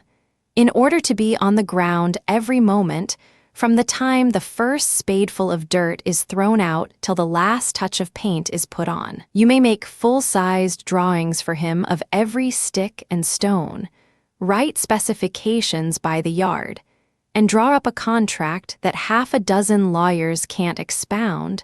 There'll still be 1,000 little things that won't be done as he wants them. The openings in the basement wall somehow get out of place, an inch or 2 too high or too low, or at one side, then the windows over them will look askew. The air spaces in the wall will be filled up where they ought not to be, or left out where they ought to be filled. Then the frost will go through one and the rats the other. If he uses colored mortar, it will be too dark or too light or too something. Then he'll be obliged to paint the whole wall. The drains won't be put in the right place, or they'll pitch the wrong way. Then he'll have to dig out new ones. The receivers for the stovepipes will be forgotten or set in the ventilating flues. Then he might as well have no chimney. The masons will drop bricks and mortar and trowels down the flues. Then he'll have to climb upon the roof with a brick tied to a rope and try to churn them out. Just at the place where the flues ought to be plastered outside and in, against the floor and roof timbers, the masons can't reach, and like as not they'll turn a brick up edgewise if a joist happens to crowd. Then his house will burn up and never give him any more trouble. The war with the masons is short and sharp. That with the carpenters long and tedious. There are 10,000 ways you don't want a thing done, only one that suits you. Setting partitions looks like easy work. I don't believe a house was ever built in which all of them and the doors through them were in just the right places. I know they were not in mind. I'd give 3 times the cost of the door if one of them could be moved 2 inches, and as much more if another could be made 6 inches wider. I tried to have one of the mantles set in the middle of one side of the room, but somehow it got fixed just enough away from the center to look everlastingly awkward. The rough work gets covered up pretty quickly, but it pays to keep watch and see that the spikes are put in where they belong, that the back plastering reaches quite up to the plate and down to the sill, that timbers are not left without visible means of support or hung by toenails when they ought to be well framed and pinned. It's hard to make a carpenter believe that plastering cracks because his joists and furrings and studs won't hang together. But it's true a good many times. You like, also, to have something more than a good man's assurance that the furnace pipes are all right, and will sleep better on windy nights if you have seen all exposed corners guarded by a double lining. The gas man had his work to do over because some of the drop lights were not in the center of the ceilings. I tremble to think of what might have been if I had left the painter to his own devices. It seems very clear to say you'll have the outside painted a sort of a kind of subdued gray, with trimmings a little darker, bordering on a brown. But unless you stand over the paint tub with a loaded revolver, you'll get anything but what you expect. It may be a great deal better, but it won't be what you wanted. By the way, there's a great responsibility resting on the painters. I don't mean the old masters, nor the young ones either, who seem to have forgotten that outside decoration was once considered quite worthy the tallest genius, but the more modest artisans, who call themselves house and sign painters. Their broad brush often makes the beauty or the ugliness of a whole village. I'm ready for any suggestions on the subject. Hanging the doors is another point that needs watching. They'll be sure to open the wrong way. I've had 3 changed already, and I'll never hang another door with less than 3 butts, whatever its size. I suppose they always settle, more or less. Why don't the workmen make allowance for it in fixing the catches? I tremble when I think of the painters, but I rejoice at my watchfulness when I reflect on the plumbing, the chances for leaking and freezing and bursting, the hidden pipes and secret crooks that were possible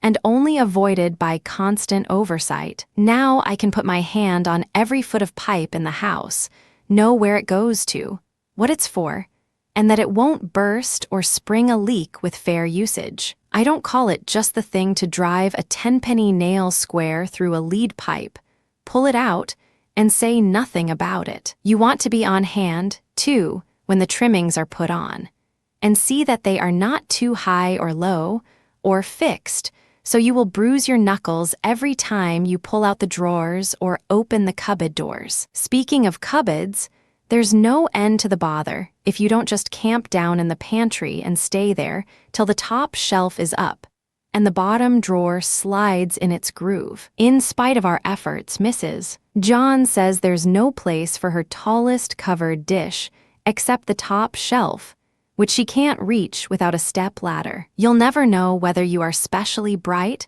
or the joiner's extra stupid, but it's certain your way won't be their way, whichever is right. I say the man who pays his money should take his choice, but I haven't time to tell the whole story. It's the same thing from first to last. The only sure way of having a thing done well is to do it yourself.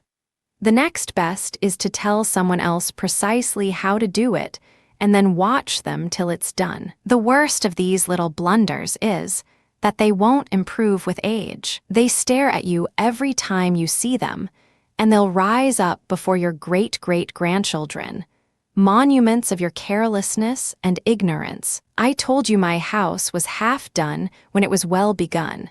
Now that it is almost done, it seems to me only fairly begun. Letter 42. From the architect, saved by conscience. Dear John, we are just beginning to learn the importance of color. I don't allude to the wonderful revelations of the spectroscope, almost passing belief, but the new departure in the useful art of house painting. The old weather-stained, unpainted walls were not unpleasant to see.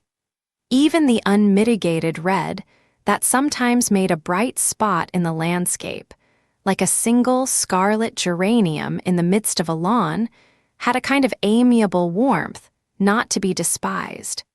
But there is no accounting for the deluge of white houses and green blinds that prevailed a few years ago. If nature had neglected our education in this respect, we might be excused for our want of invention. With infinitely varied and ever-changing colors smiling upon us at all times, and in all places, it is blind willfulness not to see and strive to imitate them. We need not look to the sky, nor even to the woods in their summer brightness or autumn glory. The very ground we tread glows and gleams with the richest, softest tints of every hue and shade. Look through a hole in a piece of white paper and try to match on the margin the color you find. Turn in a dozen different directions, avoid the trees and the sky, and you will have, in summer or winter, a dozen different colors. Look in the same places tomorrow, and they will all be changed.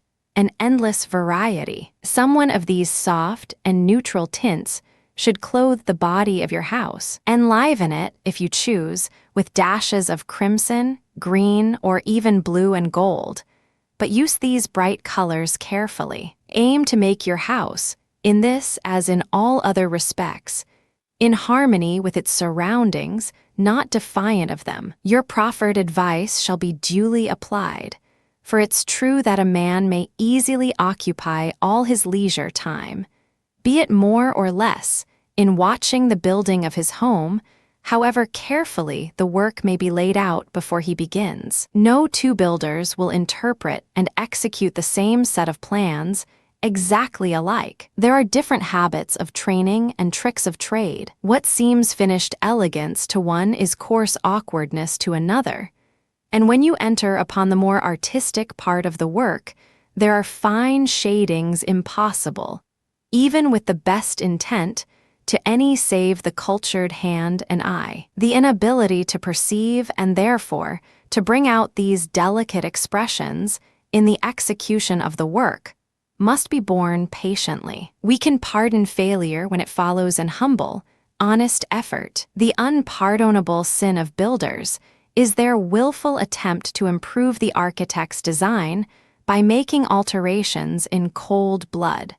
Through sheer ignorance and conceit, they will reduce the size of the doors and windows, substitute some other molding for that on the drawing, or tell you they have made a bracket or a bay window or a cupola for Mr. Rusticus that looked first-rate, and advise you to have the same thing. No thought of harmony or fitness, no fine sense of a distinctive idea pervading the whole and giving it unity and character, ever enters their heads. Argument and persuasion are alike useless. Your only safety lies in finding some young builder who is not yet incurably wise in his own conceit, or an old one who has learned that, while architects are not infallible, the taste and opinions of a man who studies faithfully a special department are entitled to more respect than even his own. As you say,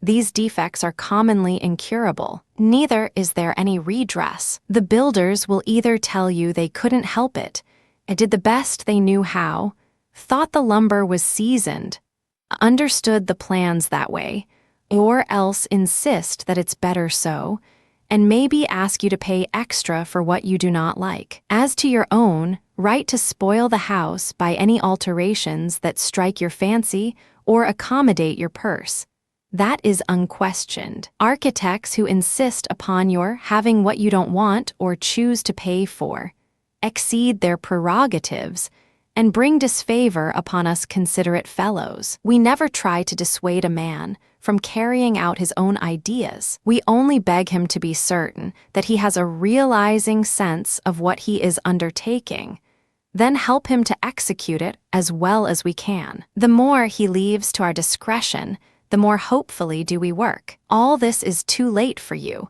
but you may pass it along to Fred, the schoolmaster, Miss Jane, and any other friends or neighbors who may be in an inquiring mood. Tell them, too, there is no safety, even with the utmost vigilance, unless every workman carries with him that old-fashioned instrument, a conscience. Give me credit here for great self-control. This is the place for some preaching of the most powerful kind. But I refrain, knowing you are too much engrossed with the finishing of your house to heed it. Do you remember how it is recorded in terse, scripture phrase that Solomon builded a house and finished it? Evidently, the finishing was then quite as important and onerous a matter as the building. I think it is a great deal more so. The carpenters and masons, to whom you pay a certain sum of money, build it. Before they come, and after they go, you exercise upon it your noblest, manliest faculties. Yet it will never be done. The walls may not grow any larger or the roof any higher, but every year will add some new charm, some new grace and harmony without and within. More and more the ground around it, the trees, the walks, and the grateful soil will assimilate themselves to its spirit. More and more each article of furniture will grow to be an essential part of the home, dear for its comfort, and beautiful in its fitness and simplicity. More and more you will learn the worthlessness of boastful fashion and the exceeding loveliness of truth. Letter 43. From John, final and personal. My dear architect, we've moved in. The house wasn't done, but the plastering was dry, and the paint too, what there is of it, and enough rooms were finished to hold us comfortably. Mrs. John thought we should somehow feel better acquainted if we took possession while things were in a chaotic state, before the house had a chance to put on airs and make us feel like intruders, that it would fit us better if it wasn't entirely hardened before we crawled into it. I told her tea would be a great deal easier to wait till everything was cleared up and we could take a fresh start, but she couldn't see it in that light. Said she'd known lots of folks to be completely overpowered by a new house, and she proposed to take it while it was sort of helpless, and would be under obligation to her. It's better, too, according to her notions, to get familiar with the rooms before furnishing them. And I've forgotten what other reasons, all good enough but not exactly correct, as I've since found out. I'd noticed some unusual and rather suggestive performances of late, but wasn't quite prepared for a request to rent the old house the very day we moved. Matters seemed to culminate one night after the schoolmaster had received your sketches and estimates for his brick beginnings. I can't say as to their merits architecturally, but they cleared one of the rough places in a certain course that never runs quite smooth. The dining room and kitchen arrangements are all right, and the establishment is already begun. It will take all summer to finish it. And, meantime, Sister Jane will have an opportunity to reduce some of her fine theories to practice in our old cottage. Whether they will all stand the test remains to be seen. I only hope these two wise people won't pin their sole chance of domestic happiness to scientific housekeeping. And if common sense and dutiful intentions fail, as they sometimes will, that love will come to the rescue. Fred will build next year. He concluded it's better to have his work well done than done too quickly. By way of appendix, a chapter from actual experience. Now you can stay just as long as you please, and I wouldn't have you feel hurried on any account.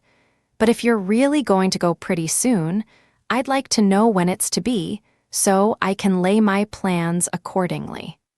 Thus our good landlady, when we said our new house was beginning to look nearly ready for us. A most reasonable request, and we, always cheerfully responsive to such, replied, by all means, certainly, quite right.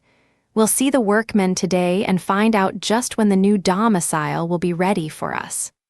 In pursuance of this object, straightway then we flew to the carpenter. Tell us, O worthy master. We cried, when shall the new house be done? Well, let me see. And he scratched his head with the scratch-awl. It's a'most done now. There ain't much more to do. We've pretty much finished up. There's the doors to hang and trim, and the closet, shelves, and things to fix up. The stairs ain't quite done, enter the front steps. I dunno, there's a number o' little jobs round, don't amount to much.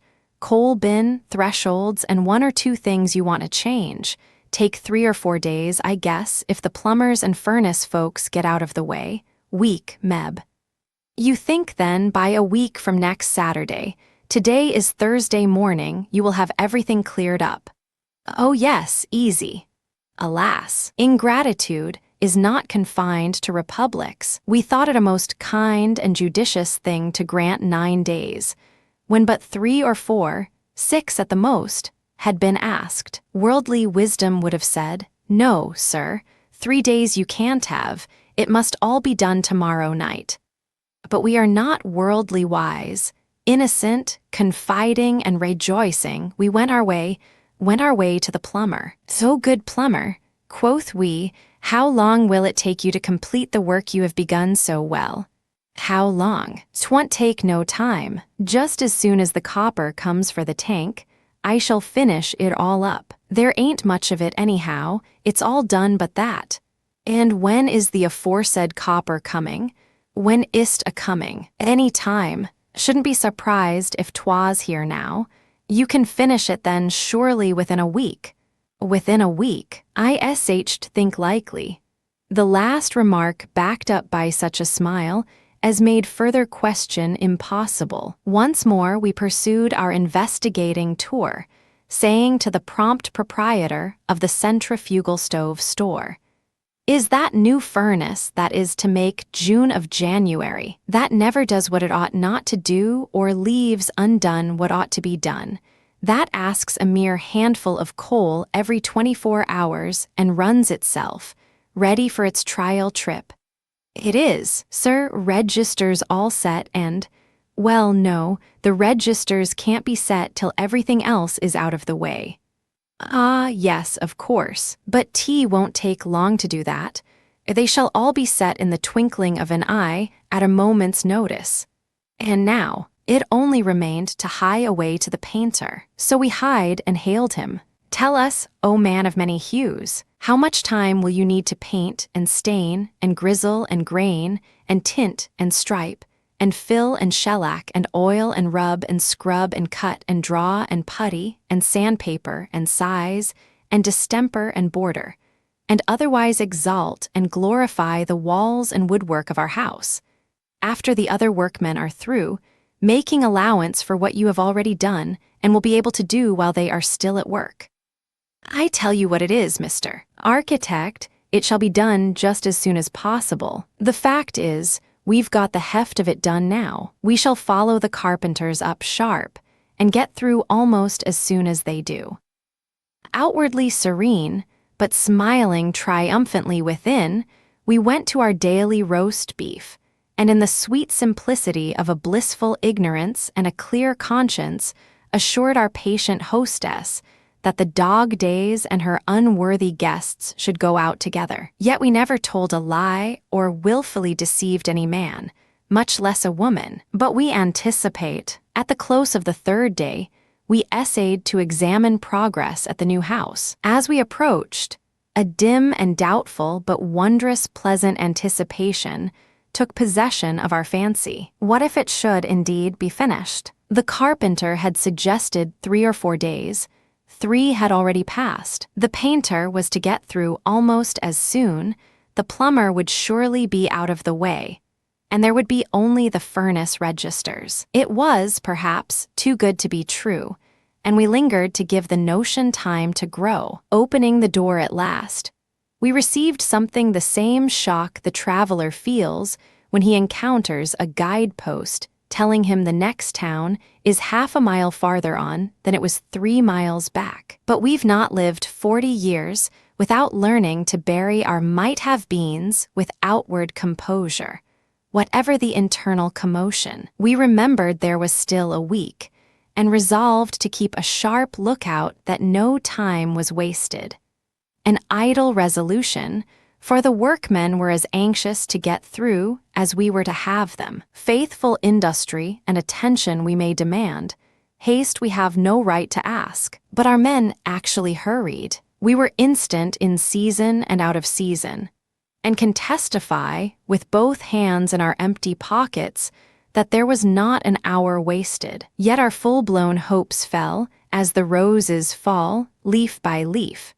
Drop by drop our patience ebbed, till, ere the close of the week, we sank slowly down on a pile of black walnut shavings in the calmness of despair. To make a long story short, we gave up, beaten, trespassed a week on our long-suffering hostess, then went to visit our rich relations. They were glad to see us when we came, and wondered how long we were going to stay. We thought best to let them wonder, which they did for the space of a few weeks, when we folded our nightgowns and silently stole, not the spoons but ourselves, away. We mentioned the calmness of despair. From that depth it is often but a single step to the serenity of faith, on which sublime height not the wreck of matter and the crush of worlds hath power to vex or make afraid, much less a few pine shavings and the want of a little paint. Despair is never endless. It's a short-lived emotion at the worst, a selfish one at the best. Moralizing thus, it was by some means revealed to us that people are happy in paying $25 a week at Martha's Vineyard and Mount Desert for the blessed privilege of living in unfinished and unfurnished rooms, breathing plenty of fresh air, typhoid malaria thrown in, and eating such food as the uncertain winds and waves may waft thither. If at Mount Desert, why not at Rock Rimmon, especially as the cost is somewhat less, the fresh air equally abundant, with nothing more malarious than the pungent perfume of the pines, and all the products of the civilized world within easy reach. Moreover, our 3rd, 4th, and 5th stories, the floor of the latter just above the ridge pole, its ceiling just beyond the stars, were, for all purposes of use and comfort,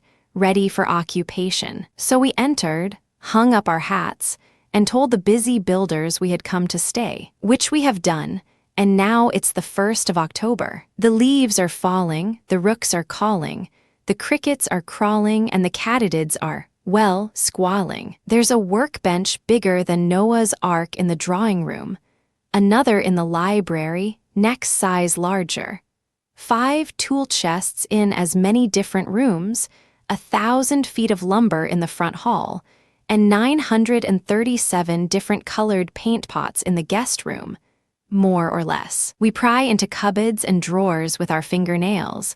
We keep next the wall going upstairs, draw water through a straw.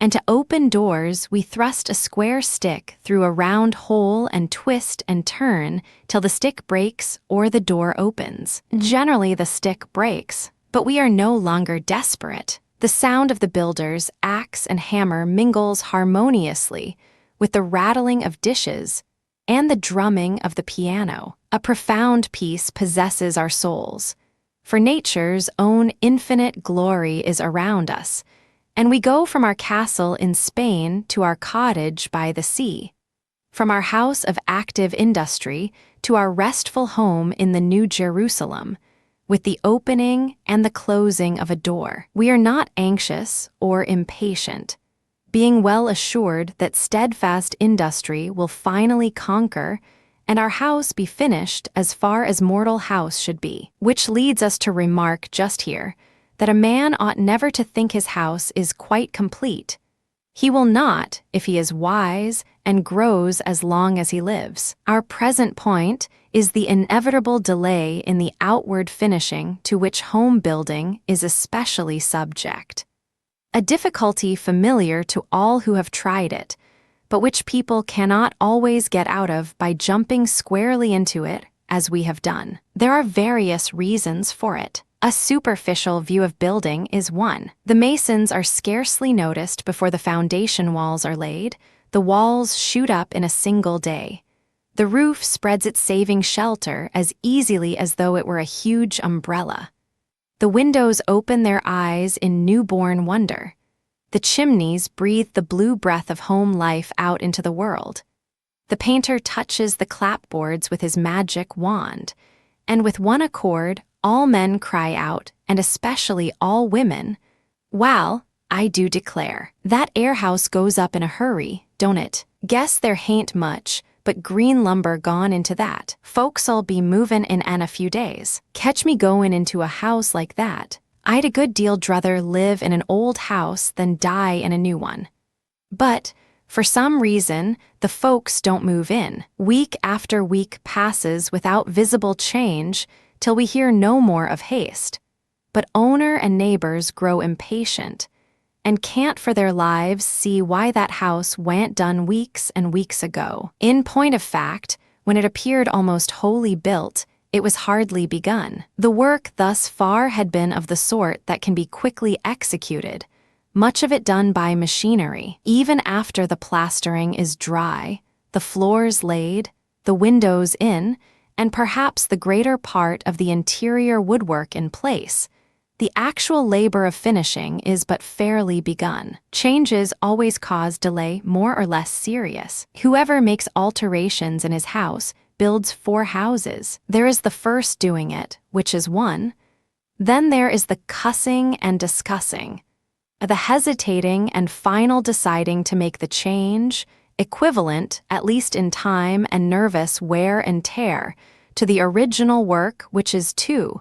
The undoing is 3, and the final adjusting it to your mind is 4. Woe to him by whom the change cometh, but come it will. It can be wholly avoided only by having things done as you do not want them, and will never be satisfied to leave them. Of course, the want of plans is a fruitful source of alterations. We are too modest and too sensible to say all plans should be drawn by an architect, but carefully prepared they must be, and, what is commonly more difficult, thoroughly understood by the party most interested.